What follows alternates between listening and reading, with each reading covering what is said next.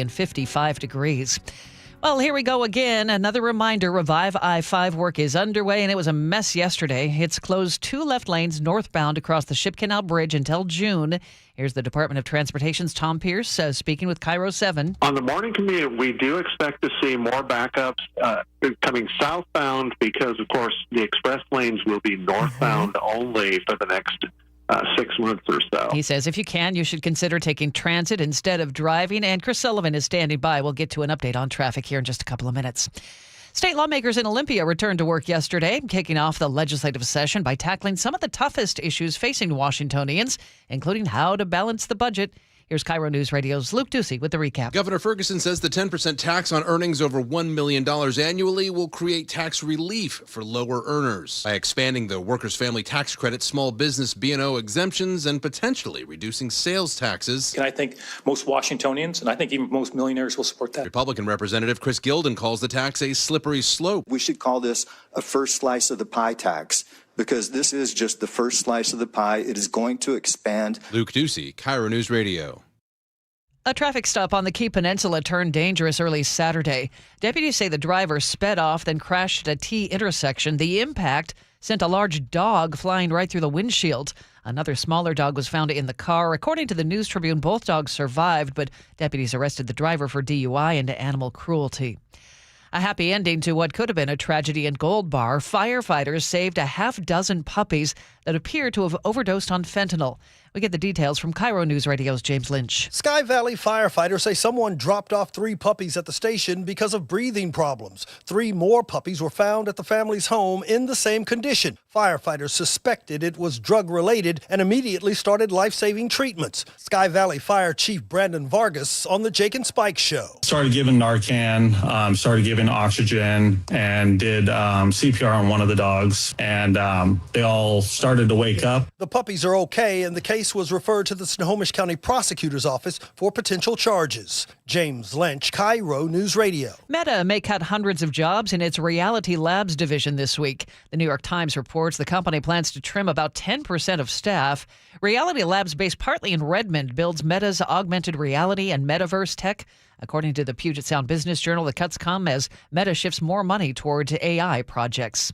And the Seahawks back in prime time this weekend. The NFL says their playoff game against the 49ers will kick off at 5 o'clock Saturday evening. It'll air on Fox, and this time it's at Lumen Field. Of course, you can hear all the action right here on KIRO News Radio.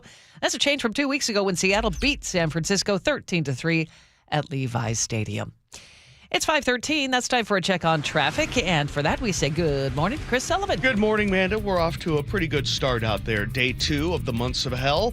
Here we go. Yeah, now's a good time to get on the freeway because we haven't started seeing the backup yet from the loss of the express lanes in the southbound direction of I-5. Right now, it's still a pretty good drive. 35 minutes from Everett to Seattle, 35 minutes from Everett to Bellevue. Not even seeing a backup in the northbound direction over the Ship Canal Bridge. There isn't a lot of volume out yet at this early hour. Looking at a half an hour to go from Olympia to Tacoma. Federal Way to Seattle is only 35 minutes. Valley Freeway under 40 and Renton to Bellevue is about 15 or less. Lake bridges are still good. Just a reminder, we usually start seeing that building from the months of hell right there after the merge in Northgate about 5:50. And then after that, it's a slow downhill to that hour delay, which I'm sure will show up a lot sooner than a lot of us want to. Great. Thank you. Yeah, hooray! And remember, today's a heavier day than yesterday in terms of volume. Good luck. Keep us posted. Our forecast today, we're going to be just partly cloudy. No rain in the forecast for the next several days. 57 the high for today. As I mentioned, we're starting out warm. It's already 55. For tomorrow, look for fog early on, then 51 with mostly cloudy skies. Thursday, mostly cloudy, but some sunshine by afternoon. Friday looks nice. Fog in the morning, but sunny in the afternoon and highs around 50.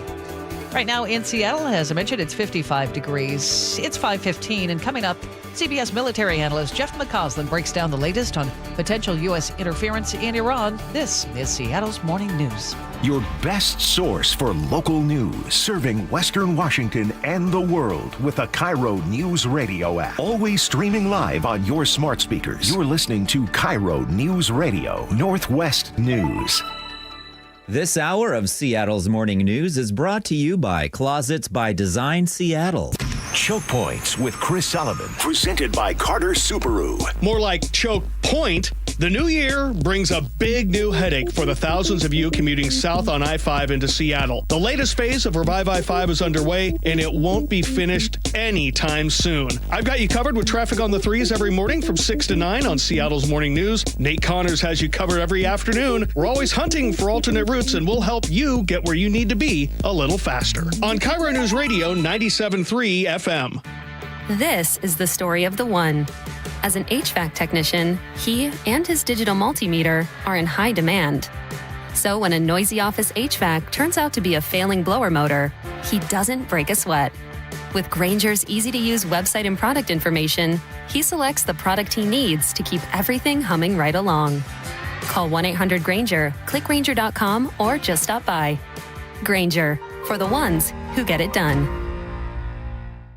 Wesley Financial Group is not a law firm. I'm Chuck McDowell, founder of Wesley Financial Group. Did you buy a timeshare because they told you it was a great investment? That's a lie. Most timeshares can be bought online for $1. To find out what your timeshare is worth and to cancel it, call us today and we'll send you our timeshare exit kit free with all your options for cancellation. Call Wesley for your free exit info guide. 800-771-1300. That's 800-771-1300. Thank you, Dr. Wagner.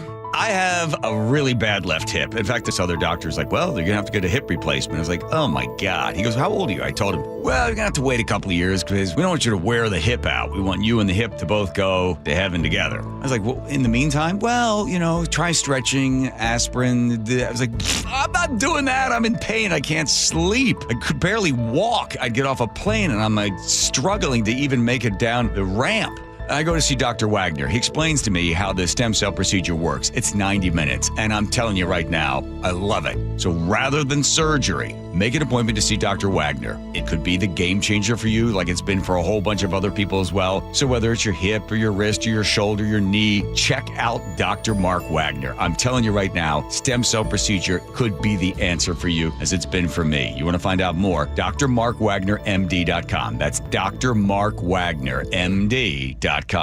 I'm here with Wes Jones of sellwithwes.com. And Wes, you were just telling me you think 2026 is going to be a rebound year for the housing market. That's right. I think we're heading into the best real estate market of the past 4 years. And here's why. If you take a step back and look at the big picture, experts are anticipating a 15% increase in sales volume next year. Interest rates are at near 3-year lows and trending down, and home prices have held near all-time highs. There is a lot of pent-up demand. People have been sitting on the sidelines waiting for their time to jump into the market since 2022, and they need a place to buy. So, hey, 2026 might be your year. If you're considering selling your home, if you're thinking about moving, but there was something that was just holding you back, now might be a great time. So do this. Go to sellwithwes.com. You can see your home's real value there with Wes's home value calculator. Then schedule an appointment by giving him a call. Sellwithwes.com. Sellwithwes.com. It really just is a better way to sell your home. Seattle's Morning News on KIRO News Radio. Unrest in Iran, a threat against Cuba, and again, the U.S. faces tension across the globe. Let's bring in CBS military analyst Jeff McCausland this morning. Jeff, let's start in Iran. What we are watching is something else. Without question, man, this is the largest demonstrations we've seen in Iran in many, many years. But we have seen demonstrations prior to this back in 2022 after the killing of a young woman over a question of how she wore her hijab. But this seems to have passed through all different sectors, young, merchants, Kurds, different groups all across the country in all 22 provinces. Reports are over 500 have been killed. Up to 10,000 have in fact been arrested. And the regime is probably in the most fragile position it's been in since the Iranian Revolution back in 1979. Before I ask the wisdom of doing this, the president is saying that he's weighing options for U.S. military intervention. What does that look like, Jeff? Well, it's a little bit unclear. He's certainly looking at the various options. He's been very public about threatening Iran to, in fact, intervene in some fashion and strike the government if it in fact kills demonstrators, which already has transpired. I think to some degree the president's going to be constrained by capabilities, quite frankly. We don't have an aircraft carrier, for example, in the region right now. They've been moved to other places. Gerald Ford, for example, has moved to the Caribbean and is still there because of the crisis in Venezuela.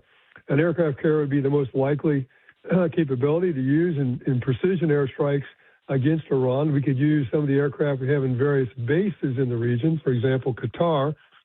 But the Iranians have already said if you do that, they would threaten a response, which they could strike Qatar, or if we use bases in Saudi Arabia or elsewhere, they could strike those bases where the United States has personnel and pull those countries into it. The Iranians have also threatened to close the Straits of Hormuz, a vital oilway for the export of oil from all the Gulf countries to the world at large. Of course, the United States could do like it did back in June and use long-range bombers, B-1, B-2, B-52s, for long range, which would not involve those particular countries. But at the same time, it's questionable to me as a military guy whether long-range heavy bombers and heavy bomb loads is what you want to do in this type of an effort, which seems to me a more precise surgical military operation. So I think I know how you will answer Charlie's question about the wisdom of taking some action there, right? Yeah, well, the question to me, in my mind, is, on the one hand, are you inspiring the demonstrators because you're going to come help them, only to let them down if you don't respond? And now we're back to capabilities and when you can do it, and timing this may be critical. On the other hand, the regime has already said, well, this whole problem, you see, is actually an American-inspired and Israeli-inspired. All these demonstrators are actually inspired by American and Israeli agents. And as the Ayatollah, who's 86, and the theocratic leader of the country has said, an attack on the government is an attack on God by Iran's image. So do you, in fact, solidify the regime by those threats because people rally around the flag and buy into those arguments that this is actually inspired by the United States and Israel? Last year, when Israel and Iran had the war between those two nations, didn't Iran kind of come off as rather toothless in terms of its military capabilities, in terms of what was assumed and what actually happened? Oh, without a doubt. And that's part of their problem right now in response to that as well. Don't forget, the Israelis' very pinpoint targeting took out an awful lot of the Iranian military leadership. I think they took out the entire leadership of the Air Force, for example, along with a lot of their air defenses and the like. That's why I say they're in a more vulnerable position than any time in the past. Part of that is military capabilities. Part of that is a loss of leadership. Part of that is a loss of prestige. And the demonstrators are saying, well, wait a second, the rial has collapsed, really, in terms of money. Inflation is at huge rates. Unemployment is very high. And you're trying to tell the population what we really need to do is build more missiles and build more and perhaps move towards a nuclear weapon as opposed to taking care of problems here at home. Consider the following. Right now, Iran has a huge water problem. There are already plans being put in place to move a large number of people out of the capital, Tehran, just because of shortages of water. And there's rolling blackouts because of problems with electricity and infrastructure. So this is the question that people are asking. These are our problems, but what you're trying to address doesn't even come close to meeting our particular needs. It's now 5:23, and a check on the forecast. Just a partly cloudy day. The rain has moved on. 57, very warm. The record is 58 today, so we'll see what happens for tomorrow. Look for some fog early on, and then some peaks of sunshine in the afternoon. 51, no rain in the forecast for the rest of the week. Right now in Seattle, we have mostly cloudy skies. It's 55. And coming up on Seattle's Morning News, Crime and Punishment, our weekly check-in with Casey McNerthney at the King County Prosecutor's Office. This is KIRO News Radio. I saw her texting, coming up to a stop sign, and so I saw the accident coming, and she T-boned us. In the blink of an eye, Crystal's life changed when she suffered a severe spinal injury. The pain was something I had never experienced before in my neck. I got massage therapy. I saw a chiropractor. I was prescribed muscle relaxers so I could sleep. I got depressed. Nothing was relieving the pain. Drugs, sleepless nights, and depression. Sound familiar? I'm Dr. Mark Shelley, a chiropractic physician and board-certified functional neurologist. At Sound Pain Solutions, our treatments include high-dose laser combined with spinal decompression and other comprehensive therapies to rehabilitate damaged discs. We use treatments that are non-surgical, FDA-cleared, drug and pain-free. I was able to get off my pain medicines, and I was able to sleep through the night, and that was what I was desperate for. To learn if you're a candidate for our treatment, call us. Sound Pain Solutions, 855-996-0025, or click soundpainsolutions.com. Hey, it's John Curley with Dr. Kopstein from K2 Vision RLE. Doc, I heard that 50% of Americans have their lenses replaced by the time they're 75. That's exactly right, John. As we near 50, our eye's natural lens starts to become dysfunctional. If you've now added readers to your need for glasses and contacts, it's a sign the quality and function of your natural lens is fading, and it's a steady decline towards cataracts. Don't go another 20 plus years with poor vision, hassling with contacts and readers. Do what I did. Choose a quick, painless refractive lens exchange from K2 Vision RLE and start enjoying great vision now. Our new lens technology is truly amazing. After replacing over 100,000 lenses, we have the experience to guide each patient to their best solution, even if that's recommending you wait a little while before RLE. K2 Vision RLE can restore distance and near vision permanently, plus never develop a cataract. Read the reviews and schedule a free Zoom consultation now at k2visionrle.com. Tune in to The Money Professor with Chris Longworth. Having some certainty about your plan is definitely going to give you all the advantages. Chris has the heart of an educator. If you really want to do this correctly, then you get to enjoy every day of retirement like it's a Saturday. And if you don't, it's a Monday for the rest of your life. Tune in to The Money Professor with Chris Longworth, Saturdays at 8 a.m. right here on KIRO Newsradio 97.3 FM. When you walked through your kitchen this morning, what'd you see? Did it make you happy? Hi, I'm Chad Cicchini, owner of Heritage Homecraft. Well, I want to make you happy. We'll custom build you all new cabinet doors and drawer fronts, and using our exclusive 1/4-inch solid wood refacing process, transform your existing cabinets into a beautiful new kitchen. Add a custom quartz countertop, change things up a bit, add some more cabinets, install some cool new features like soft close drawers and sliding shelves, whatever you like. We'll help you to create the new kitchen you'll be proud of. All in about a week, and all with way less mess, hassle, time, and expense than to tear out. Stop waiting. For 18 years, we've been honored to serve thousands of happy customers, and we'd love to serve you. Call today and I'll get one of our pros to come out and show you how easy and comfortable it'll be to get going on your new kitchen. Heritage Homecraft, 425-485-1600, 425-485-1600, or heritagehomecraft.com. Pizza's here. Oh, great. I'd love some, but I'm worried about my stomach issues. If you're worried about having diarrhea, gas, bloating, stomach pain, or loose, oily stools, it may not just be stomach issues. It could be a condition called exocrine pancreatic insufficiency, or EPI. With EPI, the pancreas doesn't release enough enzymes to break down food, but EPI is manageable. Use the symptom checker on identifyepi.com and talk to your doctor. That's identifyepi.com. Sponsored by AbbVie. As a mom, comforting my family is what I do best. Vicks Vapor Stick provides soothing, non-medicated Vicks vapors in an easy-to-apply stick, and it dries fast, so there's no mess. I use it to comfort myself and my family. Thanks, Mom. Vicks Vapo Stick, soothing comfort for the whole family. And try Vicks Vapo Shower Max for steamy Vicks Vapors when you need more comfort for yourself. Use as directed. Drill, baby, drill. If you're an SEC accredited investor looking for one of the most powerful tax advantages available in 2026, now is the time to take a serious look at Encore Energy. Under current federal guidelines, accredited investors may be able to deduct up to 100% of their investment in 2026. And for many investors, that level of tax relief is simply too valuable to ignore. Encore Energy offers operator direct participation in U.S. horizontal oil drilling in areas with a long record of success, including more than 100 producing wells already drilled. These are established fields with existing infrastructure and proven and ongoing production potential. For investors with 100K seeking aggressive tax strategy, portfolio diversification, and a way to participate directly in American energy development, call Encore Energy to get details now. These programs involve significant risk and aren't suitable for everyone. Call 1-800-544-1221. That's 1-800-544-1221. Again, 1-800-544-1221. Encore Energy, where smart investors act before the window closes. Encore Energy at 1-800-544-1221. Take the next step to becoming a Seahawks season ticket holder. Join the season ticket holder notification list to secure your spot in line. By signing up, you'll be the first to know when space becomes available on the official Blue Pride waitlist. Plus, receive team news, special ticket offers, and more. Visit Seahawks.com/season tickets to sign up today. Xfinity is the network you can rely on. Like a close friend who will give it to you straight. The friend who will tell you that new haircut, it's not great. Friends make sure friends get good haircuts. and Xfinity makes sure you get a good deal on Wi-Fi. Xfinity gives you reliable fiber-powered Wi-Fi at our best price. Now through February 1st, get gig speed Wi-Fi for just $50 a month for 5 whole years. No strings, no commitments.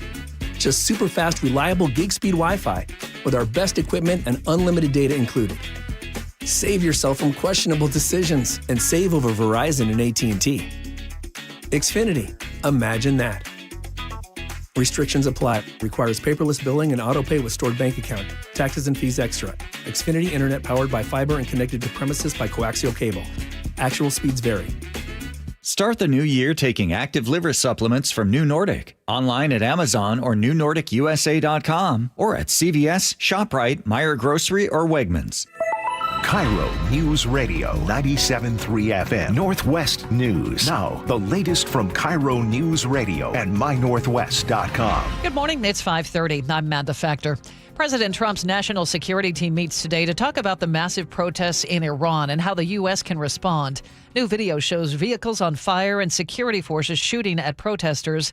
The demonstrations are continuing, but on a smaller scale now. CBS News foreign correspondent Holly Williams is in northern Iraq near the Iran border. But President Trump has repeatedly threatened to hit Iran very hard if protesters are killed. U.S. officials told CBS News that Trump has been briefed on an array of options, not just military strikes, but also cyber operations and psychological campaigns. Last night, the president announced a new 25% tariff on any country doing business with Iran. More pushback to President Trump's anti-immigration tactics. Minnesota and the Twin Cities have filed a lawsuit alleging ICE agents have invaded the area, wreaking havoc and violating residents' constitutional rights. They want them out.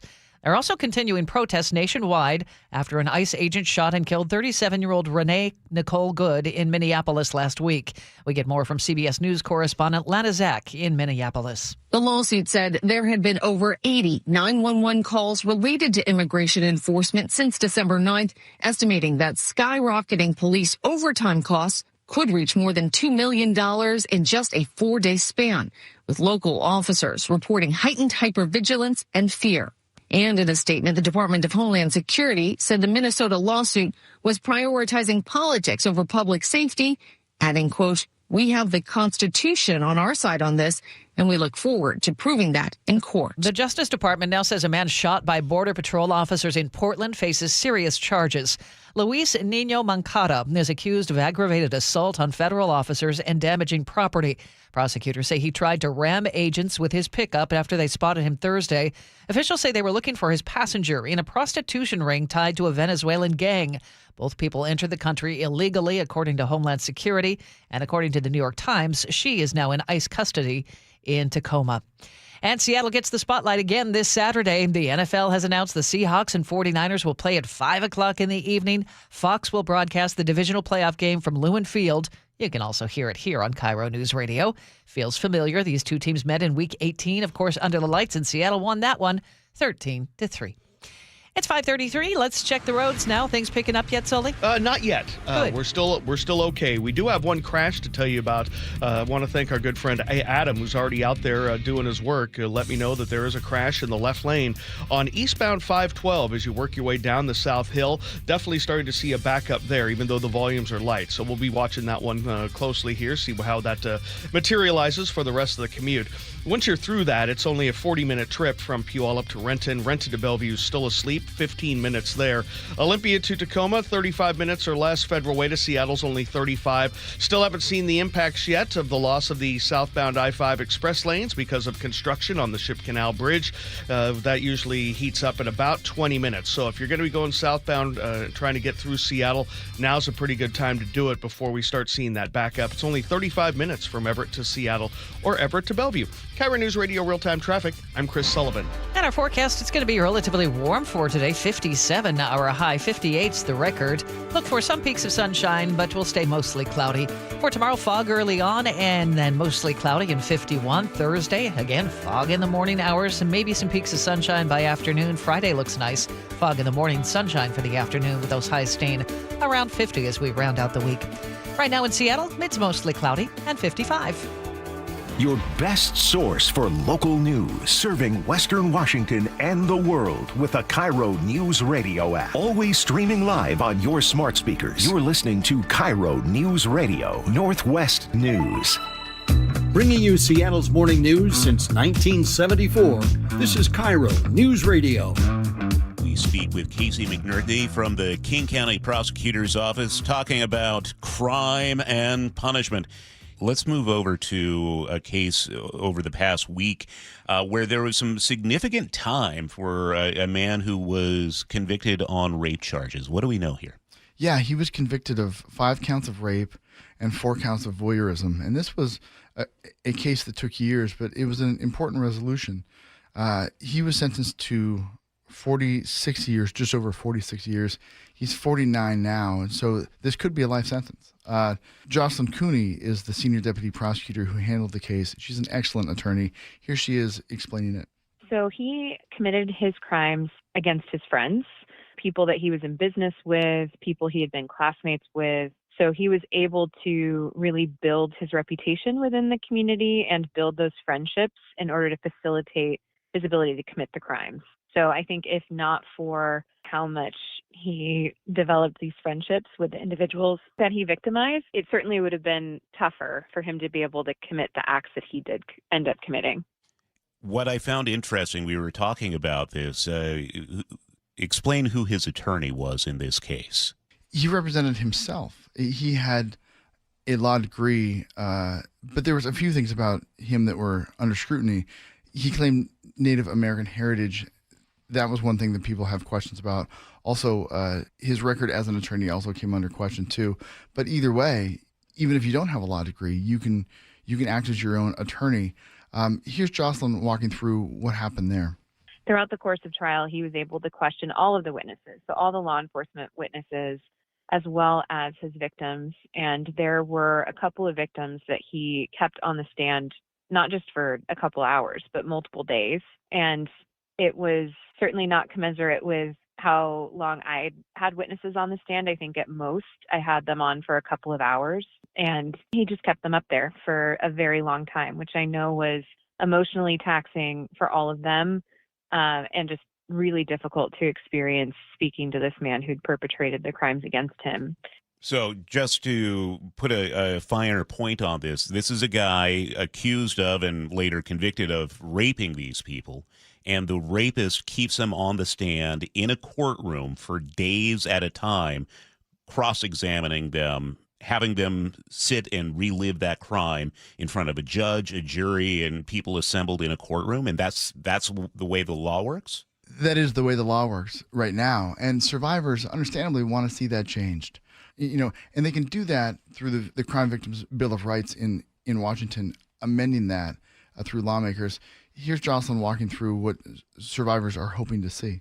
Following that trial, one of the survivors asked if there could be any changes made to prevent or hopefully prevent that from happening again in the future. Several individuals have been working with our office, and really the survivors have been spearheading this to put a change in the law that would give the judge a discretion to have somebody else step in to ask questions of the survivor. So the defendants or the pro se defendants would still have the ability to write all the questions that they want to write, to be able to get out of witnesses, or at least attempt to get out of witnesses what they want to, but it would have to be communicated through somebody else. And it's the court's discretion. They don't have to grant it. And that would be a way to protect victims in the future. Remarkable to think that's what victims have to endure right now. I guess there are so many thoughts that go through my mind, but it's also something to know. This guy is going to be behind bars, likely the rest of his natural life.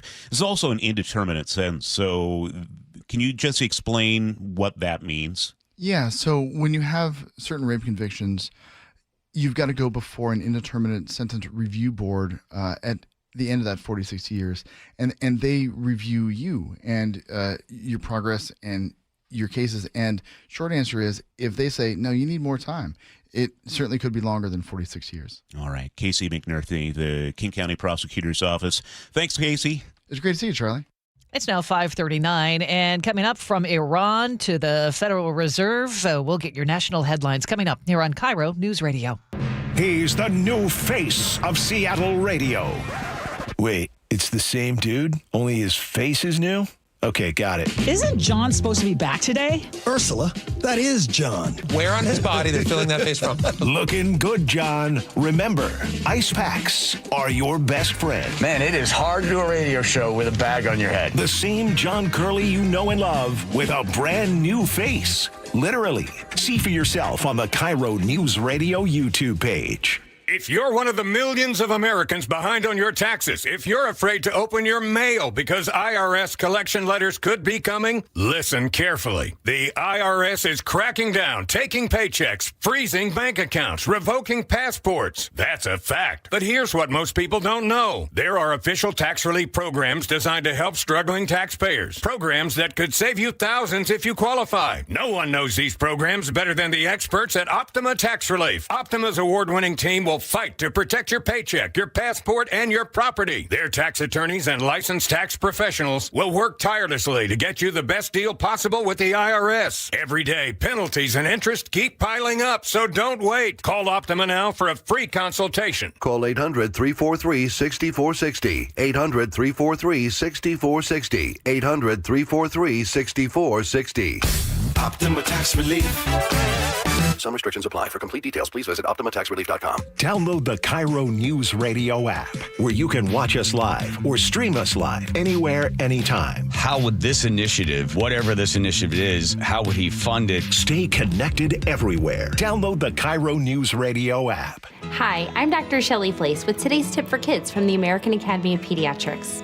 Kids are full of energy, but keeping them active in their teen years can be a challenge. Aim for an hour of physical activity every day. If they like sports, that's a great place to start. Keep the focus on fun, not winning, and encourage your child to do a variety of activities. If your child isn't meeting that 60-minute goal, gradually increase their activity in ways they enjoy. For more, talk with your pediatrician or visit healthychildren.org. Happy New Year, Susan. I really appreciate you picking up the bill for lunch. I'm happy to. One of my New Year's resolutions is being better with money. So I've started using Upside, the free app that pays you cash back for buying gas. Wait a minute. Are you saying you actually get paid cash when you buy gas with the Upside app? Yes, I earn cash back just for buying the gas I was already buying. Does that actually add up to anything? I'll make $200 to $300 this year. Wow, that's serious extra cash. I'm downloading the Upside app now. Download the free Upside app now in the App Store or Google Play and start earning cash back on everyday gas purchases. Use promo code RIDER for a 25 cents per gallon bonus on your first tank. That's up to 50 cents per gallon on your next fill up. You can cash out anytime, right to your bank account or a gift card for Amazon and other brands. Just download the free Upside app and use promo code RIDER for a 25 cents per gallon bonus on your first tank. That's code RIDER. Code RIDER. Offers vary by user and location. Go to upside.com for terms and conditions. CBS News Brief. People in Iran contact the outside world on cell phones for the first time since a deadly crackdown on protesters. President Trump is considering military options and imposing penalties. CBS's Bradley Blackburn. On social media Monday, the president announced a 25% tariff on goods from countries that do business with Iran immediately. Iran's biggest trading partner, China, expressed opposition overnight. A lawsuit against the feds to block an immigration enforcement surge in the Midwest. Minnesota Attorney General Keith Ellison. The Trump administration's decision to target Minnesota and Twin Cities is motivated by a desire to retaliate against Trump's perceived political opponents. Arizona Republican Mark Kelly has filed suit after Defense Secretary Pete Hegseth's bid to demote him from his rank as a retired Navy captain. I just never expected that I would have to protect the rule of law against a Secretary of Defense. CBS News Brief. I'm Deborah Rodriguez. It's 5:44 in our forecast. We're going to stay dry for today, and it's oddly warm. 57 the high for today. For tomorrow and Thursday and Friday, might see some fog in the morning hours. Otherwise, some peaks of sunshine, a possibility all 3 days. High staying around 50 with those overnight lows in the mid and upper 30s. Right now it's cloudy and 55 in Seattle. And coming up, CBS business analyst Jill Schlesinger on what legal action against Federal Reserve Chair Jerome Powell would mean for the economy. That's coming up on KIRO News Radio. I got to tell you something, Nick. I have really noticed a difference in your energy level since you started going to the Longevity Medical Clinic. And you know why? Why? Because they actually balanced my hormone levels. And when they do that, the largest change I noticed was that now I could sleep. And then not only get more sleep, to just get more energy, right? Right. So that all of a sudden that resulted in me, I started running again and doing all these things that I felt so fatigued throughout the day that I couldn't do anymore. Okay, so at this point, do you want to apologize to me? Because I was always saying to you, every time you say, I don't sleep, I don't feel well, I feel kind of off, I go, well, you need to get in touch with Longevity Medical Clinic. And you're always like, blah, blah, blah, blah, blah, blah. I know. But now it's turned into something fun that we get to go in together. So I need to hear, you were right. You were right. You were right. I should have gone to Longevity Medical Clinic. I should have. There we go. Fine. Yes. You know the right thing to do. Get in touch with Longevity Medical Clinic. Take the free health analysis at lmclinic.com. Hey, how's your money situation? Are you ready for retirement? Well, if you want to know what the pros are doing to make wealth multiply and retire like royalty, then you need to listen to this show, Sound Path Through Retirement, with Ben Koval and Matt Leibarger. Get your money right and tune in every weekend, Saturdays at 10 a.m. and noon on KIRO Newsradio 97.3 FM. Landlords, listen up. John Curley here from Madrona Financial. Is your property making you money? Madrona's Landlord Exit Workshop is a free event designed to help landlords understand the true numbers behind their rental properties. It's happening in person this Thursday, 3 p.m. at UW Tacoma. Don't miss Madrona's free Landlord Exit Workshop this Thursday at 3 p.m. at the UW Tacoma campus. Space is limited to RSVP. Call 833-673-7373. Reserve your spot now or sign up at madronafinancial.com/events. Seattle's morning news. Hear it live, stream it online, watch the show, or catch the podcast anytime.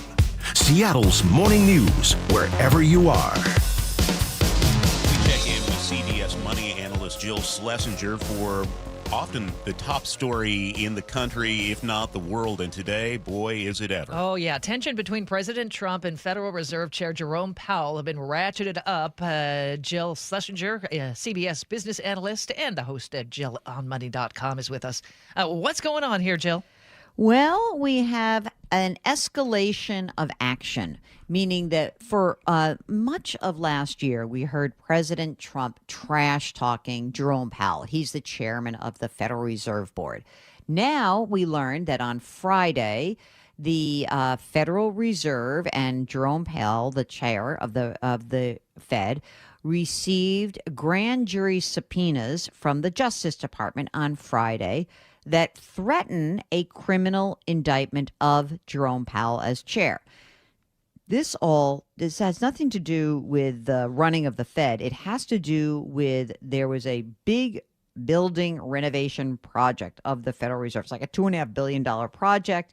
And then the government has now said that they believe that Powell has lied about the extent of the cost overruns.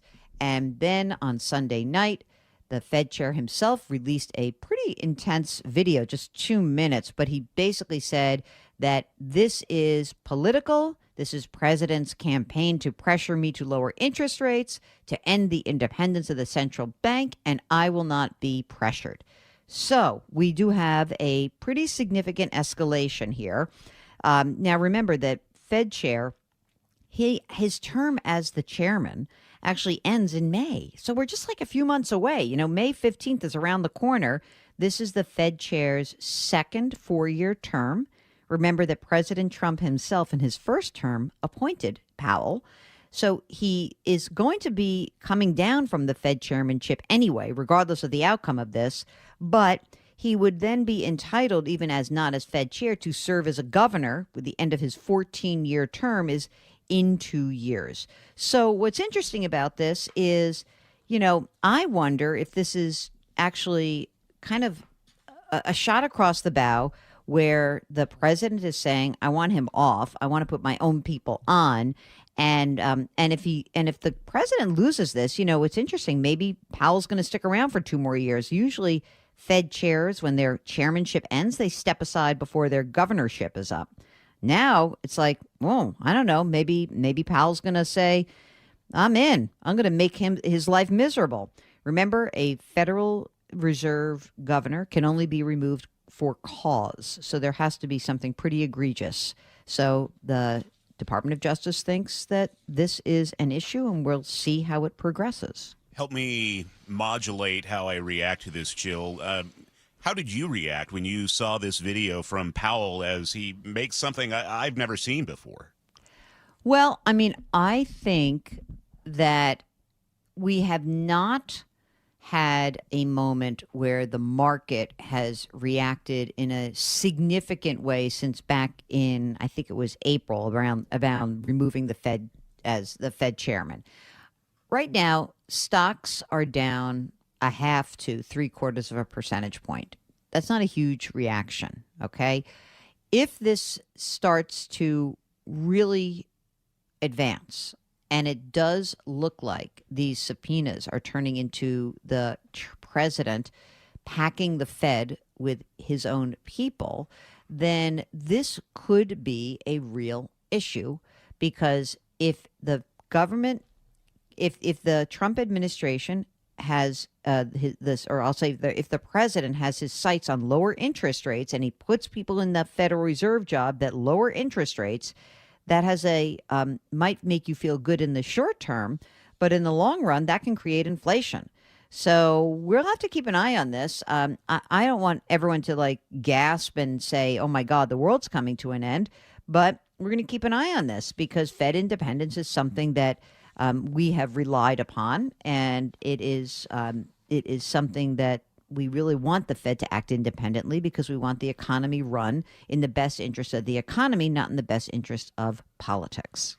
Jill, as long as we're talking interest rates, this morning President Trump says he wants that 1-year 10% cap on credit card interest rates. Is this going to move forward? I mean, it's interesting. I don't know how it moves forward. It takes, I think, congressional action to do that. So now we're going to see whether that happens or not. And for 1 year, that could be kind of cool. It would be halving, from 20 to 10%. But I don't know, it could happen. It's one of these things that's going to take a while. So we'll see. All right, Jill. And on your JillOnMoney.com blog, you're talking about some of the advice you have for people as they're managing their finances going into the new year. Tell us about this latest blog post. Well, this is a post that was really predicated about my own personal experience. My octogenarian mother called me about a call she got. She thought it was a scammer. She got nervous. She called me, and it made me realize that my sister and I better get on the same page about what's going on with Mom and her accounts and everything. And so essentially what I think is really important about this is that families need to be attuned to the fact that scams, frauds, they're on the rise. The dollars involved are huge. We're not saying that anyone 60 and older is, loss of cognitive ability. It's just that scammers focus on the people who have the most money, and those tend to be the people who've been saving for a lot of their lives. So 60 and older. That said, there are real good steps that you can take, just getting on the same page. I outline them in the blog, and just understanding, account numbers, how your family member accesses account numbers, making sure that you are a trusted contact at any financial firm. That's so cool, because it allows let's just say, a bank that your parent has an account with. What they'll do is they'll say, hey, we're going to flag suspicious activity. They send it to your parent, and also you as the trusted contact. I think that's a really good piece of extra protection. And the best protection that we should all be doing, no matter what, is we should freeze our credit records. Credit freezes really do lock down your ability to open credit in your name. Now, that is you or anyone else. So in order to enact a freeze, you have to do it at all 3 major agencies. So that's Equifax, Experian, and TransUnion. And also, you should know that during a freeze, you can't actually apply for new credit. If you needed a car loan, you'd have to unfreeze, get the loan, then refreeze. Still, even if it's cumbersome, even if it's a little bit of a pain in the neck to do, everybody should do it. It is the best protection you can have. Freezing credit locks things down. All Jill, right. thank you so much, Jill, for your time this morning. Take care. It's 5:54 and time for a check on the forecast. We'll be partly cloudy for today and warm, 57 the high. Overnight low about 43, and then tomorrow, Thursday and Friday, look for fog in the morning hours, but possibly some peaks of sunshine by afternoon, especially on Friday. Looking for mostly sunny skies by Friday afternoon. Overnight lows will be in the upper 30s and those highs staying right around 50. No rain in the forecast. It looks like through the weekend even. Saturday will be a nice day for a football game at Lumen Field. Right now in Seattle, we have mostly cloudy skies. It's 55 degrees. Coming up in the next hour, newly released body cam video captures a tense Christmas Day confrontation on I-5. Luke Ducey will have the latest, and the governor addresses the so-called millionaire's tax. We'll get more on the day's top headlines on Seattle's Morning News. Our inbox is always open for your news, tips, and story ideas. That's mynorthwest.com, and you can contact the show by texting us at 888-973-5476. This is KIRO Newsradio. After a slugfest to win the NFL's toughest division, the number 1 seed Seahawks' first playoff opponent, naturally an NFC West rival. And Purdy goes down inside the 15-yard line. Seahawks, 49ers, Saturday. And Lumen will be rocking. All teed up. The road to the Super Bowl runs through Seattle. And KIRO News Radio 97.3 FM and the KIRO News Radio app. KIRO FM and HD1, Tacoma, Seattle. Hey, it's Doctors King and Copstein from K2 Vision. If you're at the stage where you need readers, whether you've had LASIK or not, it may be time to consider K2 Vision RLE. I tell my King LASIK patients, laser vision correction won't solve the eventual need for reading glasses due to an aging, dysfunctional lens. But K2 Vision RLE will. It's not a question of if your lens becomes dysfunctional, it's when. At that point, you'll need reading glasses and could benefit from refractive lens exchange, a permanent solution to distance, intermediate, and near vision problems. In other words, no glasses, no contacts, and no readers. And no cataracts. Exactly. After K2 Vision RLE, you will never develop a cataract. K2 Vision RLE is quick and painless. And because we've performed over 100,000 procedures and followed the outcomes, we have the experience to know if RLE is right for you. Schedule your free Zoom consultation today at k2visionrle.com. And let's get your vision feeling young again. Permanently. Go to k2visionrle.com. New year, new you. Have you thought about how your finances might change in 2026? Free checking from WaFd Bank is the way to go. With no minimum balances or monthly maintenance fees to worry about, you get spending tools and the latest technology to help you stay on your budget. Not only is WaFd Bank a best bank, you'll also get useful tools like voice-activated banking, so you can check your balances and make transfers between your accounts when your hands are full. Visit wafdbank.com to open your account. Non-sufficient funds charges may apply. Member FDIC. Join in on the conversation by sending a text to 888-973-5476. That's 888-973-KIRO. What a good move I made. Let me tell you a quick story. I've done a whole bunch of races and a bunch of other stuff like that, and my left hip started bothering me about 5 years ago. And I go to the doctor, and he's like, you need a hip replacement. I was like, I'm 60.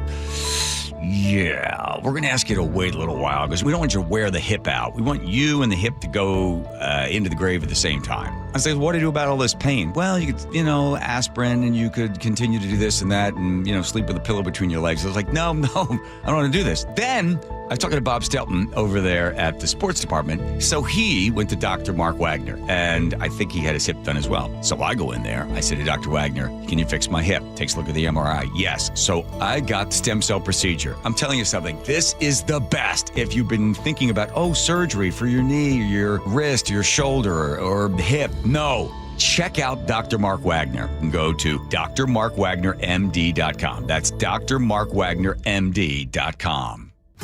When you walked through your kitchen this morning, what'd you see? Did it make you happy? Hi, I'm Chad Cicchini, owner of Heritage Homecraft. Well, I want to make you happy. We'll custom build you all new cabinet doors and drawer fronts, and using our exclusive 1/4-inch solid wood refacing process, transform your existing cabinets into a beautiful new kitchen. Add a custom quartz countertop, change things up a bit, add some more cabinets, install some cool new features like soft close drawers and sliding shelves, whatever you like. We'll help you to create the new kitchen you'll be proud of. all in about a week, and all with way less mess, hassle, time, and expense than the tear out. Stop waiting. For 18 years, we've been honored to serve thousands of happy customers, and we'd love to serve you.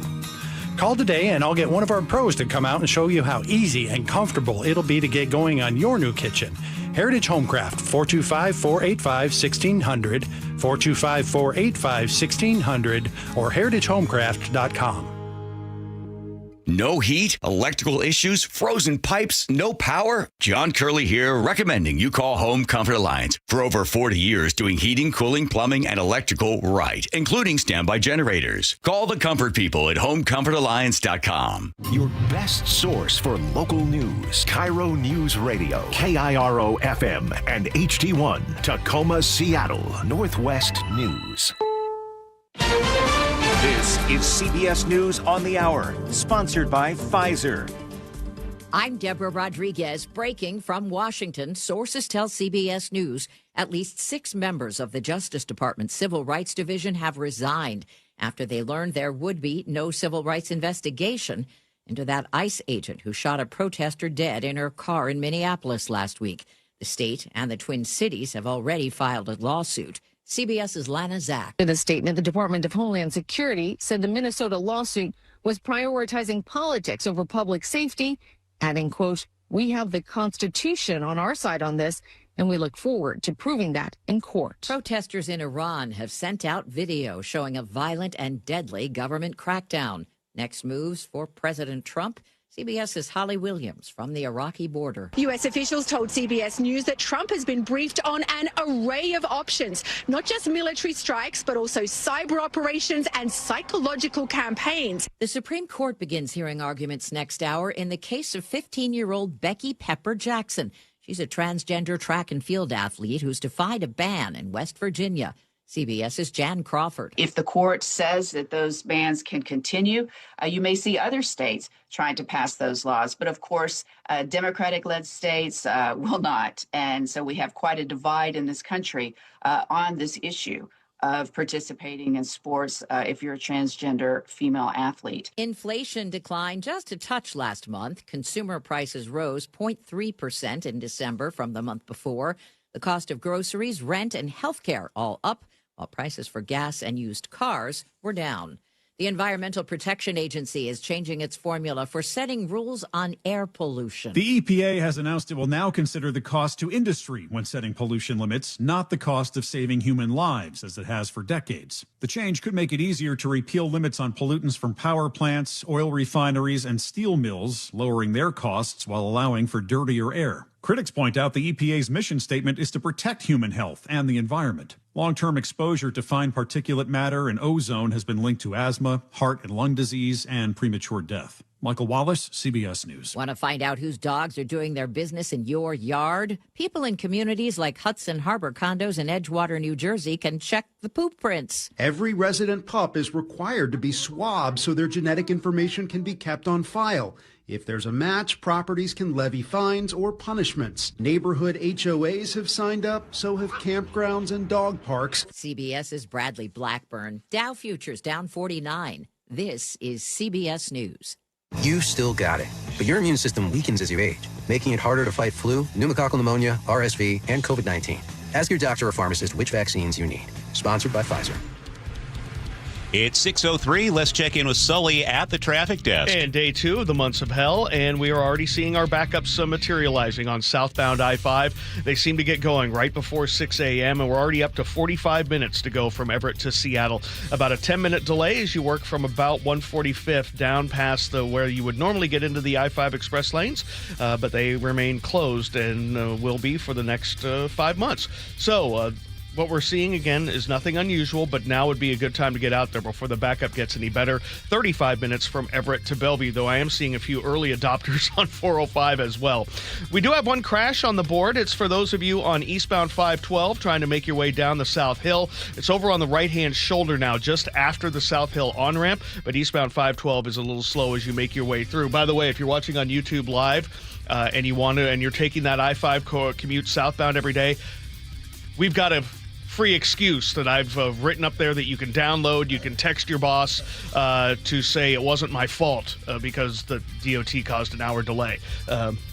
And that is a very me. realistic picture. Yeah, of you. completely realistic. I've been at the gym a lot lately. Thanks, AI. Yeah, look at it. Whoa, hey, easy now. Puyallup to Renton, 40 minutes. Renton to Bellevue's under 20. Federal Way to Seattle is running about 40 minutes. KIRO Newsradio real-time traffic. I'm Chris Sullivan. Now, the latest from KIRO Newsradio and MyNorthwest.com. Live from East Lake Avenue. You're listening to Charlie Harger and Manda Factor, Seattle's morning news. Good morning. It's 6:04. Newly released body camera video captures a tense Christmas Day confrontation on I-5. It shows Washington State Patrol troopers spent several minutes trying to talk to a man off the freeway shoulder before the encounter suddenly turned violent. The man slammed a lieutenant to the ground, then took off in her patrol SUV. KIRO News Radio's Luke Ducey has seen the video and joins us live with more. It's a pretty remarkable video, and pretty remarkable how troopers tried to help this suspect, 24-year-old Alexander Smith, near Seattle's Northgate neighborhood. Troopers were trying to coax him away from the interstate.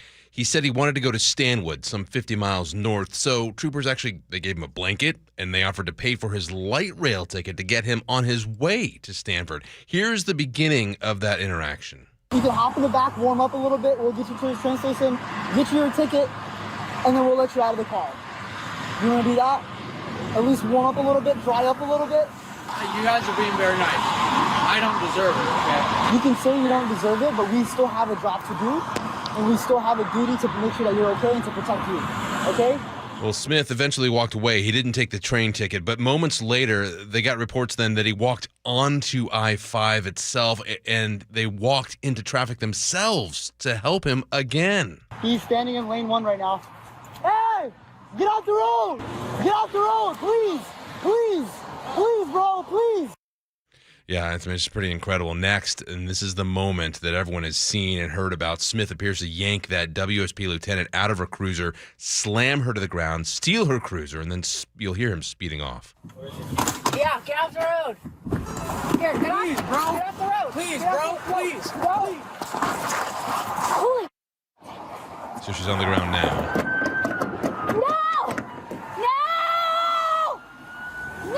Trying to get back in, and then and you hear the car speeding away. Finally, you're going to hear that original trooper perform a pit maneuver and then slam into that stolen cruiser and then stop Smith. Back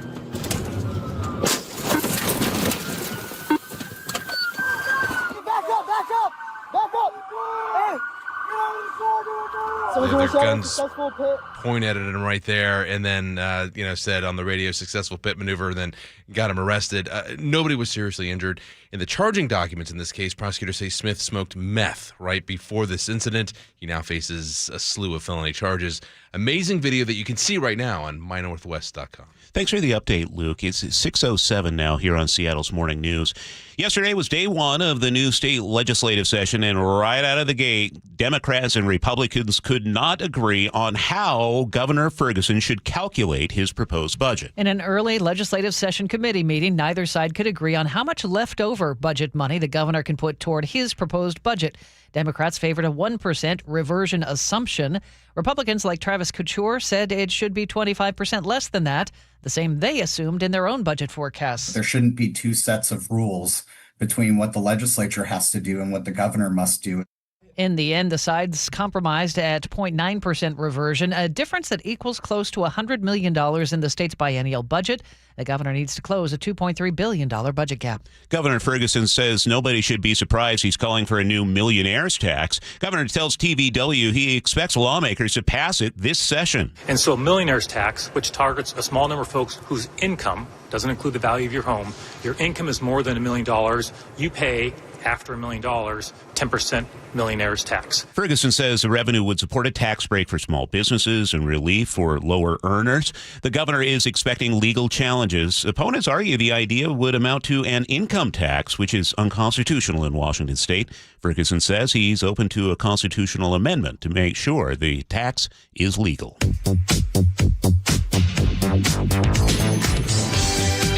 Keeping you informed since 1974. This is the city's longest-running radio news show. Seattle's Morning News on KIRO News Radio. You know, Sully, I was going up and down the news dial of TV, radio. People are saying, hey, it's only 5 months of this problem on the Ship Canal Bridge. Just 5 months. Apparently, people aren't listening as closely as they might need to. Or perhaps they haven't driven it. Yeah. Oh, only 5 months and then a little break and then another 5 months. It's like when I'm at the restaurant and I'm like, it's 3 hours and then I get a 10-minute break and then another 3 hours from there. Yeah. So you are in for it. You said what time does this start now? Right about 5:50 every morning is when we start seeing the merging that you have to make there at Northgate start backing things up. So, yeah, it was like clockwork. I was watching and 5:50 and ding, there it is. So we're already 10 minutes behind. All right, here we go. Yeah, all right. Well, this is Seattle's Morning News. This hour is sponsored by American Crawl Space and Pest Control. Day 2 of the 2026 legislative session, as we mentioned. And Sully, you have your eye on the budget. Yeah, definitely. Transpo budget, to try to figure out what they do. The governor wants $3 billion more. Not sure where that's coming from, so I'll run down what the transportation bigwigs are talking about. Okay, we'll also have CBS Pentagon reporter Eleanor Watson breaking down this legal showdown between Senator Mark Kelly and Defense Secretary Pete Hegseth, all surrounding that social media post. It's now 6:10. A Pasco woman is accused of casting illegal ballots in the 2024 election. CBS affiliate KEPR reports 52-year-old Esperanza Contreras allegedly filled out ballots for tenants at her apartment complex without their knowledge. Franklin County deputies say she admitted to completing at least 4 ballots, though only 3 were returned. 2 were counted. 1 was rejected for a mismatched signature. Contreras now faces 4 felony charges for voter fraud. The investigation started after officials noticed a tenant voted in 2 states. Federal prosecutors say a man shot by Border Patrol officers last week in Portland now faces charges. Luis Nino Moncada is accused of trying to ram agents with his pickup truck near a hospital. Justice Department says he was also charged with damaging federal property worth more than $1,000. Investigators say officers opened fire after he tried to hit them with their vehicles. Officials say both Nino Moncada and his passenger were in the country illegally. According to the New York Times, she is now in the Immigration Detention Center in Tacoma. And a federal jury in Seattle has cleared a Stanwood man of assault charges. Victor Vivanco Reyes was accused of attacking federal agents during an immigration arrest last summer. Prosecutors said he faced 4 felony counts after a June 6 confrontation on Camano Island. Agents in unmarked cars tried to serve him with an immigration warrant. Well, after a 5-day trial, jurors found him not guilty last week. According to the Seattle Times, court records show he was never charged with a crime at the time of the arrest. It was a strange weekend for Seahawks coach Mike McDonald. With the team on a bye, he found himself rooting for the other guys in the playoffs. And you're like, why am I rooting for this team? Like, this is the dumbest thing ever. And then you're 5 seconds later rooting for the other team. It's like, so I'm glad it's over. It's just, I'm glad we're back to, regular scheduled programming here. Seahawks playoff game against the 49ers. We now know the time. 5 o'clock on Saturday. Love it. It'll air on Fox. Really, you got to listen on KIRO News Radio. It is at Lumen Field. Seattle beat San Francisco just 2 weeks ago, 13-3. Yes, they did. In Santa Clara. All right, it's 6:12. That's time for a check on the weather. And for that, we turn to KIRO 7 TV's Nick Allard. Good morning. Good morning. Right now, we are in pretty good shape. We have a little bit of drizzle and a little bit of mist or fog, say in Kitsap County, a little around like the Puyallup area, so into Pierce County, and then some in Snohomish County. So do not be surprised if you run into a little bit of drizzle or mist. Otherwise, you are going to see some dry conditions and cloudy or mostly cloudy skies to start. Then this afternoon, we'll go partly to mostly cloudy and be drier with highs in the upper 50s. So far, we have stayed above 50 degrees. And I'm sure that's going to be a record because previously the warmest overnight low, or the record warm low, my least favorite record, was 50, and we're at about 53. So I think we're going to break that. And the record high for today is 58, and I have us getting to 57. So we could do a couple records today. Tomorrow's going to be cooler and definitely cloudier, and you're going to find some drizzle and mist throughout the first half of the day, and then staying mostly cloudy in the second part at about 50, 51. Rest of your week is morning fog and afternoon sun, and I do think we clear Thursday.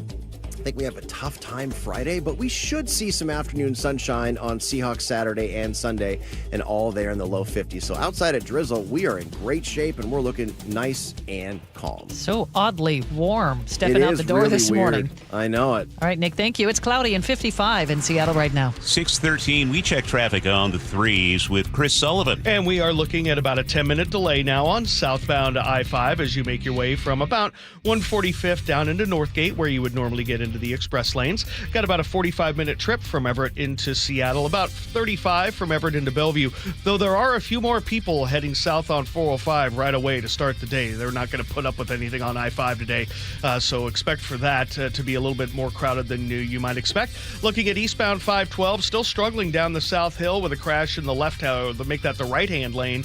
There, it's kind of, most of it's off to the shoulder, but we're still seeing the backup from the top of the hill. Once you get down through that, Puyallup to Renton's running right around 40 minutes. The heaviest spot there is getting out of Auburn. Then Renton to Bellevue's up to about 18. Starting to see things get a little bit crowded through the S-curves. Federal Way to Seattle, a little over 40 minutes now. We have slowing through Federal Way, but up at the north end, it's not too bad. Lake bridges are quiet. Olympia to Tacoma's got a couple of spots of congestion, like through Lacey and up through DuPont. After that, it's not too bad. So if you're getting on I-5 right now, now would be probably about the last chance you can do it before we'll really start seeing some very heavy backups.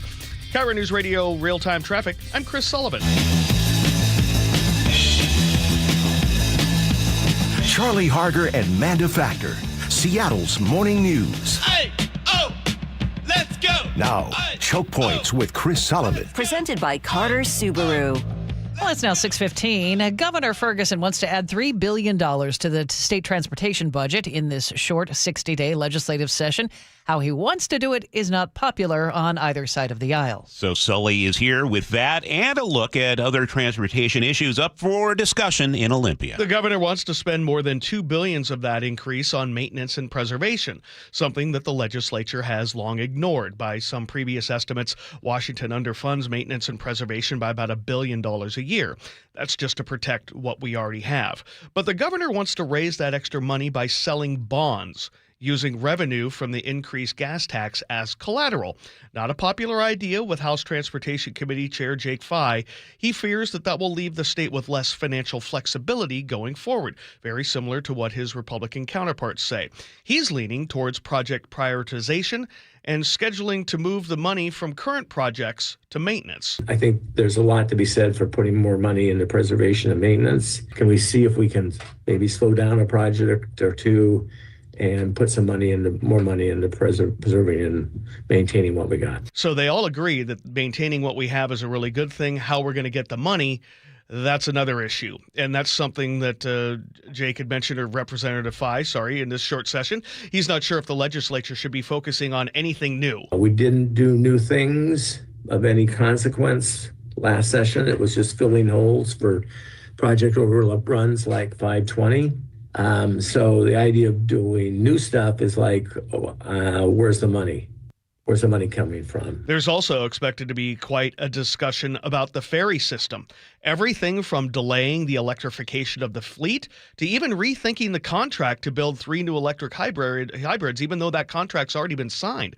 Representative Fye says there's a bunch of ideas about this. I've had people in my office talk about doing the San Juan ferries with hydrogen as a fuel. I've had people come in my office and offer to build and lease back to the state ferries. We need to take a look at all of these. And maybe the biggest discussion of all in transportation will be around the Climate Commitment Act. Not about its fundamentals, but where the money can be spent. As we've talked about over the last couple of weeks, a lot of people are looking at that $5 billion pie and trying to figure out how they can get their hands on it. Governor Ferguson wants to use it for tax credits for working families. Other lawmakers want to use it to pay for the emergency repairs after our historic flooding.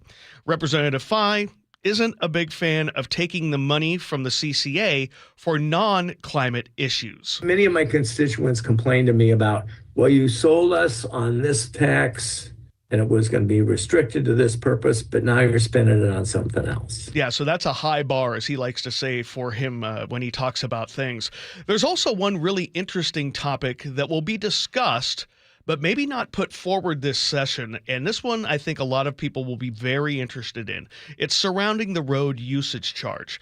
That's the idea of charging you for every mile that you drive and adding that towards your tabs at the end of the year. It's something that I've been talking about for more than 10 years. Never really has gotten any traction in the legislature.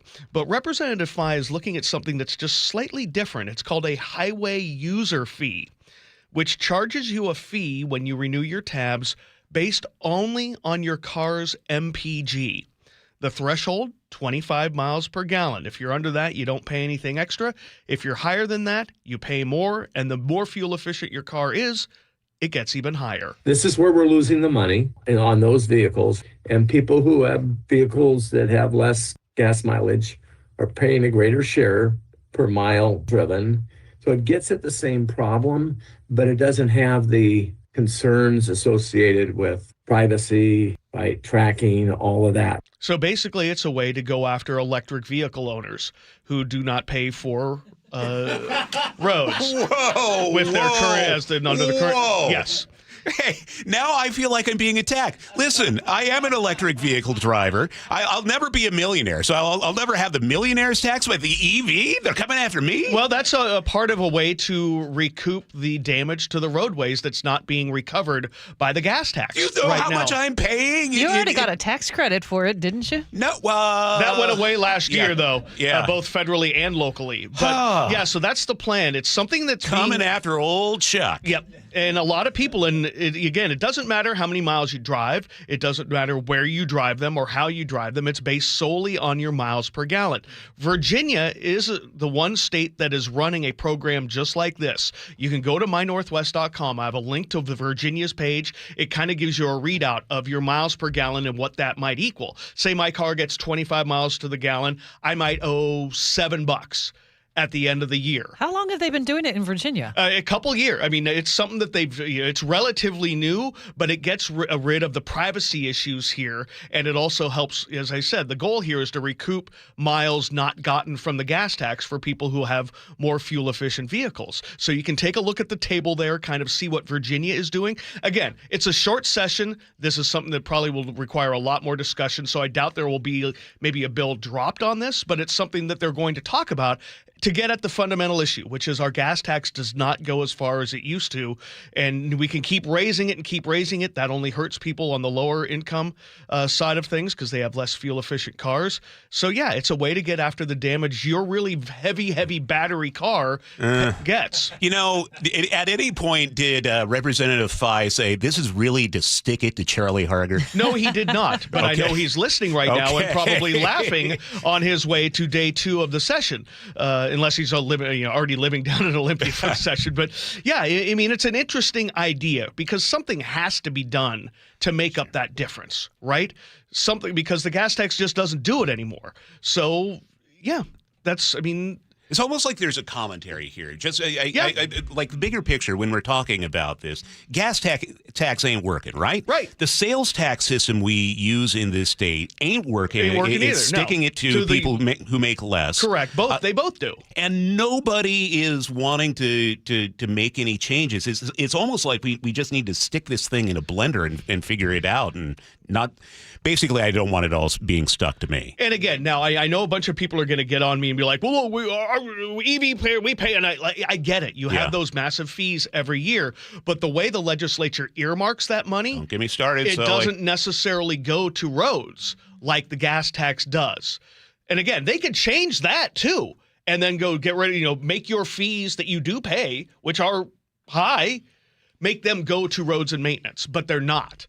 So you could make that change too. But this is just something they're discussing. I knew it would get your blood boiling. Yeah. It's very interesting, but I think it get and I'm just trying not to pollute. Give a hoot. Well, I know that's what we've been taught all along, right? Make sure you get a fuel efficient vehicle. Yeah, watch out. But the thing is they're so fuel efficient now that my bad. Yeah. You should not have done what you were told. And let's face it, your battery is way heavier than my battery. So yeah, you're damaging the roads more, Charlie. Right. You're terrible. To be honest, I am just a public nuisance. Yeah, again, by our little discussion here, this is going to be, if they bring it up, it's going to be pretty fiery. Because, this is a massive change in the way we do things and kind of counter to what we've been pushing for 20 years. Read all about it at mynorthwest.com. All right, Sully. Now we can get you off your high horse. And talk about 5 months of hell. It's not my high horse. It's Representative Fye. No, I'm just kidding. If you're listening out there, Jake, I appreciate it. Yeah, Charlie, by the way, when you do your commentary on this, I want some credit for some clicks. That no good.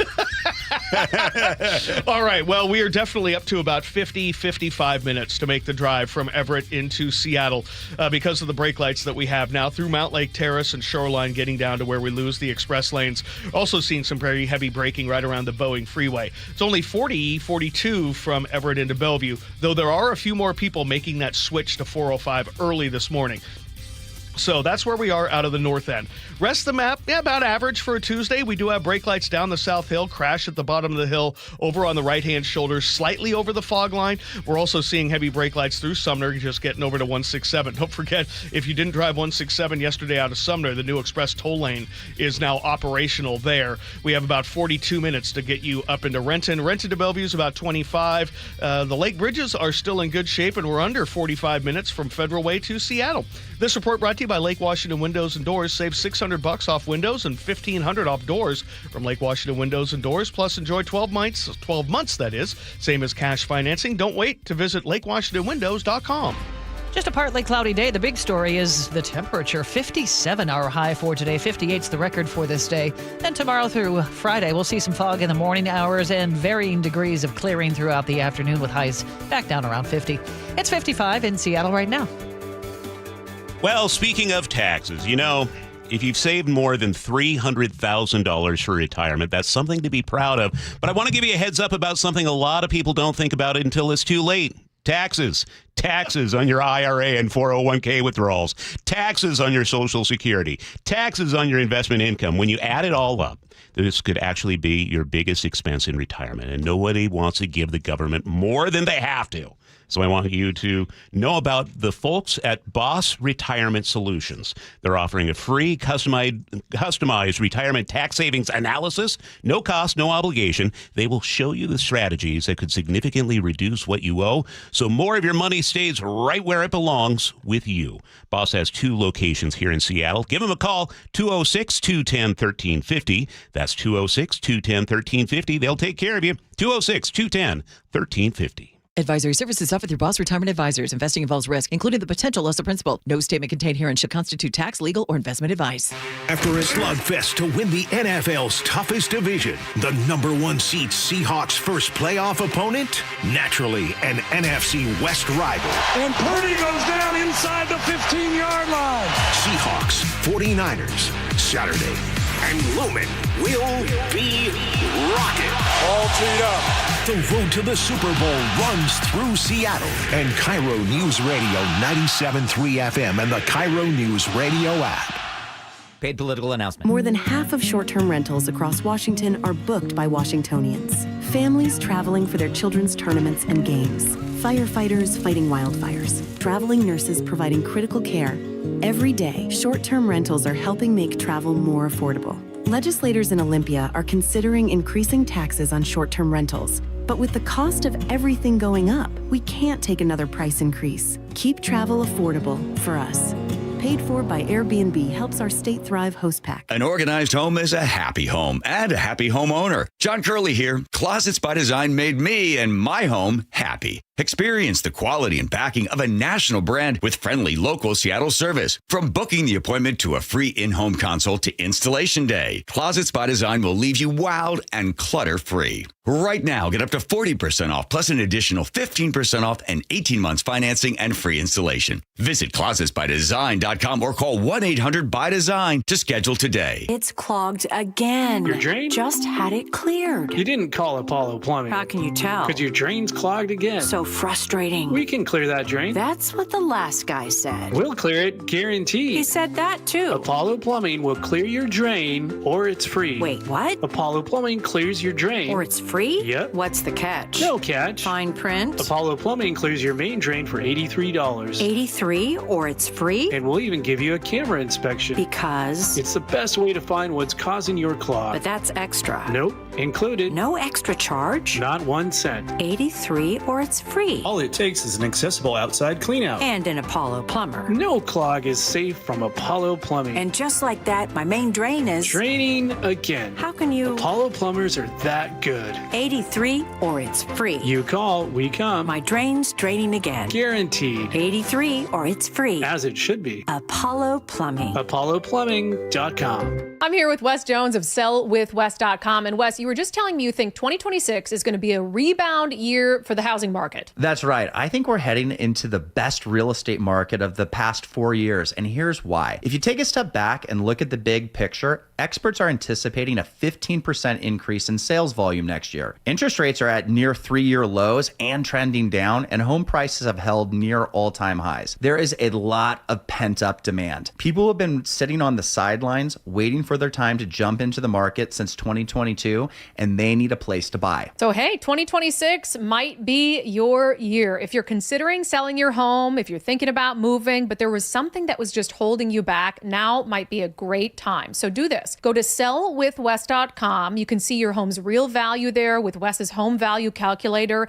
Then schedule an appointment by giving him a call. Sellwithwes.com. Sellwithwes.com. It really just is a better way to sell your home. Hey, it's John Curley with Dr. Kopstein from K2 Vision RLE. Doc, I heard that 50% of Americans have their lenses replaced by the time they're 75. That's exactly right, John. As we near 50, our eye's natural lens starts to become dysfunctional. If you've now added readers to your need for glasses and contacts, it's a sign the quality and function of your natural lens is fading, and it's a steady decline towards cataracts. Don't go another 20 plus years with poor vision, hassling with contacts and readers. Do what I did. Choose a quick, painless refractive lens exchange from K2 Vision RLE and start enjoying great vision now. Our new lens technology is truly amazing. After replacing over 100,000 lenses, we have the experience to guide each patient to their best solution, even if that's recommending you wait a little while before RLE. K2 Vision RLE can restore distance and near vision permanently, plus never develop a cataract. Read the reviews and schedule a free Zoom consultation now at k2visionrle.com.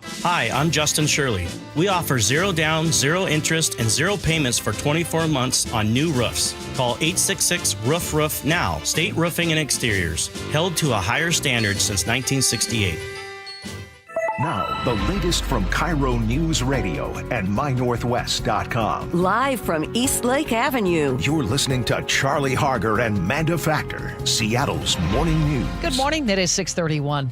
State lawmakers are moving forward with a bill that would limit when police officers can cover their faces while interacting with the public. The bill is a reaction to ICE agents who wear masks while carrying out immigration raids. And with the story, here's KIRO News Radio's Luke Ducey. Yeah, this Senate bill has the weight of several prominent Democrats behind it. Here's the bill's sponsor to explain it, Senator Javier Valdez.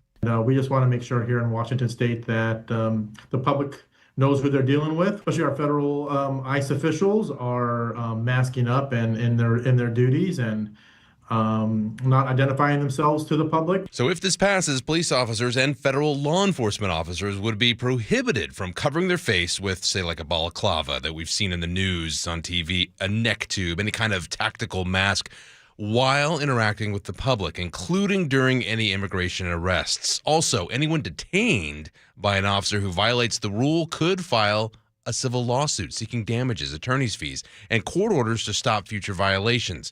2 weeks ago, here's the other side of this story, Border Czar Tom Homan defended masks in an interview with Politico. And we're not even talking about the doxing of agents, their spouses, and their children. So they're wearing masks to help give them some sort of protection. But the same people that are complaining about ICE wearing masks, have they ever said anything about BLM protesters wearing masks? So in Washington, this bill is in committee right now. They'll be talking about it today, and we'll be covering this throughout the day. So a lot of hoops to jump through before this becomes law. There are specific exceptions we should talk about as well. Officers working undercover or as SWAT officers, they could still wear protective gear. They can wear medical masks as well, of course, and respirators.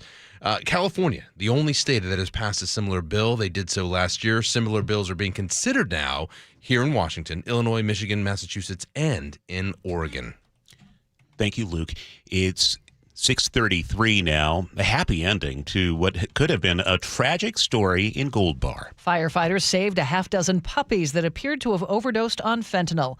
We get the details from KIRO Newsradio's James Lynch. Sky Valley firefighters say someone dropped off 3 puppies at the station because of breathing problems. 3 more puppies were found at the family's home in the same condition. Firefighters suspected it was drug-related and immediately started life-saving treatments. Sky Valley Fire Chief Brandon Vargas on the Jake and Spike Show. Started giving Narcan, started giving oxygen, and did CPR on one of the dogs. And they all started to wake up. The puppies are okay, and the case was referred to the Snohomish County Prosecutor's Office for potential charges. James Lynch, KIRO News Radio. All right, time to check traffic on the 3s with Sully. 20-minute delay now and growing on southbound I-5 as we work our way from basically Mount Lake Terrace down through Shoreline to Northgate, where we lose the express lanes or where they're not available to us in the southbound direction. Already up over an hour and 5 minutes from Everett to Seattle. 45 of those minutes that is, are from Linwood. On the other side of the lake, there are a few more people trying 405 today early. It's 45 minutes from Everett to Bellevue, 25 to 30 now from Linwood, so definitely starting to see a little action there. A little bit further north, we do have brake lights through Marysville and across the trestle. Let's not forget it is a Tuesday, and we're going to see that. We do have one crash on the board. It's still over on the right-hand side, causing some slowing on eastbound 512 into Puyallup. It appears to be getting better now that it's off to the shoulder.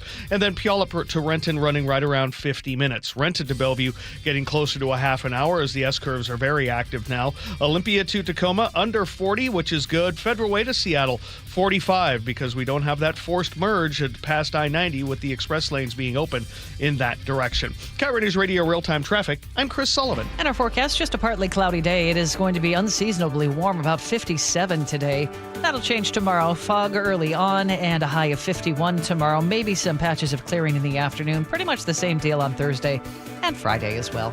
Right now it is mostly cloudy and 55 in Seattle.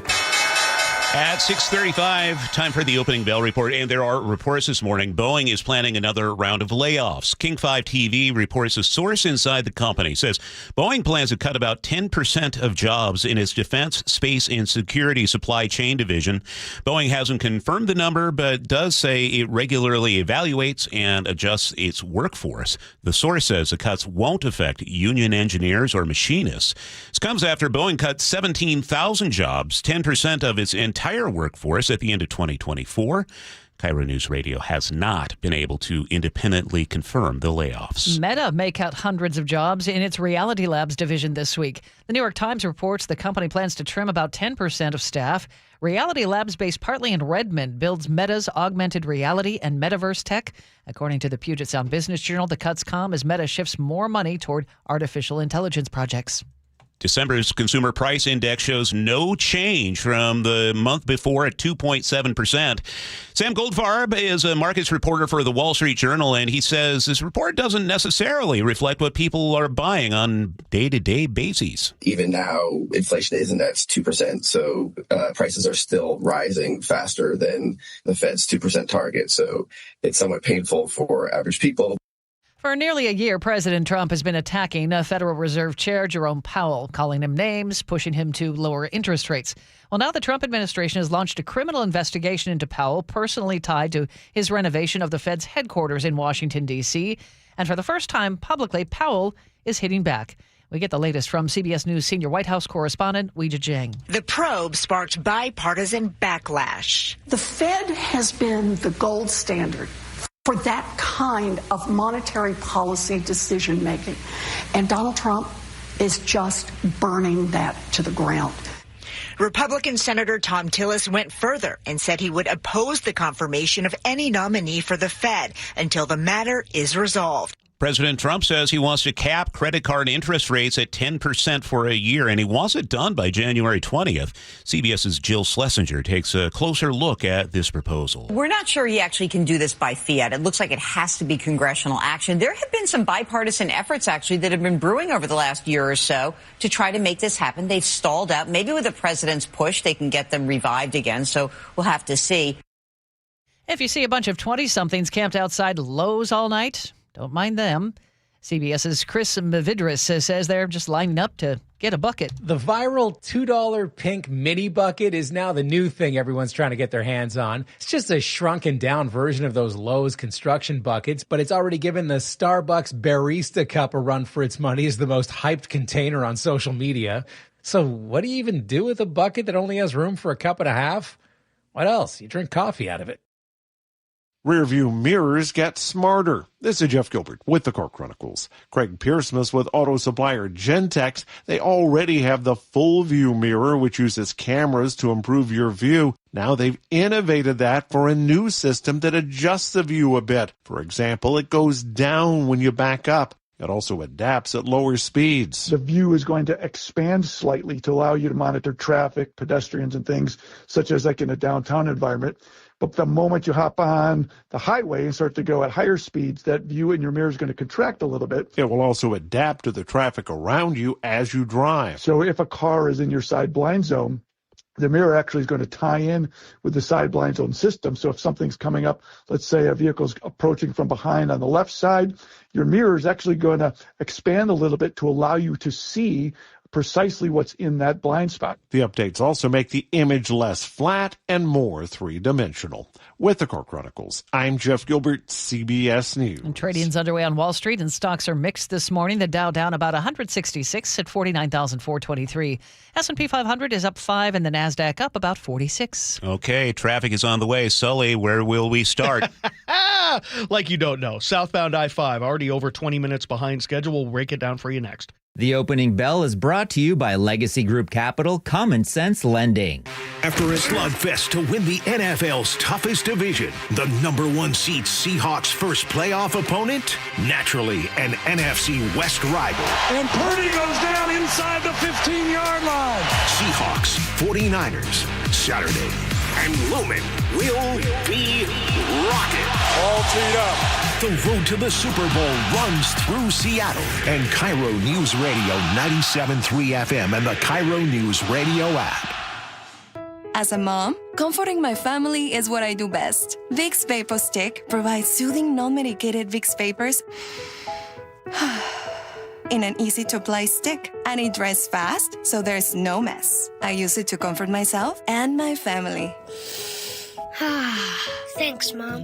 Vicks Vapo Stick, soothing comfort for the whole family. And try Vicks Vapo Shower Max for steamy Vicks Vapors when you need more comfort for yourself. Use as directed. Pizza's here. Oh, great. I'd love some, but I'm worried about my stomach issues. If you're worried about having diarrhea, gas, bloating, stomach pain, or loose, oily stools, it may not just be stomach issues. It could be a condition called exocrine pancreatic insufficiency, or EPI. With EPI, the pancreas doesn't release enough enzymes to break down food, but EPI is manageable. Use the symptom checker on identifyepi.com and talk to your doctor. That's identifyepi.com. Sponsored by AbbVie. You're 62 or older, lots of equity in your home, and you want to pull some cash out, but a refinance or HELOC, well, it means a bigger payment. And the cost of selling your home, it's insane. So what should you do? Hey, Brock Ewart here for Tila Mortgage. You don't need to live at a lower standard than you deserve. You really got 3 options. Number 1, sell your home. 2, get a HELOC or refinance. Or 3, get a reverse mortgage. Tila has done the analysis and believes that a reverse mortgage is the most cost-effective way for seniors to get cash out of their homes without selling and having the option of no monthly mortgage payment. Too good to be true? No. Call today and let's compare. Tila, spelled T-I-L-A, is a name you can trust for truthful, honest, and ethical advice for all your mortgage needs. Give them a call today. 206-766-8888. That's 206-766-8888 or TILA, TILAMortgage.com. Insurance and property taxes are borrower's responsibility. Tilo Mortgage LLC is a mortgage broker. NMLS 2472046. For a long time, I thought retirement planning was mostly about hitting a number. Get there, and then life starts. Hi, this is Ursula Royteen. What Trajan Wealth helped me see is that the number is really only part of the story. At Trajan Wealth, their advisors are fiduciaries, which means they're obligated to put your needs first, and they start by asking how you actually want your life to feel. When Mark and I sat down with them, we talked about having more time with family, more time to travel, and how to make thoughtful choices without feeling like we had to put today on hold for tomorrow. I have goals for today and for when I retire. If you're ready to start the new year with straight talk and thoughtful guidance, call Trajan Wealth today and schedule a free meeting. Trajan, spelled Trajan. Call 206-656-3300. That's 206-656-3300, or visit TrajanWealth.com. Advisory services through Trajan Wealth LLC. SEC registered investment advisor. Client paid advertisement. Additional disclosures at TrajanWealth.com. It's 6:43. Chris Sullivan is checking traffic for us. And we've got about a 6-mile backup on southbound I-5 as expected, heading down to Northgate where we lose the express lanes in the southbound direction. We're backed up to about the Edmonds exit now, and we've got about an hour and 10-minute trip from Everett to Seattle, with 50 of those minutes from the Linwood area. So we've kind of settled into that on day 2. Southbound 405, a little heavier than we saw yesterday, especially away from Linwood. I think a lot of people are just going that way and not thinking about it.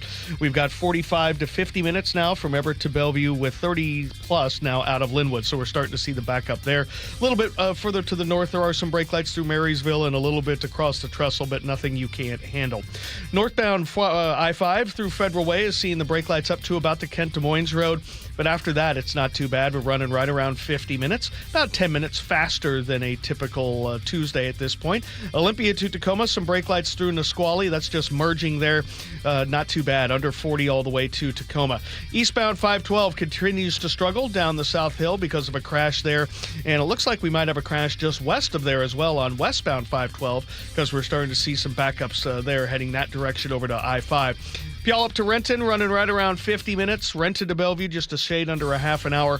Lake bridges are still good. KIRO Newsradio real-time traffic. I'm Chris Sullivan. And our forecast, just a partly cloudy day. It'll be warm, 57 for today. Overnight low about 43, and then tomorrow we might see some fog early on. Basically the same picture for Thursday and Friday as well. Fog in the morning hours, maybe some clearing for the afternoon, and those highs right around 50. Overnight lows back into the upper 30s. Right now in Seattle, it's cloudy and 55. And coming up, CBS Pentagon reporter Eleanor Watson explains the latest in the legal battle between Senator Mark Kelly and Defense Secretary Pete Hegseth. That's coming up on Seattle's Morning News. This message comes from Viking, committed to exploring the world in comfort. Journey through the heart of Europe on an elegant Viking longship with thoughtful service, destination-focused dining, and cultural enrichment on board and on shore. With small ships that bring travelers closer to the destination, there's more time to explore. And every Viking voyage is all-inclusive, with no children and no casinos. Discover more at Viking.com. If the power goes out in the middle of winter, do you have a way to stay warm? If not, you need the Vesta off-grid space heater from My Patriot Supply. It's compact, safe to use indoors, and best of all, it doesn't need electricity. Right now, you can get a free Vesta and other bonus gifts when you order the Winter Survival Kit from My Patriot Supply. Just go to MyPatriotSupply.com to see everything included. That's MyPatriotSupply.com. I had pain, I had numbness in my feet. That pain and that numbness just got worse and worse and worse as time went on. This is Greg describing life with neuropathy. I went to 5 podiatrists, tried different treatments, tried different orthotics, tried different shoes, had cortisone shots in the tops and the bottoms of my feet. Saw a neurologist. All my medical doctors said, can't help you. Live with the pain. You're not going to be able to sleep. This is your life. And then I just gave up until I found Sound Pain Solutions. I'm Dr. Mark Shelley, a chiropractic physician and board-certified functional neurologist at Sound Pain Solutions. Our neuropathy treatments can rehabilitate damaged nerves. We use FDA-cleared, non-surgical, drug, and pain-free procedures that help neuropathy sufferers like Greg find relief. I feel better. I mean, just feeling better is huge. If you experience numbness, shooting or burning pains, or loss of balance, call us. Sound Pain Solutions, 855-996-0025 or click soundpainsolutions.com. Cold is leaking and rocks are moving and mold is creeping and water seeping in. It's hard to be a homeowner, we know. Without American Crawl Space and Pest Services, it is hard to be a homeowner. Dave Ross here. American Crawl are the heroes to call for insulation and pest issues because in addition to their great reviews and decades of experience, they also give out the most PSE insulation rebates of any insulation company in the state. American Crawl, the heroes you call. Get your free inspection at AmericanCrawl.com. For more than 50 years, the voice Seattle trusts. This is Seattle's Morning News on KIRO Newsradio. Good morning, 6:48 now. A lawsuit filed by Democratic Senator Mark Kelly against Defense Secretary Pete Hegseth this week is drawing a focus on whether Kelly, a retired Navy captain, should receive a downgrade in his retirement rank and pay due to a video he posted last month urging members of the military to refuse illegal orders. And joining us now is CBS Pentagon reporter Eleanor Watson. Eleanor, good morning. Can you remind us of the context of this video? Good morning. Yeah, the video was back in November. It was Senator Kelly along with 5 other lawmakers, and they, in vague terms, reminded service members that they do not have to obey illegal orders. After the video, President Trump was pretty angry with the video, calling these lawmakers the seditious six and urged the defense secretary to take action. Because Kelly is the only one of the lawmakers who served more than 20 years, he is actually retired and could be subject to the Uniform Code of Military Justice for actions taken while in active duty. The defense secretary threatened Senator Kelly back in November with potentially a court-martial, but then a few weeks ago said he would try and initiate proceedings to demote Kelly and reduce his retirement pay. So this lawsuit now apparently about to be filed. What is included in the complaint? Well, Senator Kelly and his lawyers allege that the defense secretary is violating Kelly's freedom of speech and also due process by going forward with these proceedings.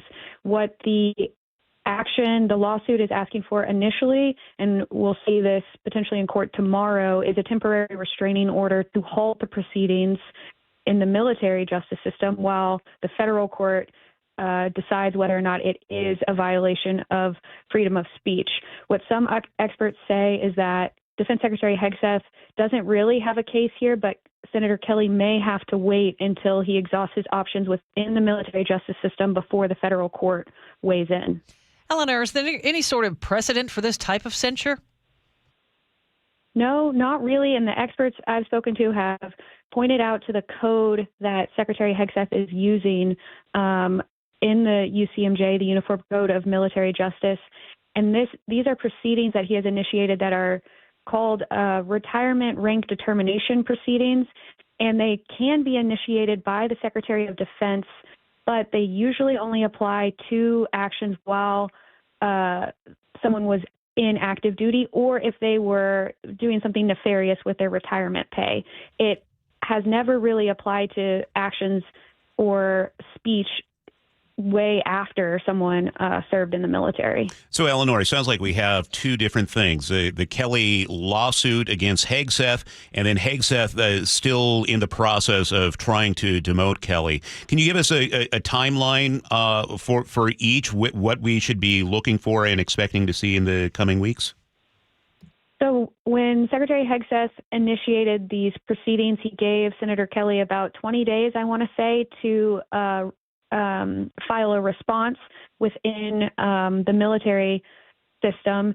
That Senator Kelly has now gone forward with this lawsuit in federal court. The first thing we'll see is tomorrow whether or not the court decides to hear this and issue a temporary restraining order while it hears this case on the proceedings going forward in the military justice system. All right. We'll be watching for your updates. Thanks so much for the information this morning. CBS Pentagon reporter Eleanor Watson. 6:51 now. A research group says greenhouse gas emissions in the United States increased by 2.4% last year after 2 years of declines. The story from CBS's Christopher Cruz. The Rhodium Group says the increase in emissions was driven by, among other things, higher natural gas prices and growing power demand that increased the use of coal for electricity generation. But there's good news. Despite record travel, the emissions from the transportation sector were flat, likely because of the growing adoption of hybrid and electric vehicles. The researchers say policies enacted by the Republican-controlled Congress and the Trump administration didn't affect 2025 emissions, but they expect those policy changes, quote, could have increasing effects in the years to come. Christopher Cruz, CBS News, Washington. Well, now that the holiday season has passed, it is time for Girl Scout cookie season.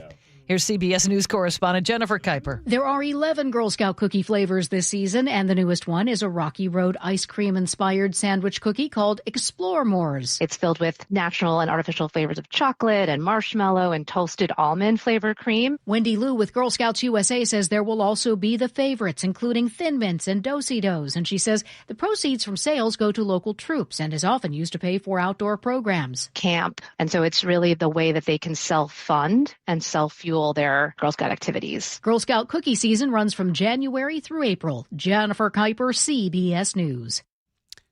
We should have a March Madness type bracket of the best Girl Scout cookies. That's a great idea. My family did that with burgers once. Okay.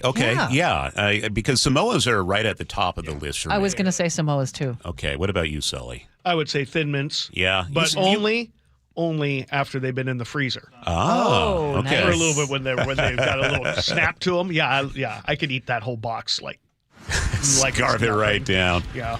Well, you'd at least have something to do if you're stuck in traffic right now. Just pull out those frozen Thin Mints. They'd be thawed and probably melted by the time you made it from Shoreline into Seattle. We're already running a half an hour behind schedule, 7-mile backup as we lose the express lane on southbound I-5 right there at Northgate. So we're backed up all the way to the Edmonds exit. It's an hour and 15-minute trip from Everett to Seattle. 55 of those minutes alone from Linwood. We're definitely seeing a few more customers on 405 as well, especially right there pulling away from Linwood and then getting over into the express toll lane. It's 55 minutes from Everett to Bellevue and 40 from Linwood, so definitely a little heavier there than I'd like to see. Also, a couple of minutes lost a little bit further to the north as you work your way through Marysville. That's just volume.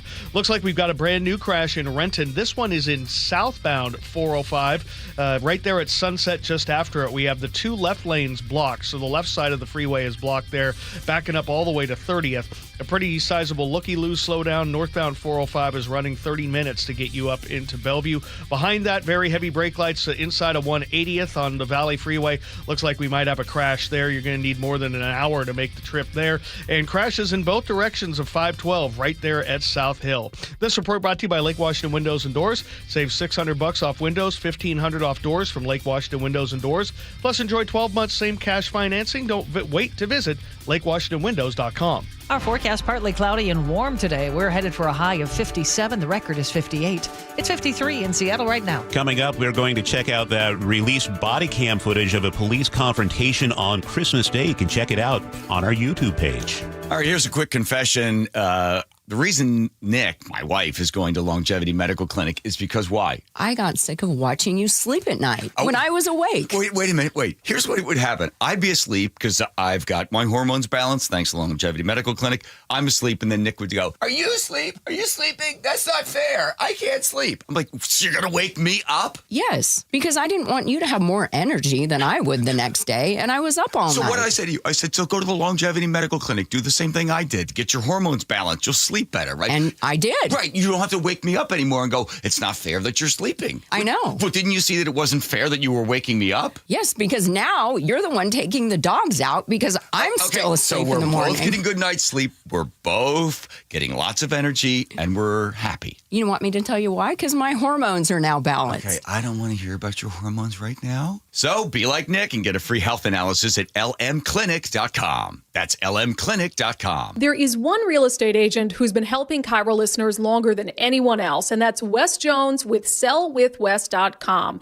Wes, you've helped KIRO listeners in good markets and more difficult ones. What do you think has been the secret to your success? Thanks, Brandy. Experience has taught us that to outperform the market, we needed to do things differently from the status quo, that we needed to do more. Our exclusive system covers innovative marketing locally and internationally, leading to more eyeballs on your home, better listing prep for better showings, negotiation strategies that eliminate pesky buyer contingencies, and generate stronger offers. Through our exclusive client programs, our sellers enjoy an extraordinary marketing experience utilizing techniques a traditional agent cannot offer. So if you want to sell your home faster, at a higher price, and with fewer contingencies, if you want more, visit sellwithwest.com. Sellwithwest.com, a better way to sell your home.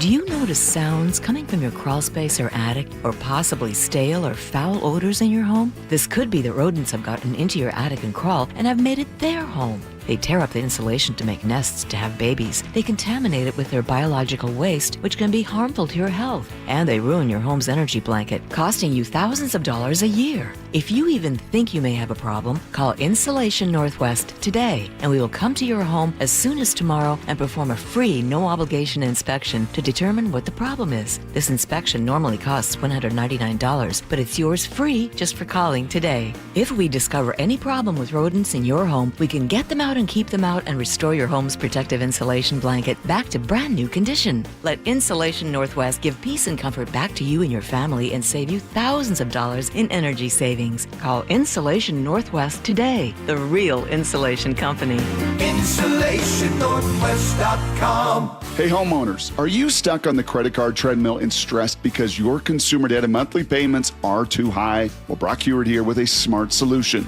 Your home's equity in the Seattle Metro is probably larger than ever. It's like you're sitting on a stack of cash. Consider a cash-out refinance with Tila Mortgage to consolidate your high-balance credit cards, second mortgages, home equity lines of credit, and student loans, or get cash for a remodel. With interest rates finally coming down, consolidating your debt now may be the best decision you ever make. With excellent client reviews and trusted in Washington for over 25 years, Tila has competitive rates on refinance, purchase, or reverse mortgages too. Tila, spelled T-I-L-A, is a name you can trust for truthful, honest, and ethical advice for all your mortgage needs. Call Tila Mortgage today, 206-766-8888. That's 206-766-8888 or TILAmortgage.com.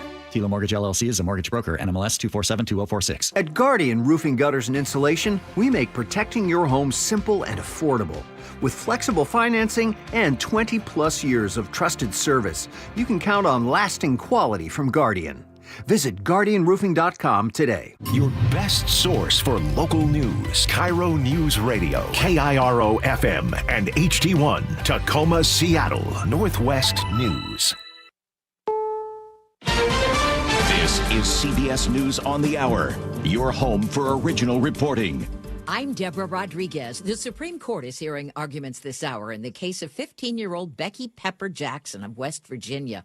She's transgender, and with a state ban currently blocked, she competes on the girls' track and field team at her high school. CBS News legal contributor Rebecca Royfee. You'll expect to hear from those who are challenging these laws that the ban sweeps too broadly because individuals like those that are involved in these cases have taken certain hormone treatments and had certain medical procedures that take away that medical edge that would justify the distinction between the two sexes. CBS News has learned of a mass walkout at the Justice Department. 6 career prosecutors in the U.S. Justice Department's Civil Rights Division have resigned after they learned there won't be a civil rights investigation into the fatal shooting of Minneapolis resident Renee Good by ICE agent Jonathan Ross. CBS News earlier reported that the prosecutors, most of them supervisors, offered to drop all of their work to help investigate the incident. Now, the investigation is being treated as an assault on a federal officer in which Ross, as opposed to Good,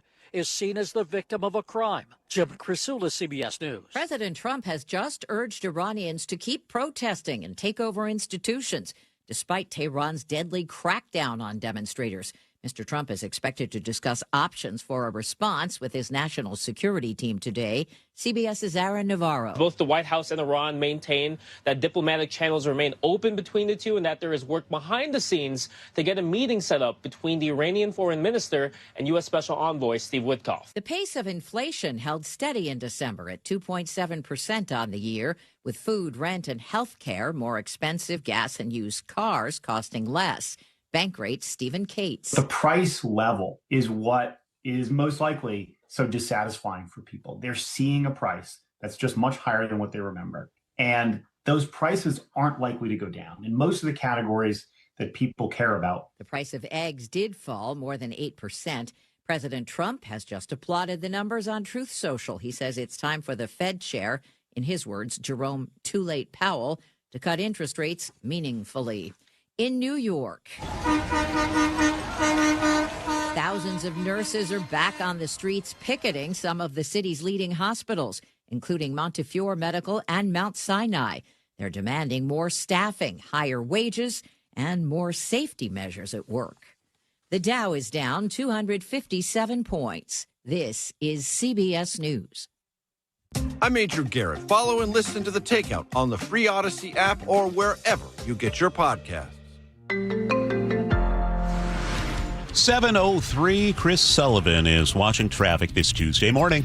Oh, boy, what do you know? Too soon? That's day two. Yeah, day two of the months of hell, and we're seeing exactly what we expected and exactly what we got yesterday. Up to an hour and a half already from Everett into Seattle. More than a 30-minute delay. Hour and 10 just from Linwood, all because the express lanes remain closed in the southbound direction. Backup extends all the way down into the U District now, starting right at the Edmonds exit. So big-time delays there. 99 southbound still as an option for you. Lake City Way is starting to get into the act as well. A lot of people went to 405, and so it's up to about an hour and 10-minute total from Everett into the Bellevue area. Now, to the rest of the map, some brake lights up in the Marysville area, 25 minutes from Arlington to Everett. A couple of minutes lost there. Renton to Bellevue is about 35. We also have about a 30-minute trip from Bellevue to Renton because there is a crash southbound 405 right there before you get to the Maple Valley Highway. Whole left side of the road's blocked there. Looking at northbound 167, the express toll lane is blocked as you get to 405. Add that to the drive, and we've got about an hour now from Puyallup to Renton. Federal Way to Seattle, shocking because we don't have a forced merge there with the express lanes, so we're running under 50 minutes, which is about 15 minutes faster than normal. This report brought to you by Seattle Sports. You can always listen to your favorite local sports content on the FM dial, 97.3 HD2. Now, the latest from KIRO Newsradio and MyNorthwest.com. Live from East Lake Avenue. You're listening to Charlie Harger and Manda Factor, Seattle's morning news. Good morning, 7:04 now. Newly released body camera videos capture a tense Christmas Day confrontation on I-5. The video shows as State Patrol troopers spent several minutes trying to talk a man off the freeway shoulder before the encounter suddenly turned violent. That man slapped a State Patrol lieutenant to the ground, then took off in her patrol SUV. And joining us with more is KIRO News Radio's Luke Ducey. Yeah, let's jump in and play the video for you. Christmas Day is when this is. Again, state troopers tried to coax the suspect, 24-year-old Alexander Eugene Smith, away from I-5 near Seattle's Northgate neighborhood. Smith said he wanted to go to Stanwood, which is about 50 miles north, and troopers gave him a blanket and offered to pay for his light rail ticket to get him on his way to Stanwood. Here you go. Listen to this. You can hop in the back, warm up a little bit. We'll get you to the train station, get you your ticket, and then we'll let you out of the car. You want to do that? At least warm up a little bit, dry up a little bit. You guys are being very nice. I don't deserve it, okay? You can say you don't deserve it, but we still have a job to do, and we still have a duty to make sure that you're okay and to protect you, okay? A lot of patience right there. That took several minutes. Smith did not take that ticket, but eventually did walk away. However, a little bit later, Smith walked onto I-5, and troopers walked after him to help him again. And then the moment that made all the headlines, a WSP lieutenant pulled up in her cruiser.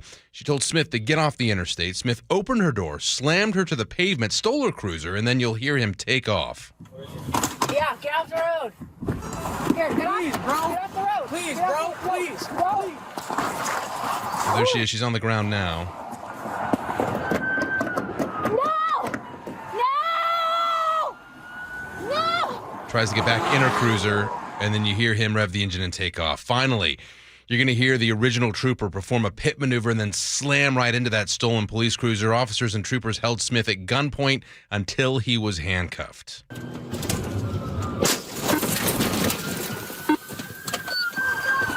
up! Hey! Someone's in shadow, successful pit. Nobody was seriously injured in all of this. In charging documents, prosecutors say Smith smoked meth before the incident.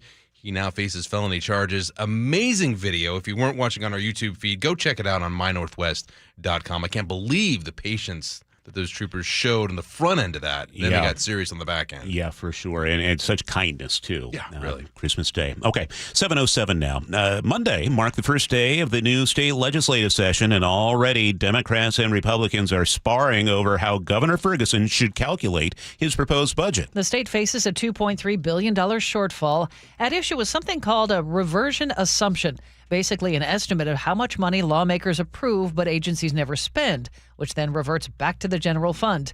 Democrats wanted that assumption set at 1%. Republicans, including Representative Travis Couture, argued 25% less, matching their own forecasts. There shouldn't be two sets of rules between what the legislature has to do and what the governor must do. In the end, they compromised at 0.9%, a difference worth nearly $100 million in the state's 2-year budget. Governor Ferguson is optimistic lawmakers will pass a millionaire's tax this legislative session. He calls his plans for a 10% tax on income over $1 million. The governor tells TVW where he wants the revenue to go. Tax break for small business owners. They're the backbone of our economy. I propose that, and frankly, we'll be insisting on that. Also, a rebate back to thousands of Washingtonians in the form of a check they receive to help them out during challenging times. Critics say the millionaire's tax is unconstitutional in Washington state.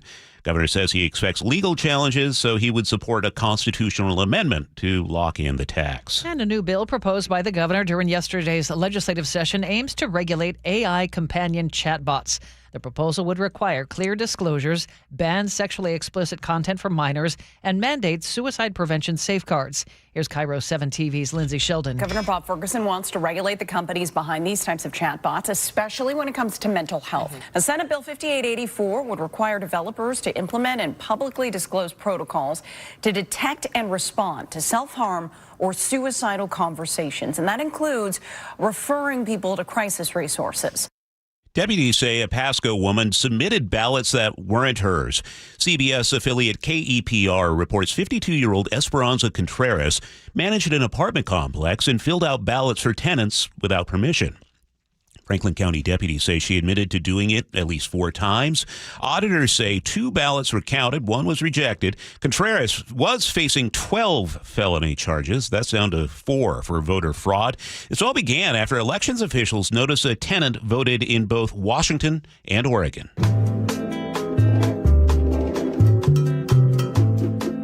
Keeping you informed since 1974. This is the city's longest-running radio news show. Seattle's Morning News on KIRO Newsradio. Well, that sounded very cool, didn't it? Good morning. It's Tuesday. It's the 13th of January. Thanks for joining us today. I'm Charlie Harger. That is Manda Factor, and Sully is rocking out with traffic on the 3s. You are going to be essential. You are already essential. By the way, I am someone you can rely on. Yeah,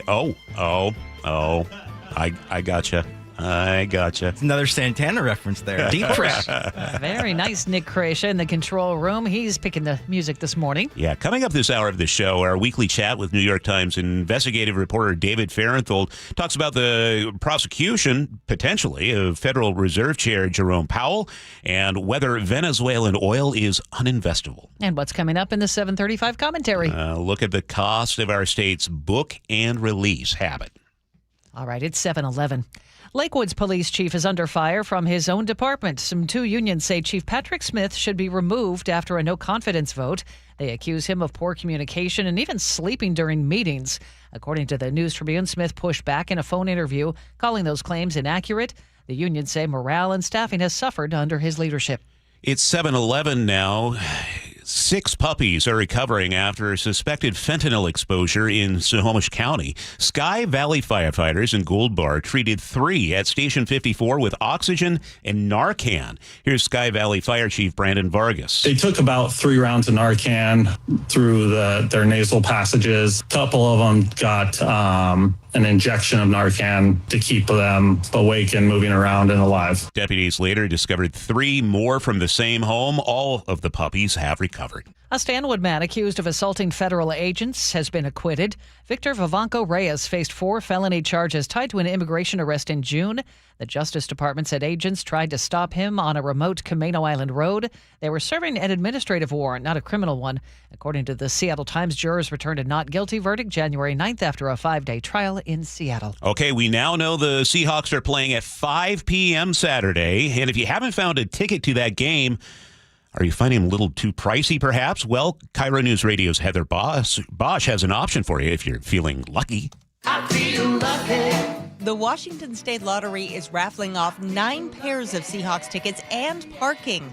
Just purchase a $10 triple jackpot scratch ticket from a lottery worker in the Tacoma Mall courtyard outside Macy's between 4 and 6:30 p.m.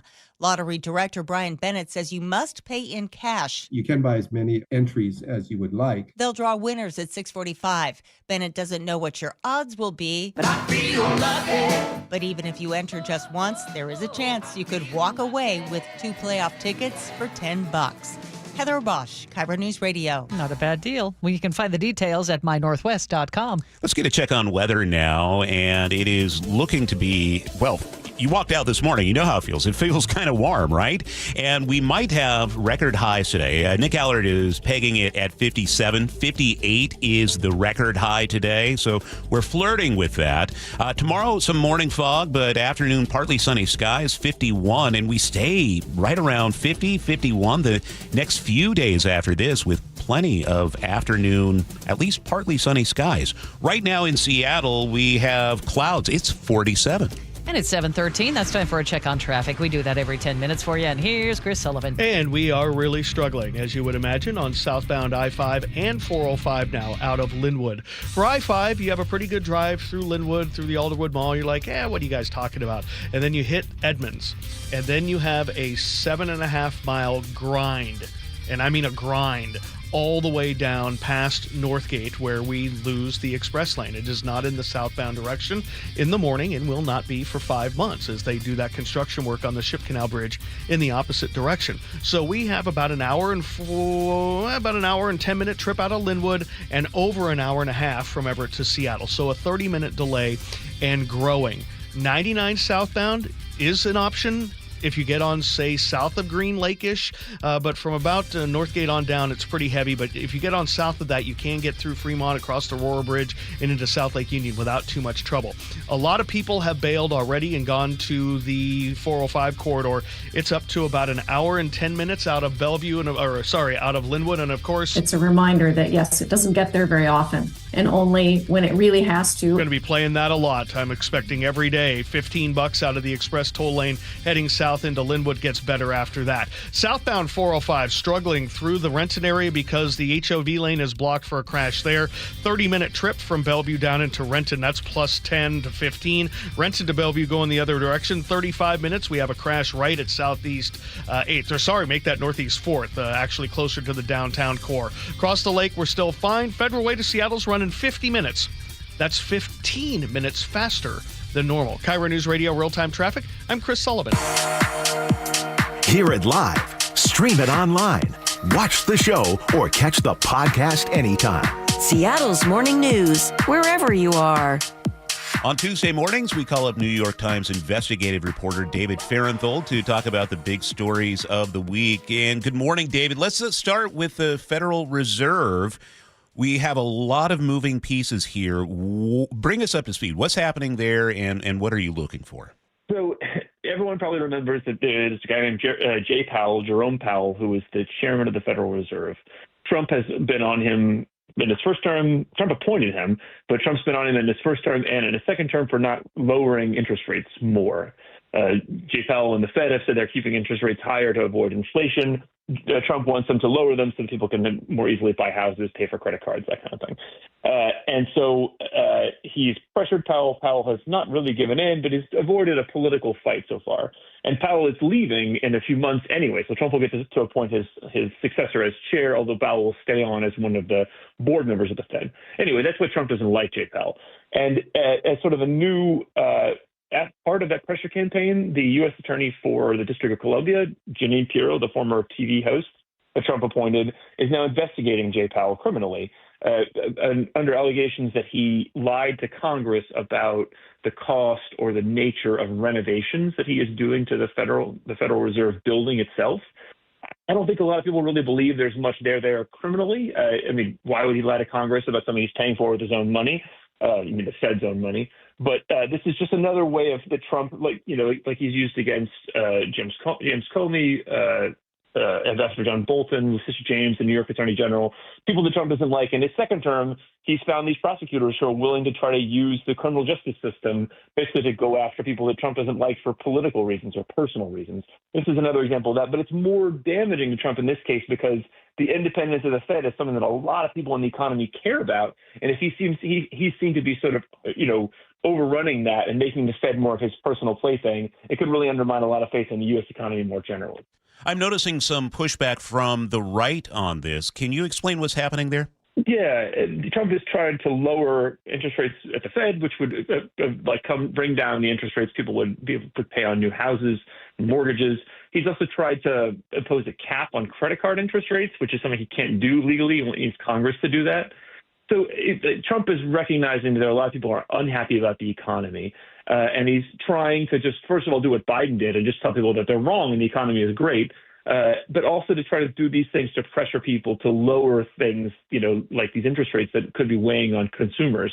So the problem here is that this is not the way the economy is supposed to run in the U.S. One of the reasons we have the greatest economy in the world and we're the sort of center of the world's economy is that we have this independent central bank that isn't just sort of changed on the president's whim. The president can't lower it or raise it to win a reelection campaign or something like that, because that's bad for the economy in the long term. You need somebody who's thinking about long-term inflation. And so the system was created to put that decision in the hands of people who are independent, who are not thinking about their own reelection. So if Trump undermines that, it could lose a lot of people a lot of money because people would lose faith in the U.S. economy. I think that's why you're seeing that kind of pushback. What are people saying about Powell's potential replacement here in a couple months? So Trump has said he's settled on a candidate, although he has not said who it is. I think people think it's either going to be Kevin Hassett, who's a Trump appointed advisor, or maybe Scott Bessent, the Treasury Secretary now. Both of those people are being appointed because they'll do Trump's bidding. They're unlike Jay Powell, who was appointed by Trump but never sort of swore allegiance to him. Both of those people are going to be people who are going to do, at least in the beginning, what they think Trump wants, which is to lower interest rates. So the risk that we're going to get the president dictating interest rates, I think, is going to come true pretty soon. The question is just whether Trump can have it a little earlier and whether he can do that by sort of using the criminal justice system against Powell. I want to transition over to Venezuela. It sounds like some blunt candor from the Exxon CEO to the president. Yeah, I think Trump had this belief, which I don't know what was really based on, that once he took Maduro out of Venezuela, got this more compliant government in Venezuela, that the U.S. oil companies would come rushing back in because Venezuela does have these enormous oil reserves. And I think what he's heard from ExxonMobil and a bunch of other oil companies that they're not that interested in it. And that's partly because the actual oil itself in Venezuela is crude, is heavier, goopier, harder to refine. It's also because the infrastructure in Venezuela is old and decaying, hasn't been kept up in many years, would take a ton of money to sort of get it up and running, and then you'd be making a long-term bet on this really unstable country. And the third thing is that oil prices are generally pretty low around the world. So introducing a huge new glut of supply is not going to help ExxonMobil's bottom line or anybody else's because it's going to lower prices further. So there's been a real leeriness by the oil companies to jump back in, which I think surprised Trump and has frustrated his plans to turn Venezuela into kind of an oil colony of the United States. The president didn't like being called out by the Exxon CEO, David. How did the president react? Well, he's mad, and he's been criticizing these oil executives, and I think accusing them of being ungrateful. They basically created this new exploration area for them and won access back to this market, and they don't seem like they want it. But, oil company executives had to think in longer terms than Trump. He's not going to be president for more than 3 more years. And, the next president could decide they don't want to spend all their time blowing up things in Venezuela to coerce them to allow ExxonMobil back in. And even if they did, it's one thing to sort of do what Trump is doing now and stand outside the country and send in missiles or the threat of missiles to get what you want. But if you're ExxonMobil, you got to put people on the ground. You got to put money in the ground. They're going to create a lot of investments there that are going to be much more vulnerable to another change in Venezuelan politics or just to disorder in the country. If the country disintegrates into some chaos, it's not like you're going to want to have your billions of dollars of oil infrastructure sitting in there during that. All right, New York Times investigative reporter David Fahrenthold. David, thanks as always. We'll check in next week. Thank you. There is word Elon Musk's artificial intelligence chatbot Grok will join Google's AI engine in operating inside the Pentagon network.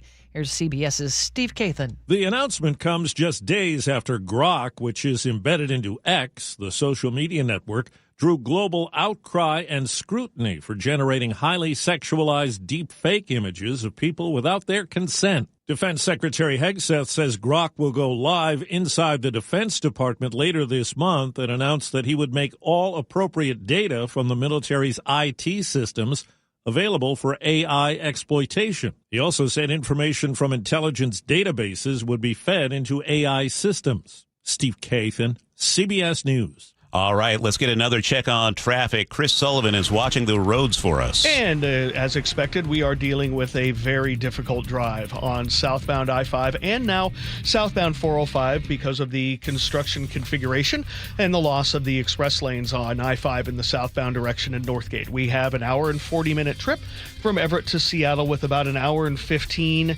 hour and 20 of that just from Linwood, which is a 35-plus minute delay through about an 8-mile backup. Again, this is all because we do not have the express lanes open. And of course, as WashDOT likes to say, it's a better system while we have the closures in place. 405 southbound also seeing a very heavy braking because of people using that direction. We've got an hour and 15-minute trip from Everett into Bellevue, so behind schedule there as well. Southbound 405 continues to struggle through Renton. We have a crash right near the Maple Valley Highway in the HOV lane. 30 minutes to go from Bellevue to Renton. We also have a crash on northbound 405 at Main Street in Bellevue. Not sure which lane, but it is causing a backup there as well. We're up over 40 minutes from Renton to Bellevue. Still working with this crash on northbound 167 in the express toll lane before 405 in Renton. Over 35 minutes from Auburn to Renton and an hour and 5 all the way.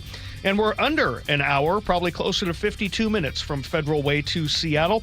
That is a 15-minute faster trip because you don't have a forced merge at the express lanes because they are open 24/7 in the northbound direction. KIRO News Radio Real-Time Traffic, I'm Chris Sullivan. Our forecast, partly cloudy for today and warm, 57 the high. Overnight low in the low 40s tomorrow, Thursday, and Friday. Look for some fog in the morning hours. Partial clearing for the afternoons and highs around 50.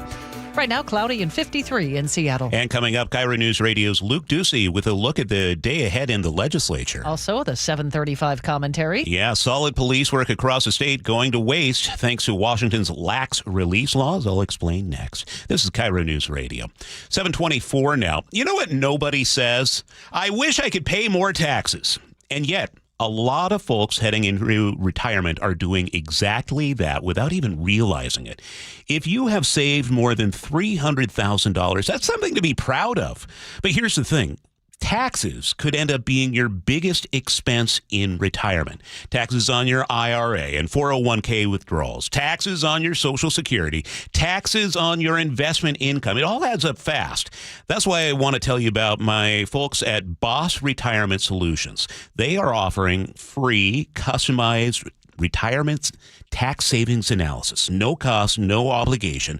They will show you the strategies that could significantly reduce what you owe so more of your money stays right where it belongs with you. Boss has 2 locations here in Seattle. Give them a call, 206-210-1350, 206-210-1350. Keep more, give the IRS less, 206-210-1350. Advisory services offered through Boss Retirement Advisors. Investing involves risk, including the potential loss of principal. No statement contained herein should constitute tax, legal, or investment advice. This hour is brought to you by CM Heating. He's the new face of Seattle radio. Wait, it's the same dude, only his face is new? Okay, got it. Isn't John supposed to be back today? Ursula, that is John. Where on his body they're filling that face from? Looking good, John. Remember, ice packs are your best friend. Man, it is hard to do a radio show with a bag on your head. The same John Curley you know and love with a brand new face. Literally. See for yourself on the KIRO Newsradio YouTube page. Eric Johnson here. I spent the past 30 years working to help make our community better informed, better protected when it comes to consumer issues, and better equipped to take on whatever life throws at us. That's why I love the free Washington Accident book series from Davis Law Group. These books keep us better informed about the law, better able to protect ourselves on and off the road, and better off when all is said and done after an accident. Chris Davis didn't have to write these books. He did it because he saw a need. People who were in accidents or other legal situations didn't know what to do, what pictures to take, documents to request. Only a tiny fraction of the people who get these free books will ever become clients of Davis Law Group, but that's not the point. Chris wrote them because it was the right thing to do. The free Washington Accident book series is a must-have for drivers who want to be prepared for whatever the road might throw at them. Get yours at WashingtonAccidentBooks.com. If you own rental property, you don't want to miss this, especially in today's market. John Curley here from Madrona Financial. Are you a landlord? Are you actually making money?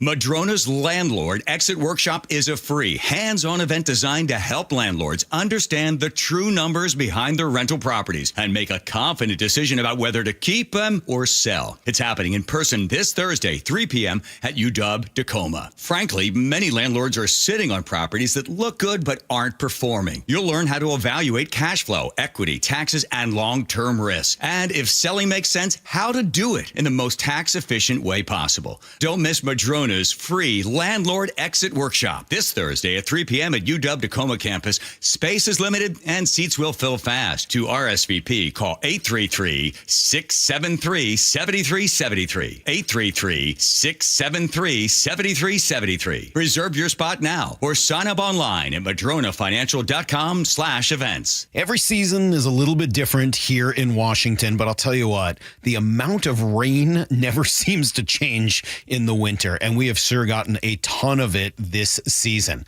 All that rain, all that water, it's all got to go somewhere. And if it makes its way into your crawl space, that's when it can create all sorts of problems, including real structural damage, which could really affect your home. But more importantly, for the health of your family, the water in that crawl space could create toxic mold, and that has serious health repercussions. Thankfully, we have Crawl Pros. They can come in and keep your crawl space dry, install a sump pump and drainage, and reroute that water back out and away from your home. They'll also take care of any mold that may have been created. Don't take the risk. It's too important. The best way to learn if you have any water is to ask Crawl Pros to visit your home and inspect your crawl space for free. Crawl Pros will go where you don't want to. So if you're worried about water damage, mold, insulation issues, or anything else related to your crawl space or attic, call Crawl Pros or visit crawlpros.com. Did you know that 25% of your home's heat loss is through your attic? Hot air rises, and if your attic isn't properly insulated, the hot air is going to rise right through your ceiling, into your attic, and out your roof that's far past its half-life.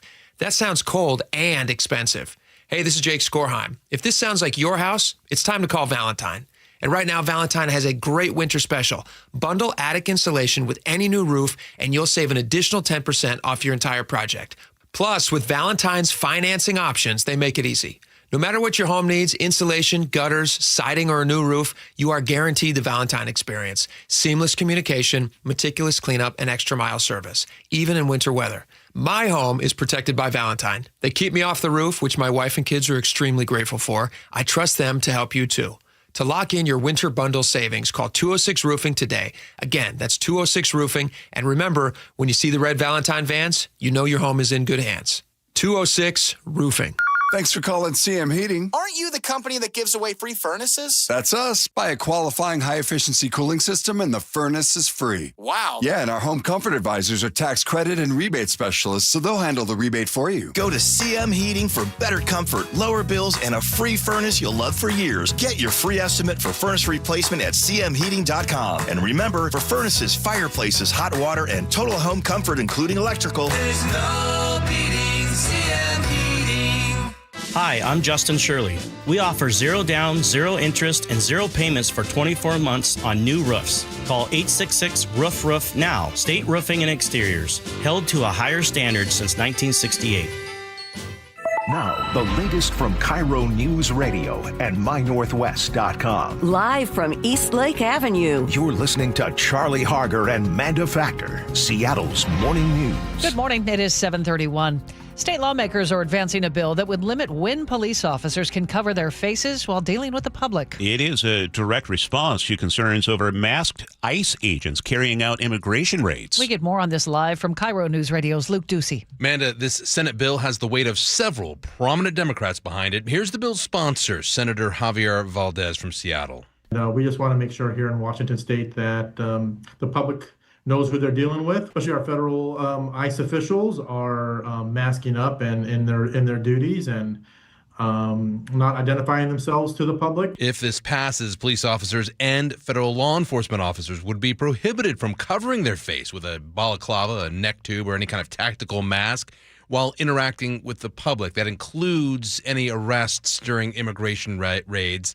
Also, anyone detained by an officer, get this, who violates the rule could then file a civil lawsuit seeking damages, attorney fees, and court orders to stop future violations. 2 weeks ago, Border Czar Tom Homan defended masks, however, in an interview with Politico. And we're not even talking about the doxing of agents, their spouses, and their children. So they're wearing masks to help give them some sort of protection.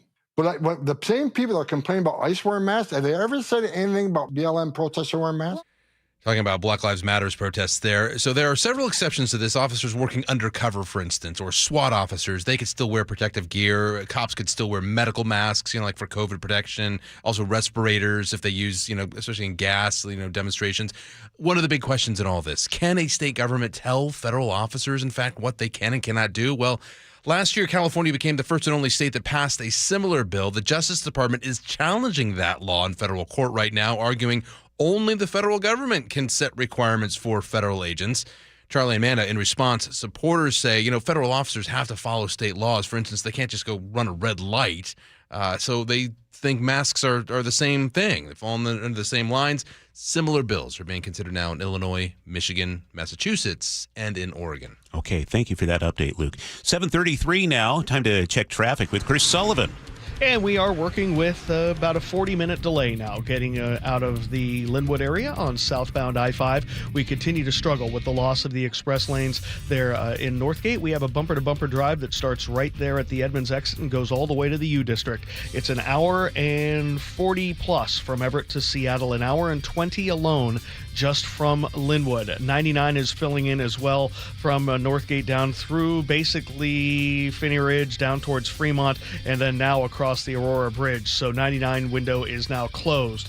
Looking at southbound 405, it is bumper to bumper from Linwood all the way down through Bothell, up to an hour alone out of Linwood, hour and 20 out of Everett all the way down to Seattle, or to Bellevue, excuse me. So pretty ugly drive there. Northbound 405, struggling from Factoria into Bellevue. We have the right lane blocked at Main Street. Add that to the normal stuff, and we've got 40 minutes from Renton to Bellevue. Getting closer to 40 minutes as well from Bellevue to Renton because of this crash blocking the HOV lane as you head south past the Maple Valley Highway.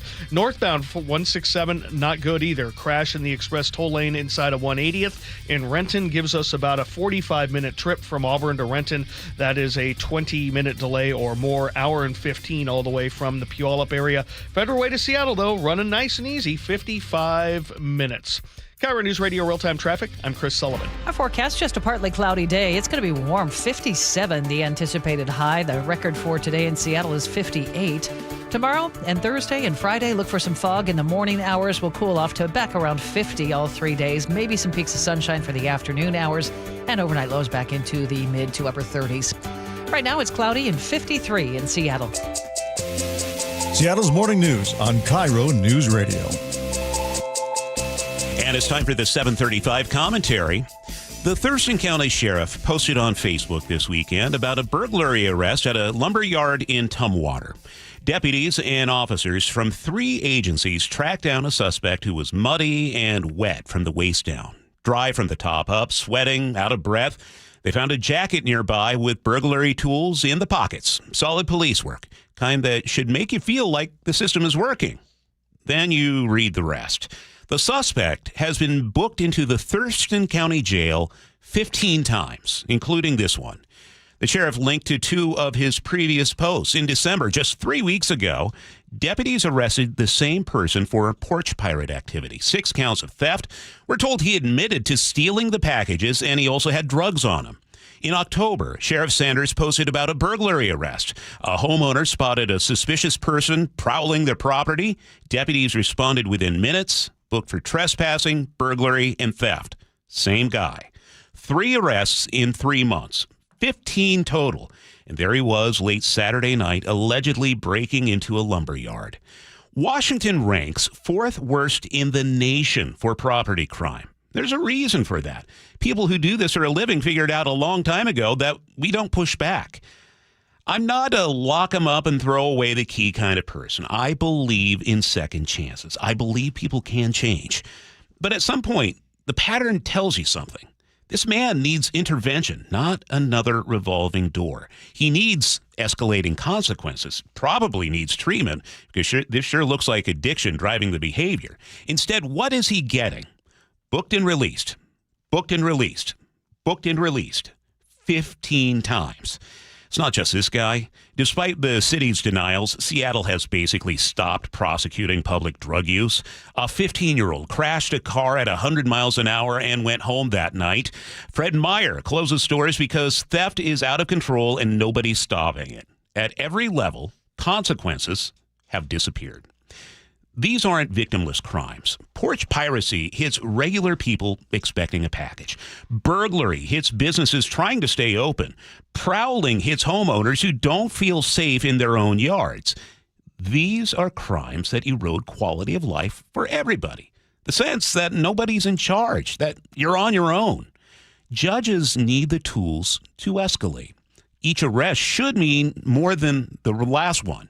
And when addiction is clearly part of the picture, mandatory treatment has to be on the table. Not as cruelty, but as intervention. Because releasing someone for the 15th time helps no one. Not him, not the rest of us. I don't know this guy's story. I don't know what led him here. But I know the system isn't helping him. And it's not protecting the rest of us either. 15 arrests. 4th worst property crime rate in the nation. That's us. It's because we made it clear there is no real price to pay. At what point do we try something different? And that's a commentary for January 13th, 2026. You can text us, 888-973-5476, or leave a comment at mynorthwest.com. It's now 7:38. A man broke up a pair of brawling bald eagles in West Seattle last week. He told KIRO 7 TV why he decided to pull one of the birds off the other during the fight. It's not something I would normally get myself into. I wouldn't. If they were just kind of doing the talons fighting, I think I would have just recorded it, and it would have been a cool story and cool to walk away from. But knowing that one of them was, in a life or death struggle and probably would have been killed, I decided to intervene. Sadly, one of the eagles did not survive its injuries and had to be put down. The State Fish and Wildlife Department is reminding the public not to intervene in situations like this and to just let nature take its course. Okay, Sully, what's coming up in traffic? Well, we're going to take a look at the hour and 45-minute trip coming down from the Everett area and break it down for you. After a slugfest to win the NFL's toughest division, the number 1 seed Seahawks' first playoff opponent, naturally an NFC West rival. And Purdy goes down inside the 15-yard line. Seahawks, 49ers, Saturday. And Lumen will be rocking. All teed up. The road to the Super Bowl runs through Seattle. And KIRO Newsradio 97.3 FM and the KIRO Newsradio app. Xfinity is the network you can rely on. Like a close friend who will give it to you straight. The friend who will tell you that new haircut, it's not great. Friends make sure friends get good haircuts. And Xfinity makes sure you get a good deal on Wi-Fi.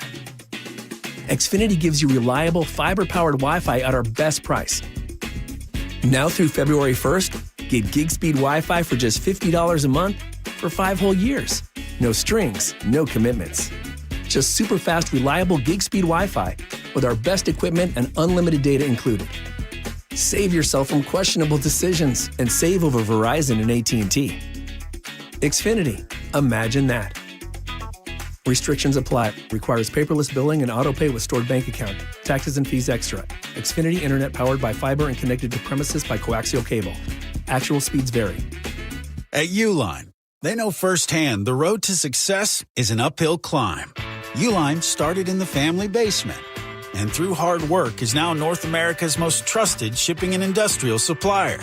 They get what it means to have the support of reliable, hard-working partners. So they keep 41,000 items ready to ship. Whether your company is still in a basement office or expanding cross-country, Uline will be there on your road to success. Visit uline.com.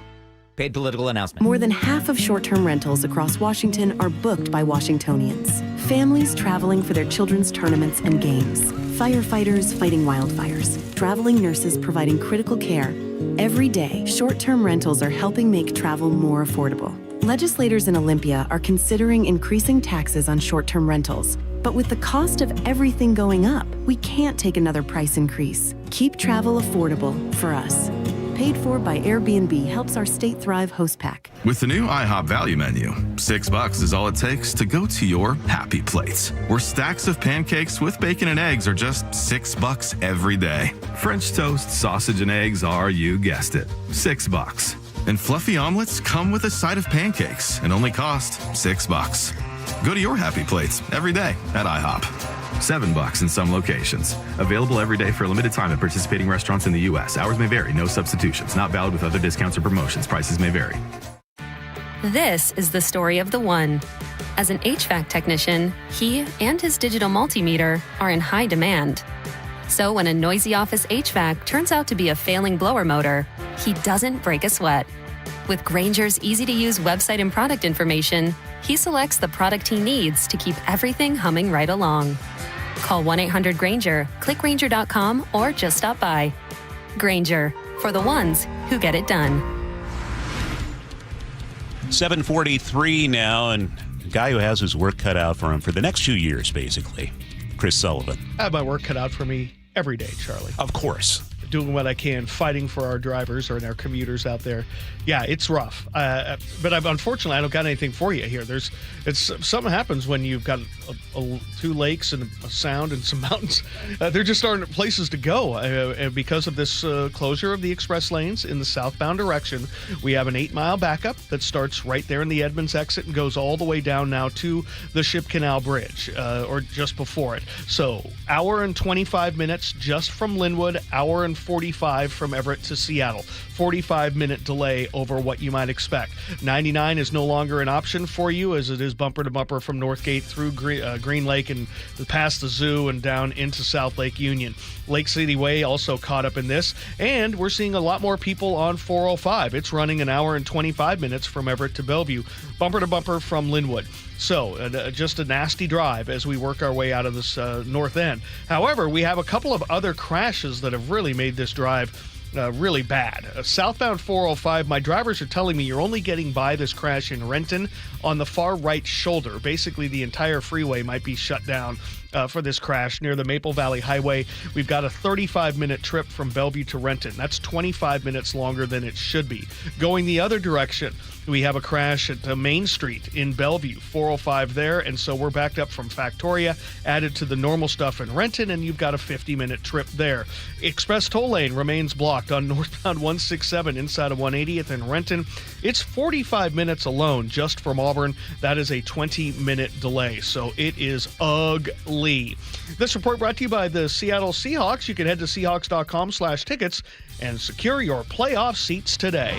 Our forecast, partly to mostly cloudy today. The story is it's going to be oddly warm. 57 the high, 58 is the record for today. Overnight lows in the low 40s, and then tomorrow and Thursday and Friday, look for the possibility of some fog in the morning hours, maybe some clearing for the afternoons, and highs around 50. Right now it's cloudy and 53 in Seattle. Within the past hour, President Trump is making statements about the situation in Iran. We'll discuss it with News Nation's Tom Dempsey, who has an update for us next on Seattle's Morning News. At Les Schwab, we've been changing the tire game for more than 70 years. We design our own exclusive tires to give you more tires made for the roads you drive, less compromise. All backed by America's best tire warranty included in every tire we sell. It's more unbeatable tire warranty, less charging you extra, like the other guys. It's all about you getting more from less. Stop by or book an appointment at leschwab.com. Adrian here from Lake Washington Windows and Doors. Winter might seem like an odd time to replace your windows, but now is when you get the best deals. Our Leak Armor installation team will keep your home warm and dry while installing beautiful, new energy-efficient windows. You'll feel the difference right away. Quieter rooms, lower energy bills, and a more comfortable home. Right now, save $600 on windows and $1,500 on doors from Lake Washington Windows and Doors. Plus, enjoy 12 months same-as-cash financing. Visit lakewashingtonwindows.com. If you've been injured in a car accident, you have two choices: handle everything yourself or hire an experienced attorney. Go it alone, and you'll be on the phone with insurance adjusters, chasing medical records, fighting for lost wages, and trying to figure out what your case is really worth. Hire the right attorney, and they take all that off your plate so you can focus on getting better. Harold Carr Law Offices has a dedicated team of 48 people and more than 35 years of experience handling car accident cases right here in our community. Harold Carr Law Offices handles big cases and small ones while still treating their clients like family. Here's the difference they make. They save you time, reduce your stress, and get you significantly more money than you'd ever get on your own. Harold Carr Law Offices fights for you at no out-of-pocket cost to you.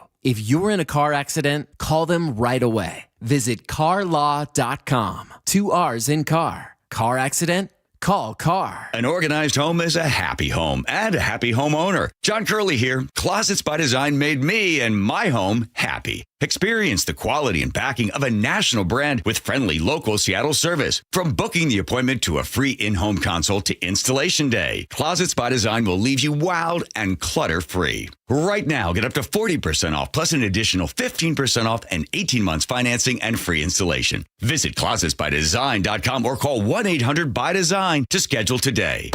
Seattle's tradition for news and conversation. This is Seattle's Morning News with Charlie Harger and Manda Factor. Good morning. It is 7:48. Developing news on Iran. President Trump now says this morning he has canceled talks with Iranian officials amid a protest crackdown, telling Iranian citizens, quote, help is on its way. He didn't offer any other details on his Truth Social post on what that help would entail. Let's get the latest from News Nation correspondent Tom Dempsey, who is at the White House.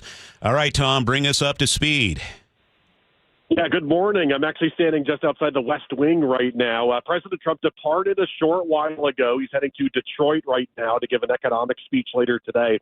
Did not talk about Iran when speaking with reporters, but like you said, that post to Truth Social earlier this morning, very notable because he's saying he's canceling all meetings with the Iranian government, and he's called on these anti-government protests that are happening in Iran right now. He called on them to continue. So the big thing to watch out for later today is going to be a meeting happening here at the White House with President Trump and senior national security advisors, where they're going to discuss sort of what to do next with this ongoing situation in Iran. And make no mistake, possible military strikes are high on this considerations list. Other things that could be discussed are things like, cyber attacks targeting Iran, maybe issuing more sanctions, but this is still very much an ongoing and evolving situation right now. And, for listeners out there who may not be following these protests in Iran, first they started, a few weeks ago, protesting against the economy. There's awful inflation right now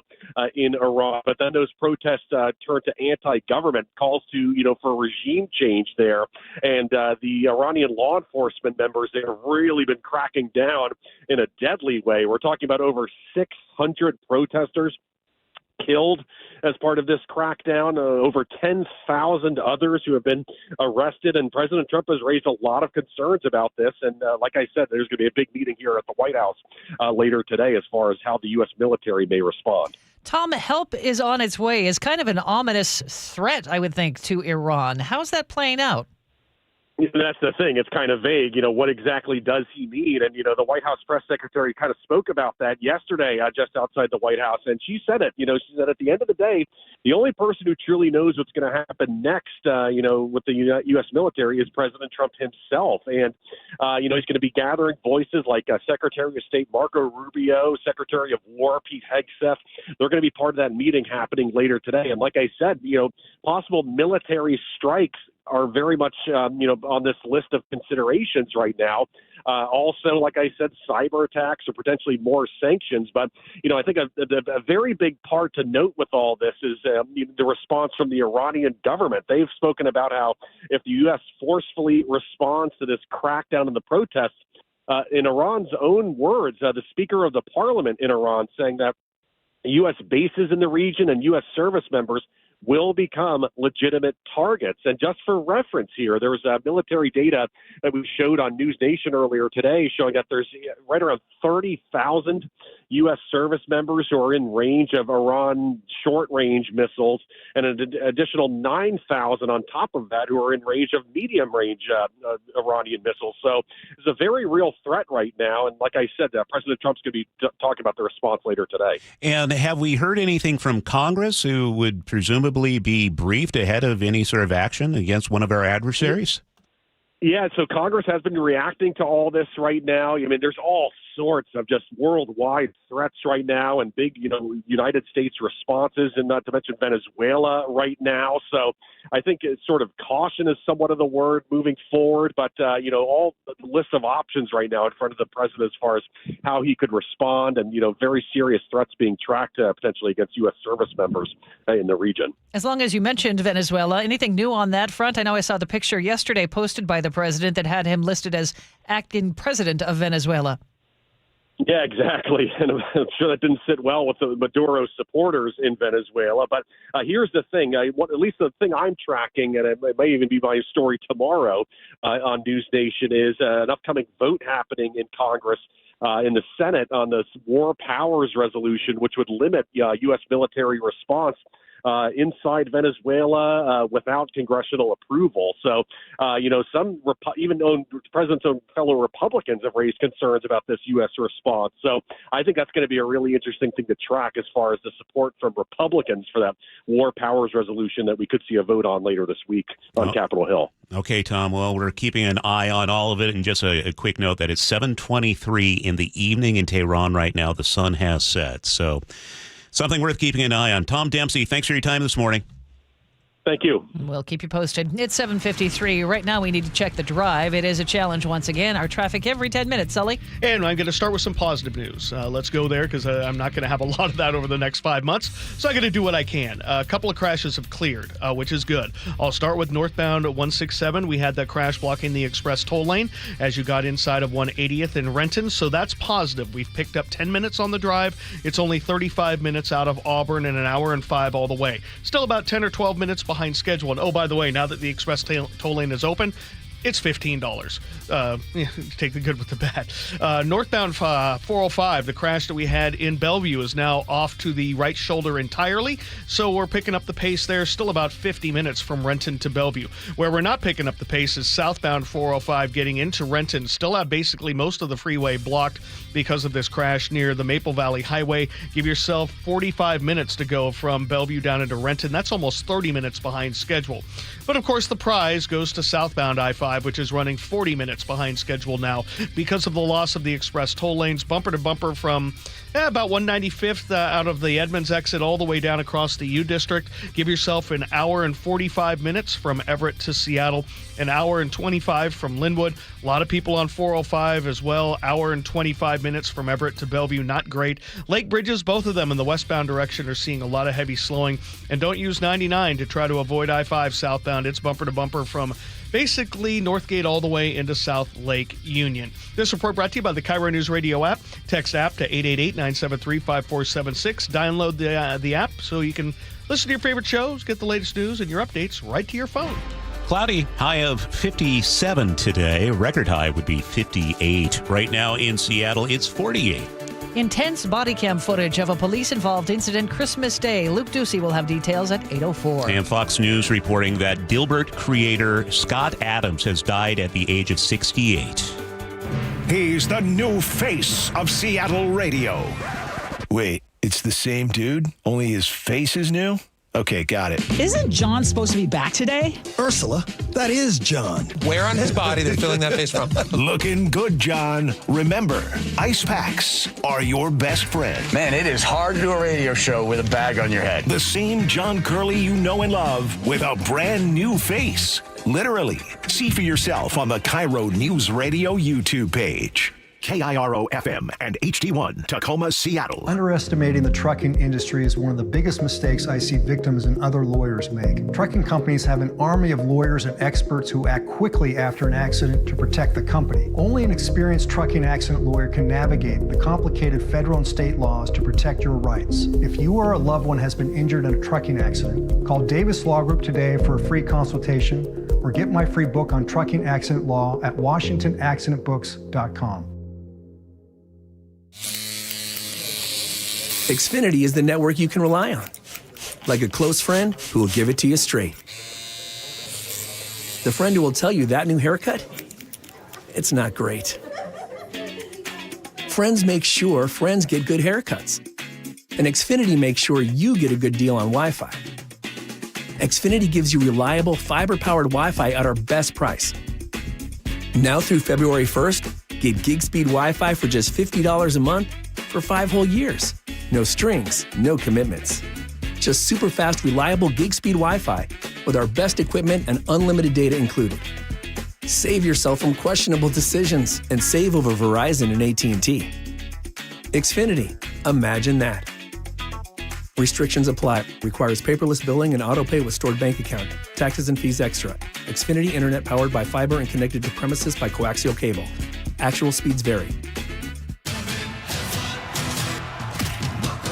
Excite Fight Live MMA brings you a night of raw adrenaline and heart-pounding action. See the fiercest fighters go head-to-head at Muckleshoot Casino Resort at 7 p.m. on Saturday, January 31st. Tickets are selling fast. Get yours before they're gone at MuckleshootCasino.com. It's a fight night like you wouldn't believe. Don't miss live MMA Saturday, January 31st at Muckleshoot Casino Resort. Life's expensive enough, isn't it? Groceries, gas, kids' activities. Sometimes your roof needs replacing, but your budget says not now. Hi, I'm Justin Shirley, CEO of State Roofing and Exteriors. We want to help with an offer to lift that weight off your shoulders. Get 0 down, 0 payments, and 0 interest for up to 24 months. Or save up to $3,000 on a new roof today. Call 866-ROOF-ROOF or visit stateroofing.com. Well, I'm here with my good buddy, Dr. Dan Nelson from Eastside Pain and Regenerative Medicine. And you've heard from Dr. Dan's patients over the years how a simple stem cell procedure has successfully conquered their pain. Well, folks, now it's my turn. After years of dealing with knee pain from all the football abuse, I can say my knee pain now is almost 100% gone. How'd you do it, Dr. Dan? Well, Brock, personally, I'm very happy that you did so well. And your story is like so many of our other patients who come in, former athletes and non-athletes as well, who have come in with chronic knee pain and they are looking for alternatives besides knee replacement surgery. And we're happy to provide this service. It's been truly a game changer for so many folks. It's just been a pleasure to be part of this. Consider Dr. Nelson, the only doctor with over 30 years of experience in pain medicine techniques, including stem cell therapy. I was in and out with a couple of follow-ups. It's a non-surgical solution to pain using your own stem cells. Consider stem cell therapy with Dr. Daniel Nelson, MD at 425-823-4000 or visit DanielNelsonMD.com. That's DanielNelsonMD.com. It's the Clearance Savings Spectacular at Olympic Hot Tub. We're slashing prices on hot tubs, saunas, and swim spas. Even bigger savings on floor models. Plus, no interest through 2031. OlympicHotTub.com. Better you, better life. Your best source for local news. KIRO News Radio. KIRO FM and HD1. Tacoma, Seattle. Northwest News. This is CBS News on the Hour, your home for original reporting. I'm Steve Kathan. Activists say the death toll from demonstrations in Iran now tops 2,000. And as CBS's Natalie Brand tells us, we're hearing from President Trump. We have a new social media post from President Trump, and in it he has a new message to protesters saying, keep protesting, take over your institutions, save the names of the killers and abusers. This comes as human rights groups have said that the death toll has exploded. He's saying that these abusers will pay a big price. And he also goes on to say, I have canceled all meetings with Iranian officials until the senseless killing of protesters stops. Well, now to the U.S. Supreme Court. If women don't have their own competitions, they won't be able to compete. Justices hearing arguments over state bans on transgender athletes playing on girls' and women's school sports teams. CBS's Jan Crawford says laws currently exist in 27 states. If the court says that those bans can continue, you may see other states trying to pass those laws. But of course, Democratic-led states will not. And so we have quite a divide in this country on this issue. At least 6 members of the Justice Department Civil Rights Division have quit after learning there would be no civil rights probe into the fatal ICE shooting in Minneapolis. Legal analyst Lori Levinson. These particular prosecutors in the Civil Rights Division have left because they no longer see the Civil Rights Division staying on their mission of protecting people's civil rights. The state of Minnesota and Twin Cities are suing the Trump administration over the stepped-up surge of federal agents. President Trump with a comment this morning on the economy. The inflation numbers just came out, and we have very low inflation. In a fresh report on consumer prices, the government says inflation held steady last month at 2.7%. Money Watch reporter Joy Wiltermuth. The CPI report this morning shows a bit of change in the rate of inflation. It's not gone away. Prices are still rising a bit for consumers. But overall, year over year, we're still well above that 2% target that the Fed wants. Greenland's prime minister today rebuffed President Trump's call for the U.S. to take control of the Danish island, saying there's now a geopolitical crisis. Less than a month after revealing a lung cancer diagnosis,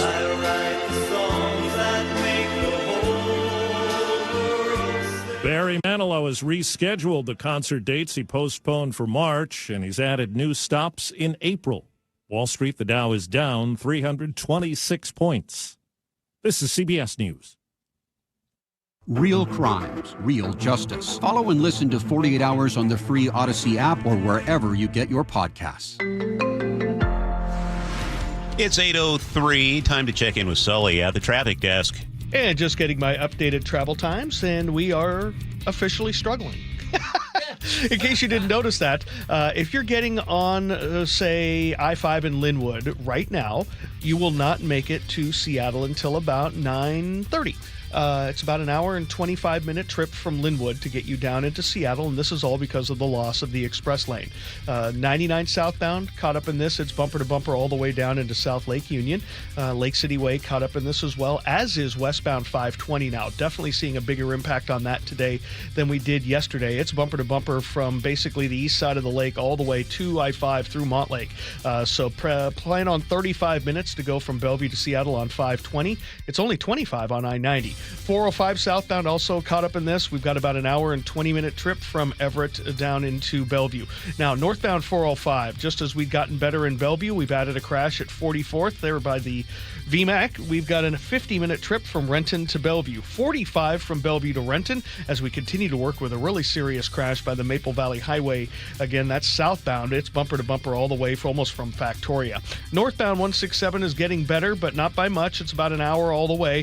Federal Way to Seattle, though, it's still doing okay. About 55 minutes for you. And we do have about a 2-mile backup on northbound I-5 as you work towards the actual construction zone on the Ship Canal Bridge. This report brought to you by Northwest Hope and Healing.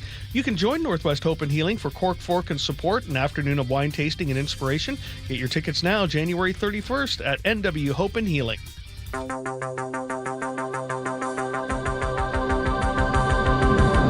8:04 on the Tuesday, January 13th, 2026 edition of Seattle's Morning News. I'm Charlie Harger with Manda Factor. Newly released body camera video captures a tense Christmas Day confrontation on I-5. It shows how Washington State Patrol troopers spent several minutes trying to talk a man off the freeway shoulder before the encounter suddenly turned violent. The man slammed a State Patrol lieutenant to the ground, then took off in her patrol SUV. We get the update live from KIRO Newsradio's Luke Ducey. Yep, let's jump right in and play the video for you. If you're watching on our YouTube feed, you're going to be seeing it right now. Christmas Day. State troopers tried to coax the suspect, 24-year-old Alexander Eugene Smith, away from I-5 near Seattle's Northgate neighborhood. Smith said he wanted to go to Stanwood, some 50 miles north of where he was at the time, and troopers, well, they gave him a blanket, and they offered to pay for his light rail ticket to get him on his way to Stanwood. You can hop in the back, warm up a little bit, we'll get you to the train station, get you your ticket, and then we'll let you out of the car. You want to do that? At least warm up a little bit, dry up a little bit? You guys are being very nice. I don't deserve it, okay? You can say you don't deserve it, but we still have a job to do, and we still have a duty to make sure that you're okay and to protect you, okay? Well, Smith didn't take the ticket in the end, but he eventually did walk away. However, a little bit later, Smith walked right back onto I-5, all caught on camera. Troopers walked after him onto I-5 to try to help him again. And now the moment that made all the headlines. A WSP lieutenant pulled up. You're going to hear her tell Smith, get off the interstate. Smith then opened her door, slammed her to the pavement, stole her cruiser. You're going to hear that cruiser engine rev up and then just kind of spin the wheels and take off. Here you go. Yeah, get off the road. Here, get off, bro. Get off the road. Please, bro. Please, bro. So she's on the ground there. No! No! No! And there's the cruiser just ripping on down the highway away from where she was. Finally, you're going to hear the original trooper in all this perform a pit maneuver. They all took off after this suspect. And then you're going to hear the car slam pretty heavy into that stolen police cruiser. Officers and troopers then held Smith at gunpoint until he was handcuffed. Here you go. The impact right there. Back up, back up, back up. Hey! Someone's going to shadow a successful pit. Amazingly, nobody was seriously injured in all this. In charging documents, prosecutors say Smith smoked meth right before the incident. He now faces felony charges. Amazing video. You can see all of it on mynorthwest.com. And traffic was not stopped. That is the thing about this guy running out into traffic. And then you have those troopers chasing behind him, just desperate to get him to stop, and they're going out into traffic themselves. You know, and they had mentioned that they wanted to keep him safe because they had that incident the week earlier with the one trooper who lost her life down in Tacoma, and they mentioned that to him, and they were like, look, we just want you to be safe. And it's amazing. It's 8:08 now. Monday marked the first day of the new legislative session in Olympia. Already, Democrats and Republicans were sparring over how Governor Ferguson should calculate his proposed budget. The state faces a $2.3 billion shortfall. At issue was something called a reversion assumption, basically an estimate of how much money lawmakers approve but agencies never spend, which then reverts back to the general fund. Democrats wanted that assumption set at 1%. Republicans, including Representative Travis Couture, argued for 25% less, matching their own forecasts. There shouldn't be two sets of rules between what the legislature has to do and what the governor must do. In the end, they compromised at 0.9%, a difference worth nearly $100 million in the state's two-year budget. Governor Ferguson wants lawmakers to pass a millionaire's tax this legislative session. He wants a 10% tax on income over $1 million. He tells TVW where he wants that money to go. Tax break for small business owners. They're the backbone of our economy. I propose that, and frankly, we'll be insisting on that. Also, a rebate back to thousands of Washingtonians in the form of a check they receive to help them out during challenging times. Now, critics say an income tax is unconstitutional in Washington state. The governor says he expects legal challenges and would support a constitutional amendment to lock in the tax. Hi, everybody. It's Barry Manilow on Seattle's Morning News, KIRO Newsradio, with Charlie and Manda. CBS News scared me a little bit there. If you were watching the YouTube feed, your eyes just got all wide and it's like, oh no. Well, he said he was diagnosed with lung cancer a few weeks ago, and so I've been worried about my Barry. And here he is. He's on the mend, and he's going to make up some tour dates. Yes, good news. Great news for Barry Manilow. Well, thanks for joining us. I'm Charlie. That is Amanda. Thank you. And we have David Burbank in the studio with us. Chris Sullivan is very, very busy watching not only the roads today, but you have a choke point coming up. Yep, going to take a little legislative look at what we're going to be doing with the transportation budget. The governor wants $3 billion more. Lawmakers aren't sure where exactly they're going to find that. So we're going to break that all down here in a couple minutes. All right. And Nick, thank you very much for the COPA. That made my morning. I pulled that old Barry liner that you guys gave me back in the day and thought it was appropriate. We'll hope to talk to him again someday. Yeah, it's 8:10 here on Seattle's Morning News. There's another bill proposed by Governor Ferguson during yesterday's legislative session. It aims to regulate AI companion chatbots. This proposal would require clear disclosures, ban sexually explicit content for minors, and mandate suicide prevention safeguards. We get more details from KIRO 7's Lindsay Sheldon. Governor Bob Ferguson wants to regulate the companies behind these types of chatbots, especially when it comes to mental health. The Senate Bill 5884 would require developers to implement and publicly disclose protocols to detect and respond to self-harm or suicidal conversations, and that includes referring people to crisis resources. Newly obtained video from KIRO 7 shows the dramatic final moments of a Tacoma police chase that ended in a crash. Surveillance footage from a neighbor shows a Dodge Charger blowing past a red light, weaving through traffic, hitting two parked cars before flipping over. Here's KIRO 7 TV's Dee Dee Sun. Deputies say the 18-year-old driver was drunk behind the wheel of a car he stole from family.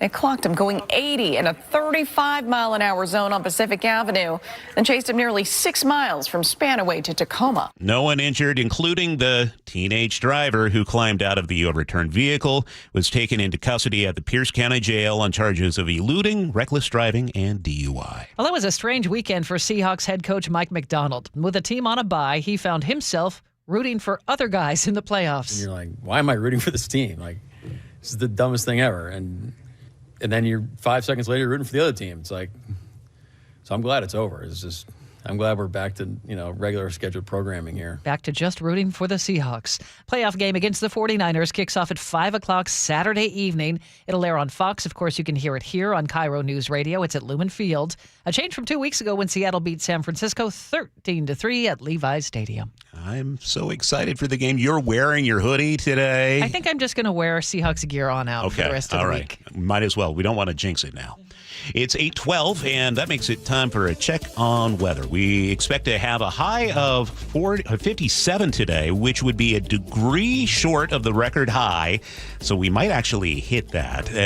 Tomorrow, we will also be dry, partly sunny by the afternoon. Highs in the mid to upper 50s, and we stay in at least the low 50s and dry the next several days after this, with partly to mostly sunny skies in the afternoon, morning fog. Right now in Seattle, it's 48 and cloudy. And it's 8:13, time for traffic. We do that every 10 minutes on the threes. And here's Chris Sullivan with a puzzled look on his face. I was just thinking over the last couple of weeks or through the end of the Seahawks season, I don't actually have much Seahawks gear. I don't even have a Seahawks hat. You need to fix that. Which is crazy. I was thinking the last hat I have is, I think, like the Action Green, but it's from Reebok. So, I don't know how many years ago that is. I thought you specifically weren't wearing any Seahawks stuff as a good luck charm. No, I just realized I don't really have any other than Super Bowl champ stuff and stuff from that era. That was just an excuse because he's got so much Bobcat merch. Right? Yeah, but it is true. It's not like I don't have blue stuff, but it's just I was thinking about that the other day. I don't actually have a hat. And Holly's like, really? I'm like, yeah. I have way too much of everything else. But time on my hands is not one of them. But you do on the roads, which gives you plenty of time to listen to us and listen to the first hour and a half of the G and Ursula show if you're getting on in Everett at this point. I don't mean to laugh. I'm not making fun of you guys. I'm trying to empathize. It's rough. We have an hour and a half drive just from Linwood into Seattle at this point. A bumper to bumper from the Edmonds exit all the way down to the U District and across the Ship Canal Bridge. I mean, that's just ugly. Hour and 50 total from Everett to Seattle. So we're getting closer to that 45, 50-minute delay there. And every other southbound road is jammed up because of this. 405 caught up into the act as well. It is bumper to bumper from Linwood, probably about an hour and 20 out of Linwood now to get you down into Bellevue. Westbound 520 also caught up into this because you're driving right into that slowing. As for the Ship Canal Bridge itself, where we do have the 2 left lanes blocked, we've got about a 2-mile backup and 15-minute delay getting out of Seattle from, say, the convention center up through that area. Now to the 405 corridor, which is pretty brutal as well. Renton to Bellevue is running 40 minutes because of the crash in the HOV lane as you get up towards 44th. Southbound 405 is about a 35-minute delay. It's 45 to 50 minutes from Bellevue to Renton because of this crash near the Maple Valley Highway with just the far right shoulder getting by. Valley Freeway still up over 30 minutes. Another crash, this time right before 405. So it's ugly. Oh, however, Federal Way to Seattle is only running 54 minutes. That's 10 to 15 minutes faster than normal. KIRO News Radio Real-Time Traffic. I'm Chris Sullivan. I'm their conduit, and I'm glad to do it. Charlie Harger and Manda Factor, Seattle's morning news. Let's go! Now, Choke Points with Chris Sullivan. Presented by Carter Subaru. You know, Amanda, I just can't get enough of Sully. Me neither. He's here, and Governor Ferguson has your attention because he wants to add $3 billion to the state transportation budget in this short 60-day session. Okay, so Sully, how does he want to do it, and is it popular? Well, I'll break that all down, and the answer is really no from both sides of the aisle. So here's what the governor wants to do. Of that $3 billion, the governor wants to spend more than $2 billion of that on maintenance and preservation, something that the legislature has long ignored. By many previous estimates, WashDOT underfunds, or the state of Washington, underfunds maintenance and preservation by about $1 billion a year. So putting money into that and not into some other projects is really necessary and something that I think everyone's getting on board, especially after the closure of the Fairfax Bridge, right, which was shut down because of bad steel because they weren't taking care of it. But the governor wants to raise that extra money by selling bonds using the revenue from the increased gas tax as collateral. Not a very popular idea with plenty of Republicans, but also with Democrats like House Transportation Committee Chair Jake Fye. He feels that will leave the state with less financial flexibility with that money tied up in the bond market. He's leaning toward project prioritization and maybe scheduling a little bit to move some money from current projects into maintenance. I think there's a lot to be said for putting more money into preservation and maintenance. Can we see if we can maybe slow down a project or two and put some money more money into preserving and maintaining what we got? Yeah, if you hear that correctly, that means maybe slowing down some projects that we really do need. Not exactly sure what that would look like. That's what they're going to start discussing. And in the short session, he says it's not sure if the legislature should be focusing on anything else. We didn't do new things of any consequence last session. It was just filling holes for project overruns like 520. So the idea of doing new stuff is like, where's the money? Where's the money coming from? Which is really refreshing from a Democratic lawmaker who has that kind of power down there in Olympia. Now, there's also expected to be quite a discussion about the ferry system. And now, when I say everything's on the table, I mean everything. They're talking everything from delaying the electrification of the fleet, maybe rethinking the contract to build 3 new electric hybrids, which has already been signed. That's problematic. Representative Fye says everyone's coming to his door with something. I've had people in my office talk about doing the San Juan ferries with hydrogen as a fuel. I've had people come in my office and offer to build and lease back to the state ferries. We need to take a look at all of these. And maybe the biggest discussion of all will be around the Climate Commitment Act, not about its fundamentals, but where the money can and should be spent. Governor Ferguson wants to use it for tax credits for working families. All other lawmakers want to use it to pay for emergency repairs after the historic flooding. Representative Fye isn't a big fan of taking money from the CCA that doesn't go directly to climate issues. Many of my constituents complain to me about, well, you sold us on this tax and it was going to be restricted to this purpose, but now you're spending it on something else. He believes the CCA money should stay where it is going. Now, here's one that really got us going, and I'm sure it will again. EV drivers. Pay very close attention to this. An interesting topic that will likely be discussed, but maybe not put forward because of the short time in this session, is something surrounding the road usage charge. You know, the idea that we've been talking about for 10 years, 11 years now, of charging you for every mile that you're driving as a way to recoup what we have lost in the gas tax as cars have gotten more fuel efficient. Representative Fye is looking at something called a highway user fee, which charges you a fee when you renew your tabs based solely on your car's miles per gallon.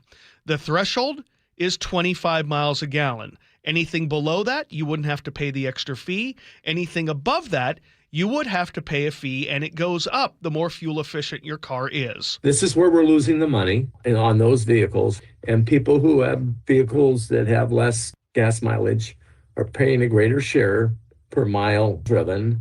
So it gets at the same problem, but it doesn't have the concerns associated with privacy, right, tracking, all of that. Doesn't matter how many miles you drive, it's based solely on your miles per gallon. Virginia is the only state that is running a program like this. It's relatively new, but if you want to get an idea of what the table would look like based on your MPG, it's right there at mynorthwest.com. I put a link to the Virginia program on that. So it gets at the lack of paying for roads from some of the higher vehicles, the MPG vehicles like EVs, but doesn't necessarily hurt people at the lower part of the income levels who have maybe a less fuel efficient MPG. They wouldn't pay anything more. They just keep paying the gas tax. So interesting ideas, a lot to talk about, a lot to unpack, and I know not very popular for you EV drivers, Charlie. Just trying to do the right thing, Sully. Hear me out. Okay. An idea. How about instead of, sticking it to your buddy Charlie with his EV that he's trying to be responsible driving into work, fewer emissions, maybe we go out as a state and we encourage people to get into like F-350s. We encourage them to get into Mercedes G-Wagons. We encourage them to, get into a Ram 3500 Mega Cab DRW, which gets 16 miles per gallon. We get people into worse mileage cars. Therefore, the more gas taxes made that way. Yeah, what are the list prices on those? These are just details. Okay. These are just details. I think that one thing that would be interesting to do with a program like this as to not necessarily screw over people who are trying to do the right thing or maybe want to do something with an EV is maybe actually use the fees that you do pay every month or every year in lieu of the gas tax and to you actually do pay extra fees. Oh, yeah, you do. And I'm not saying you don't. Is that maybe the legislature should earmark that money for roads. Because that money doesn't end up going to roads. It can go in a lot of different places. And so I think that would be a kind of a nice compromise. Maybe have this kind of a system, but then also give you a break on the back end by making the fees that you do use go to where they might be helpful as opposed to somewhere else. So that way you're not getting totally bent over. This is what's so adorable about you. You think that in Olympia they're going to go, you know what? That's right. I'm just going to transfer that money instead of, hey, maybe we just charge extra money. You don't think they're listening to Sully in Olympia? It's so cute to think that but sorry that I'm trying to come up with a rational solution as opposed to just automatically reaching into your back pocket all the time. But again, maybe that's why I'm not electable. We'll see what happens. Yeah. Running for governor in 2020. God help us all. I thought it was Sully for Prez and Charlie for Charlie Gov. for governor. Yeah, that's how it's going to work. Yeah. I'll just be secretary of keeping it real. All right, keeping it real on the drive. It's been a tough one this morning. Yeah, and this is a crystal ball look into the next 5 months of our lives. This is pretty much what we have, plus a couple of other really nasty accidents that have really put us behind. But if you're on I-5 right now and you're getting on in Linwood, you're going, hey, what are you talking about? It's all green on the map. I'm going freeway speed. Yeah, it's great. Well, then you come around the corner down the hill by the Nile Golf Course at the Edmonds exit, and you hit the brakes.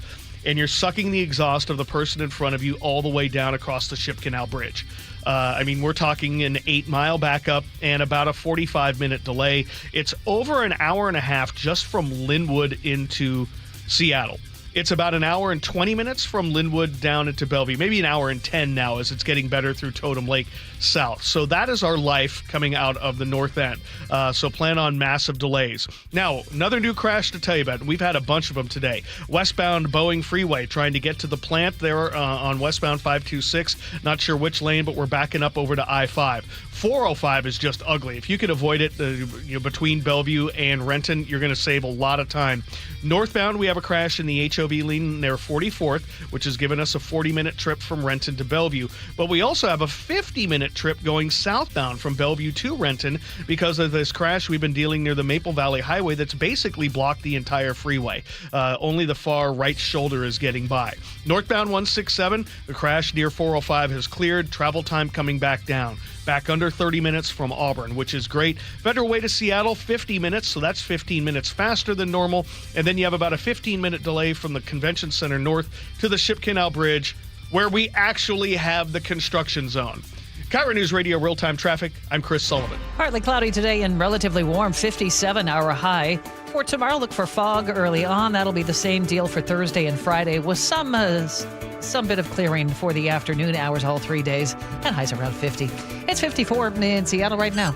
And coming up here on Seattle's Morning News, more of the day's top stories, and KIRO News Radio's Luke Ducey takes a look at one of the big bills being discussed in the state legislative session. Also, New York Times investigative reporter David Farenthold on the prosecution of Federal Reserve Chair Jerome Powell. That's coming up on Seattle's Morning News. It's a fact. When your eyes work correctly, light focuses through both your cornea and your lens to give you high-quality vision. Hi, it's Dr. Kopstein from K2 Vision. Here's another fact. As we near age 50, we begin to lose the quality and function of our natural lens. That's when we start to reach for reading glasses and contemplate those cataracts on the horizon, typically in our 70s or later, but inevitable if we get old enough. Fortunately, K2 Vision has the advanced permanent solution for both, refractive lens exchange, or RLE.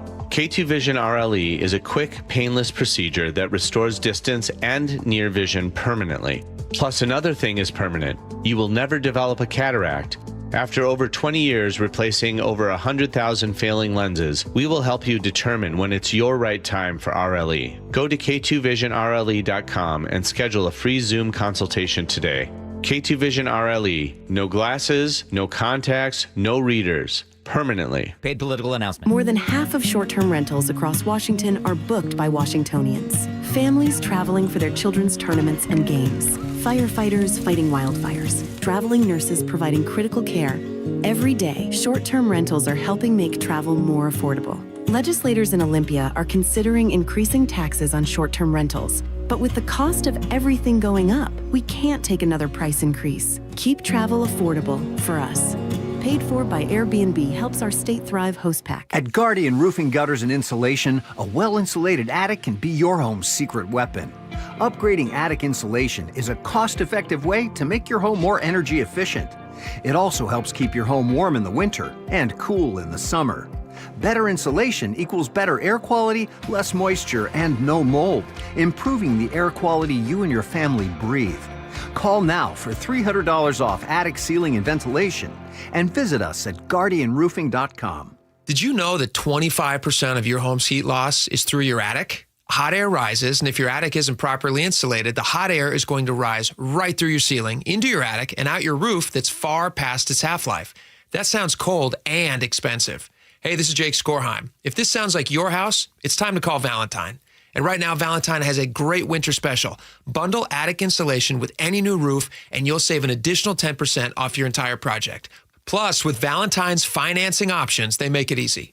No matter what your home needs, insulation, gutters, siding, or a new roof, you are guaranteed the Valentine experience. Seamless communication, meticulous cleanup, and extra mile service, even in winter weather. My home is protected by Valentine. They keep me off the roof, which my wife and kids are extremely grateful for. I trust them to help you too.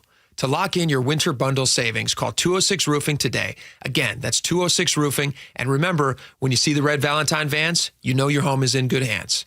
206 Roofing. Meet Lee Platts, a renter whose possessions fill not only her apartment, but also the darkest corners of a mini storage unit. A land of both truth and fiction.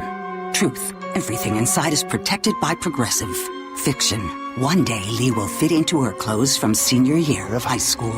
Renters, discover coverage for what you love and what you can't get rid of in Progressive's Protection Zone. Get a quote at Progressive.com. Progressive Casualty Insurance Company, affiliates, and third-party insurers. Wesley Financial Group is not a law firm. I'm Chuck McDowell, founder of Wesley Financial Group. Did you buy a timeshare because they told you it was a great investment? That's a lie. Most timeshares can be bought online for $1. To find out what your timeshare is worth and to cancel it, call us today and we'll send you our timeshare exit kit free with all your options for cancellation. Call Wesley for your free exit info guide. 800-771-1300. That's 800-771-1300. Happy New Year, Susan. I really appreciate you picking up the bill for lunch. I'm happy to. One of my New Year's resolutions is being better with money. So I've started using Upside, the free app that pays you cash back for buying gas. Wait a minute. Are you saying you actually get paid cash when you buy gas with the Upside app? Yes, I earn cash back just for buying the gas I was already buying. Does that actually add up to anything? I'll make $200 to $300 this year. Wow, that's serious extra cash. I'm downloading the Upside app now. Download the free Upside app now in the App Store or Google Play and start earning cash back on everyday gas purchases. Use promo code RIDER for a 25 cents per gallon bonus on your first tank. That's up to 50 cents per gallon on your next fill up. You can cash out anytime, right to your bank account or a gift card for Amazon and other brands. Just download the free Upside app and use promo code RIDER for a 25 cents per gallon bonus on your first tank. That's code RIDER. Code RIDER. Offers vary by user and location. Go to upside.com for terms and conditions. Guys, your New Year goals start now. Get limited time savings on our most popular treatments at Revive Men's Health. Visit ReviveMen'sHealth.com to see if you qualify to save hundreds. Now, the latest from KIRO Newsradio and MyNorthwest.com. Live from Eastlake Avenue. You're listening to Charlie Harger and Manda Factor, Seattle's morning news. Good morning. It is 8:31. State lawmakers are advancing a bill that would limit when police officers can cover their faces while dealing with the public. A direct response to concerns over masked ICE agents carrying out immigration raids. We get more live from KIRO News Radio's Luke Ducey. Yeah, the bill is being discussed actually right now in a committee meeting down in Olympia. Here was Democratic House Speaker Lori Jenkins, however, recently on this whole issue. Masks are being used to obscure identities, to escalate tensions, to stoke fears, to deny public transparency, and to shield government from accountability. That can't happen here. If this passes, police officers and federal law enforcement officials and officers, I should say, would be prohibited from covering their faces with a balaclava, neck tube, or any kind of tactical mask while interacting with the public, including during any immigration arrests. Also, anyone detained by an officer, this bill says, who violates the rule could then file a civil lawsuit seeking damages and attorney's fees. 2 weeks ago, Border Czar Tom Homan defended masks in an interview with Politico. And we're not even talking about the doxing of agents, their spouses, and their children. So they're wearing masks to help give them some sort of protection. But when the same people that are complaining about ICE wearing masks, have they ever said anything about BLM protesters wearing masks? There are specific exemptions in this bill. Officers working undercover, let's say, and SWAT officers, they could still wear protective gear. Also, cops could wear medical masks and respirators. One of the big questions in all this, though, can a state government tell federal officers what they can and cannot do? Well, last year, California became the first and only state that passed a similar bill to this. The Justice Department is challenging that law in federal court right now, arguing only the federal government can set requirements for federal agents. So we'll see how that plays out as well. Charlie and Amanda, in response, supporters say, look, federal officers have to follow state laws. If we pass one here, for instance, they can't run a red light. I don't know if that equates, but that's one of the examples they use for masks as well. Similar bills are being considered right now in Illinois, Michigan, Massachusetts, and in Oregon. Seems that will be something that will be in front of the Supreme Court at some juncture here. So something to pay attention, especially in our state legislature. Yeah, and let's see what happens today in that committee meeting. We'll be having more on this throughout the day, obviously. Okay, thank you, Luke. It's 8:33. That's time for traffic. We do that every 10 minutes on the threes. What's up, Sully? Well, we're trying to get better out of the Snohomish County area. Our travel times seem to have maybe stabilized or maybe started coming back down a little bit out of Linwood. We're back under an hour and a half from Linwood to Seattle, which is still about a 40-minute delay over what you might expect. And we're back down to about an hour and 15 from Linwood down into the Bellevue area. So we're starting to trend in the right direction. But the problem is, it's just, it's going to take a while. Something we saw yesterday that we didn't really talk about this in our after action report was, around 9:30 at 10-ish, we started definitely seeing things getting better in that southbound direction, especially south of the Northgate area. We're not there yet. 99 southbound, not an option for you. It is bumper to bumper from Green Lake all the way into South Lake Union. Across the lake, we've got about 30-minute trips for both of the lake bridges with, again, that's just volume. You're driving into that Ship Canal Bridge slowdown if you're heading westbound on either one of the lake bridges. As for that slowdown itself, northbound up to the Ship Canal Bridge, we've got about a 15-minute delay. Northbound and southbound 405 continue to struggle into and out of Renton. Going to go southbound first, where you're used to maybe a 15-minute drive from Bellevue to Renton. It's running 50 at this point because of this crash in the HOV lane that is basically blocking most of the roadway now. So plan on big-time delays. Northbound 405, Renton to Bellevue, this crash near the VMAC is cleared. Still have 50 minutes for you. Valley Freeway's getting better. Hey, and Federal Way to Seattle's only running 50 minutes. 15 minutes faster than normal. KIRO News Radio real-time traffic. I'm Chris Sullivan. Unseasonably warm. Right now we're at 54 at SeaTac Airport, headed for a high of 57. 58 would be the record high. Partly sunny this afternoon and partly sunny the next few days with highs in the low 50s. Right now in Seattle, like I said, 54 at 8:35. This is the city's longest-running radio news show, Seattle's Morning News on KIRO Newsradio. On Tuesday mornings, we call up New York Times investigative reporter David Farenthold to talk about the big stories of the week. And good morning, David. Let's start with the Federal Reserve. We have a lot of moving pieces here. Bring us up to speed. What's happening there, and what are you looking for? So everyone probably remembers that there's a guy named Jerome Powell, who was the chairman of the Federal Reserve.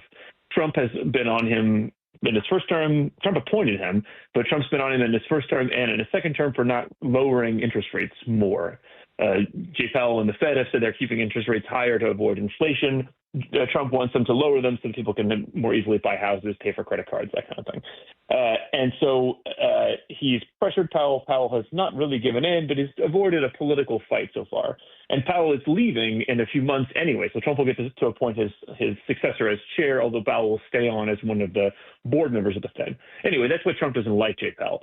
And as sort of a new part of that pressure campaign, the U.S. Attorney for the District of Columbia, Jeanine Pirro, the former TV host that Trump appointed, is now investigating Jay Powell criminally under allegations that he lied to Congress about the cost or the nature of renovations that he is doing to the Federal Reserve building itself. I don't think a lot of people really believe there's much there criminally. I mean, why would he lie to Congress about something he's paying for with his own money? You mean the Fed's own money? But this is just another way of the Trump, like he's used against James Comey, Ambassador John Bolton, Letitia James, the New York Attorney General, people that Trump doesn't like. In his second term, he's found these prosecutors who are willing to try to use the criminal justice system basically to go after people that Trump doesn't like for political reasons or personal reasons. This is another example of that, but it's more damaging to Trump in this case because the independence of the Fed is something that a lot of people in the economy care about. And if he seemed to be sort of, overrunning that and making the Fed more of his personal plaything, it could really undermine a lot of faith in the U.S. economy more generally. I'm noticing some pushback from the right on this. Can you explain what's happening there? Yeah, Trump has tried to lower interest rates at the Fed, which would bring down the interest rates people would be able to pay on new houses and mortgages. He's also tried to impose a cap on credit card interest rates, which is something he can't do legally. He needs Congress to do that.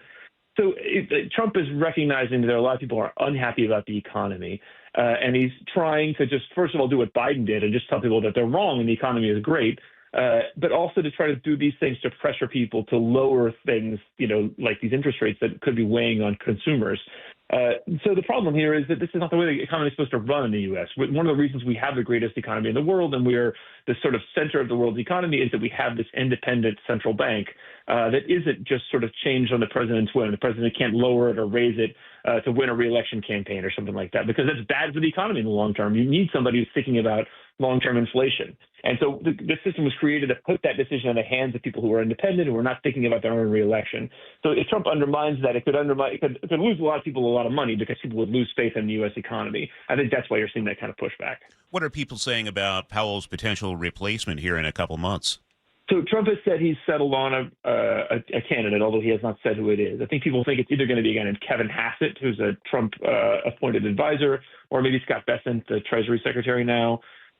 Both of those people are being appointed because they'll do Trump's bidding. They're unlike Jay Powell, who was appointed by Trump but never sort of swore allegiance to him. Both of those people are going to be people who are going to do, at least in the beginning, what they think Trump wants, which is to lower interest rates. So the risk that we're going to get the president dictating interest rates, I think, is going to come true pretty soon. The question is just whether Trump can have it a little earlier and whether he can do that by sort of using the criminal justice system against Powell. I want to transition over to Venezuela. It sounds like some blunt candor from the Exxon CEO to the president. Yeah, I think Trump had this belief, which I don't know what was really based on, that once he took Maduro out of Venezuela, got this more compliant government in Venezuela, that the U.S. oil companies would come rushing back in because Venezuela does have these enormous oil reserves.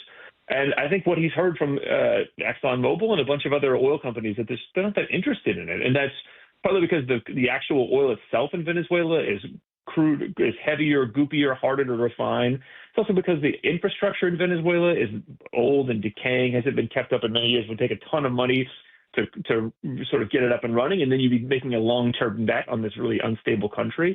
And the third thing is that oil prices are generally pretty low around the world. So introducing a huge new glut of supply is not going to help ExxonMobil's bottom line or anybody else's because it's going to lower prices further. So there's been a real leeriness by the oil companies to jump back in, which I think surprised Trump and has frustrated his plans to turn Venezuela into kind of an oil colony of the United States. All right, New York Times investigative reporter David Fahrenthold. David, thanks as always. We'll check in next week. Thank you. 8:41, what's coming up in traffic, Well, Sully? we're going to continue to look at the problems on southbound I-5 getting into Seattle. We'll break it down next. After a slugfest to win the NFL's toughest division, the number one seed Seahawks' first playoff opponent, naturally an NFC West rival. And Purdy goes down inside the 15-yard line. Seahawks, 49ers, Saturday. And Lumen will be rocking. All teed up. The road to the Super Bowl runs through Seattle. And KIRO Newsradio 97.3 FM and the KIRO Newsradio app.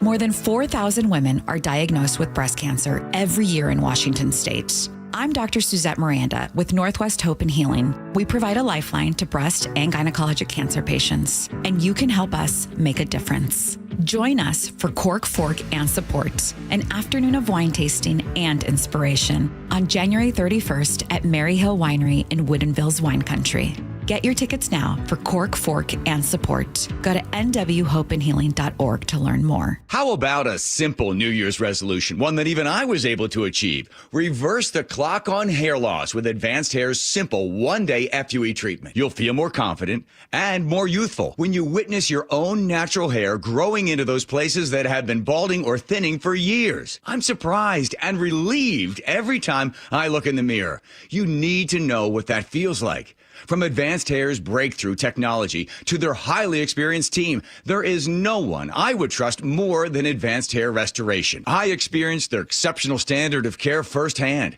Your comfort and your results are the top priority of the entire Advanced Hair team. Celebrate this new year with a fuller head of hair and get a free consultation, $250 off, and 250 free hair grafts. Call 425-449-8185. That's 425-449-8185. Discover what meeting your resolutions could look like with the before and after pictures at advancedhair.com. Adrian here from Lake Washington Windows and Doors. Winter might seem like an odd time to replace your windows, but now is when you get the best deals. Our Leak Armor installation team will keep your home warm and dry while installing beautiful, new energy-efficient windows. You'll feel the difference right away. Quieter rooms, lower energy bills, and a more comfortable home. Right now, save $600 on windows and $1,500 on doors from Lake Washington Windows and Doors. Plus, enjoy 12 months same-as-cash financing. Visit lakewashingtonwindows.com. 8:43, Chris Sullivan is watching traffic. And we still have a lot of work left to do if we're trying to come down from the Snohomish County area, primarily away from Linwood, as we continue to work with the results or the impacts of the loss of the express lanes in the southbound direction. During the morning commute, we have an 8-mile backup that starts right around 104, the Edmonds exit, and goes all the way down to about the Ship Canal Bridge. A real bumper-to-bumper drive, still an hour and a half from Linwood to Seattle, an hour and 50 all the way from Everett. So not exactly great drive. And again, this is going to be with us for the next 5 months. 99 southbound jammed up because of this. Westbound across the 520 is also jammed up, but that's primarily because of the slowing we have for the construction zone that's actually in the northbound direction right there at the Ship Canal Bridge. 405 southbound, about an hour and 15 from Linwood on down, so it's behind schedule as well.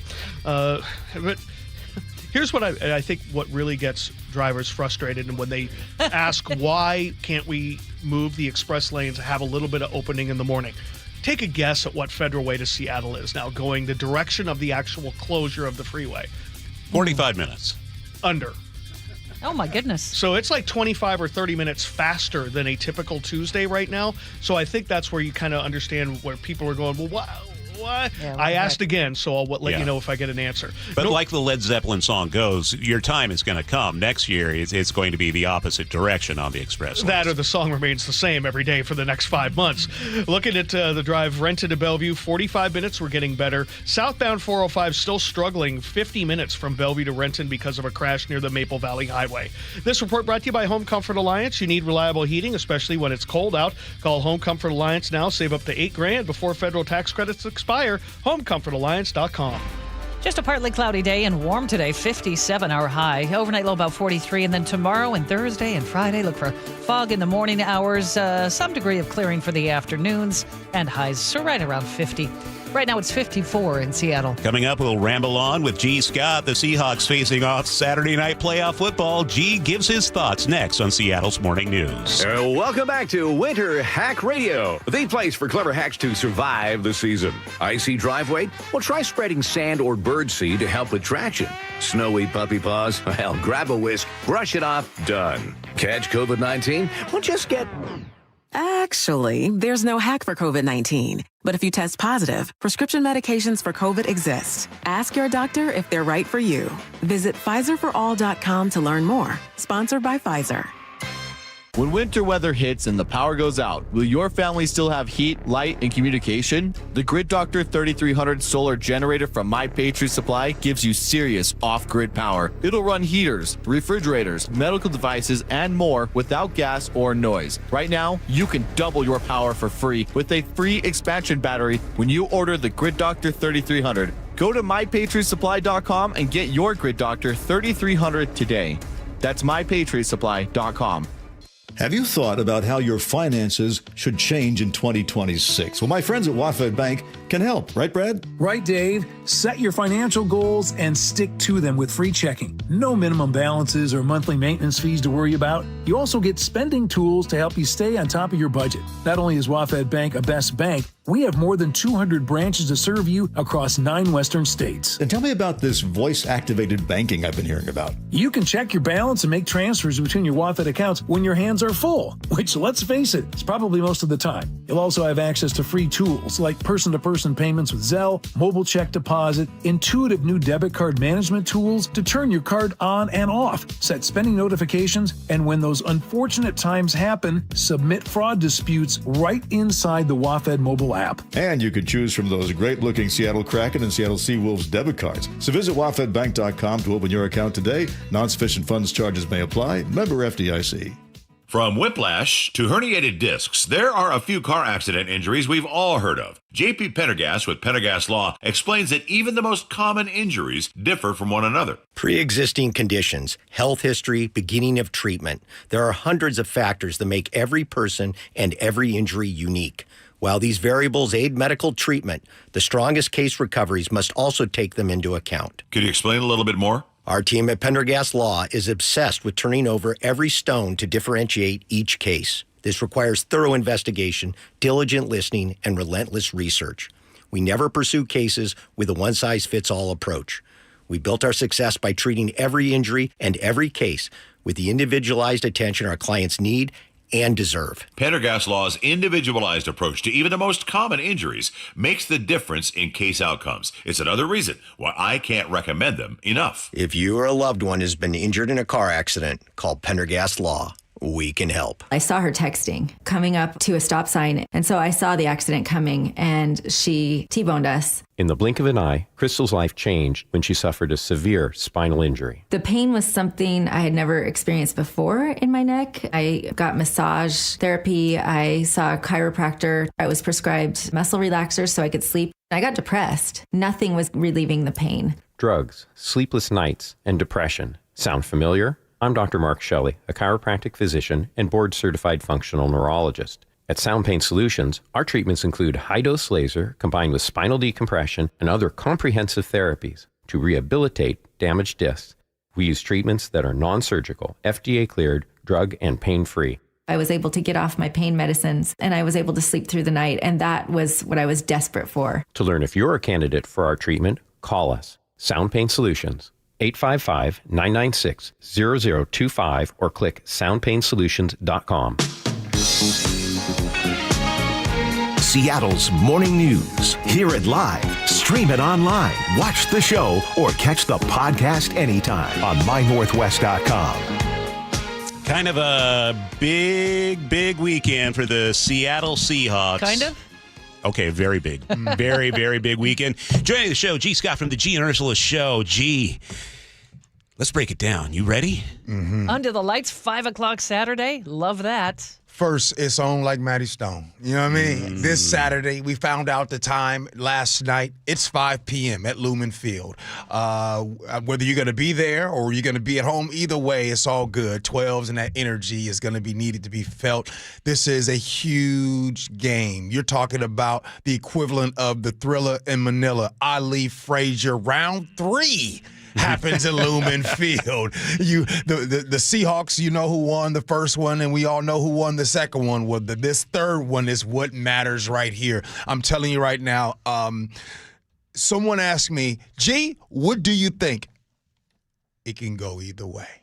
It's a division rival, right? The Niners, who I would say, do the Seahawks have kind of an advantage? Yeah. Let's talk about those advantages. Number one, they had a bye week. They had some rest.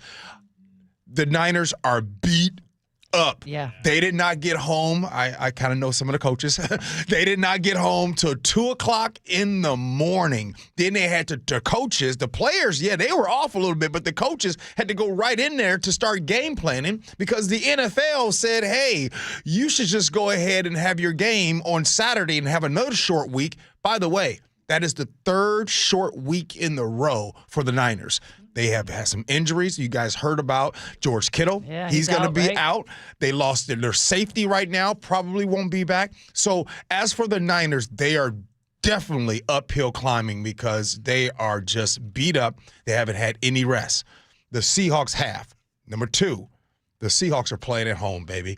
And if you're listening right now, and if you are going to have the honor of going to the game this Saturday, and you're saying, wow, this is the first time that I've ever gone to a Seahawks playoff game, I'm going to tell you it is totally different. Insane. It is totally different. Oh, I heard the 12s are loud.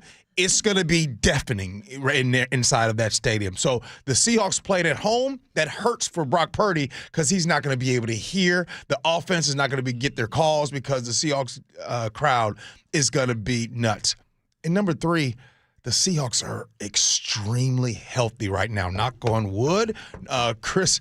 Charles Cross, left tackle, is going to be coming back. That's awesome. So there's a lot of things. So while I say it can go either way, I like the Seahawks' chances. Like where we are. And are you keeping an eye on any of the other teams, especially after that crazy wild card weekend? You know, I forced myself to watch last night. I watched the entire game, the Pittsburgh Steelers and the Houston Texans. yes, the Texans won, and it doesn't matter. The Texans will head over to the Patriots, and whatever AFC team comes out and come into the Super Bowl. But I will say the Houston Texans, they have an amazing defense, but they had an amazing defense all season. And if you're thinking, well, the Seahawks beat them, if you go back to that Seahawks game, it was really weird and wonky, and it was that way because they have a very good defense. So, yes, I have been paying attention, Charlie, but more importantly, I've been paying attention to right here. Yesterday on the Reset, I had Steve Largent on the show. Love it. We talked about rivalries. He talked about JSN. He also talked about why he thinks this team is special. So if you get a chance, go over to the Reset on YouTube, and you can hear Steve Largent. By the way, I be fanning out talking to Steve. I bet. Have to. I Number fan 80. out talking to that dude. Good looking man. All right. Just like you, G. No. They're playing your music, which means I must excuse you now. Glad you're back, though. See Go you Hawks. guys. Let's get a check on traffic with Sully. And here's a crash that I haven't had a chance to talk about enough, and a lot of our listeners are stuck in this.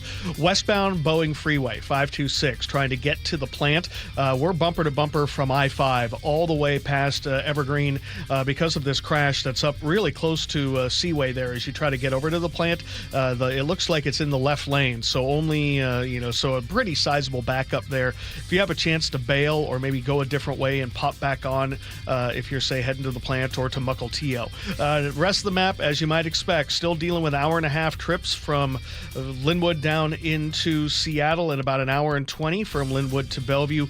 Both lake bridges are really slow, caught up in this. There's also a new crash westbound 520 right by Microsoft. That one kind of slipped by me a little bit. We have finally cleared southbound 405 right at 169 in the Maple Valley Highway area there in Renton. And the rest of the map trying to get better. This report brought to you by me, KIRO Newsradio Real-Time Traffic. I'm Chris Sullivan. Partly cloudy and 57 today. G and Ursula Show coming up next on KIRO News Radio. Seattle's Morning News. Weekday mornings 6 to 9. Congressman Adam Smith, the ranking member on the House Armed Services Committee, situation in Minneapolis. I think this is just the obvious and terrible outcome of the way Trump has approached law enforcement. There seems to be no accountability, and the message going out is do what you got to do. There are no rules. There will be no accountability. Watch the full interview and subscribe to KIRO News Radio on YouTube. KIRO FM and HD1 Tacoma, Seattle. Happy New Year, Susan. I really appreciate you picking up the bill for lunch. I'm happy to. One of my New Year's resolutions is being better with money. So I've started using Upside, the free app that pays you cash back for buying gas. Wait a minute. Are you saying you actually get paid cash when you buy gas with the Upside app? Yes, I earn cash back just for buying the gas I was already buying. Does that actually add up to anything? I'll make $200 to $300 this year. Wow, that's serious extra cash. I'm downloading the Upside app now. Download the free Upside app now in the App Store or Google Play and start earning cash back on everyday gas purchases. Use promo code RIDER for a 25 cents per gallon bonus on your first tank. That's up to 50 cents per gallon on your next fill up. You can cash out anytime, right to your bank account or a gift card for Amazon and other brands. Just download the free Upside app and use promo code RIDER for a 25 cents per gallon bonus on your first tank. That's code RIDER. Code RIDER. Offers vary by user and location. Go to upside.com for terms and conditions. Paid political announcement. More than half of short-term rentals across Washington are booked by Washingtonians. Families traveling for their children's tournaments and games. Firefighters fighting wildfires. Traveling nurses providing critical care.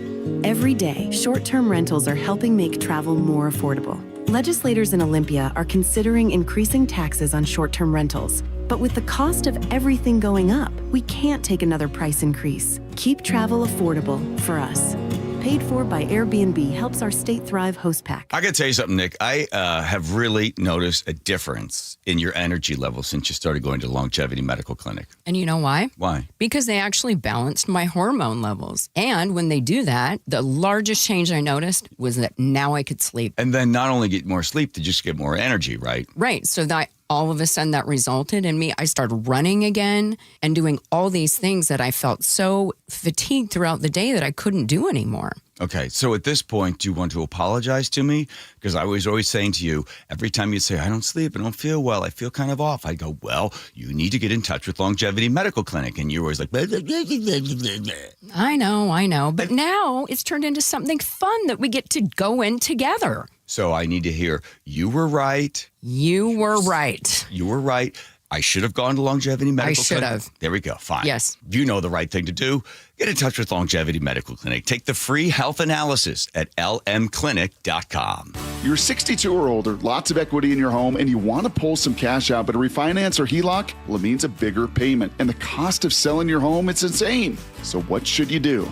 Hey, Brock Hewitt here for Tila Mortgage. You don't need to live at a lower standard than you deserve. You really got 3 options. Number 1, sell your home. 2, get a HELOC or refinance. Or 3, get a reverse mortgage. Tila has done the analysis and believes that a reverse mortgage is the most cost-effective way for seniors to get cash out of their homes without selling and having the option of no monthly mortgage payment. Too good to be true? No. Call today and let's compare. Tila, spelled T-I-L-A, is a name you can trust for truthful, honest, and ethical advice for all your mortgage needs. Give them a call today. 206-766-8888. That's 206-766-8888 or TilaMortgage.com. Insurance and property taxes are borrower's responsibility. Tila Mortgage LLC is a mortgage broker. NMLS 2472046. It's the Clearance Savings Spectacular at Olympic Hot Tub. We're slashing prices on hot tubs, saunas, and swim spas. Even bigger savings on floor models. Plus, no interest through 2031. OlympicHotTub.com. Better you, better life. Your best source for local news. KIRO News Radio. KIRO FM and HD1.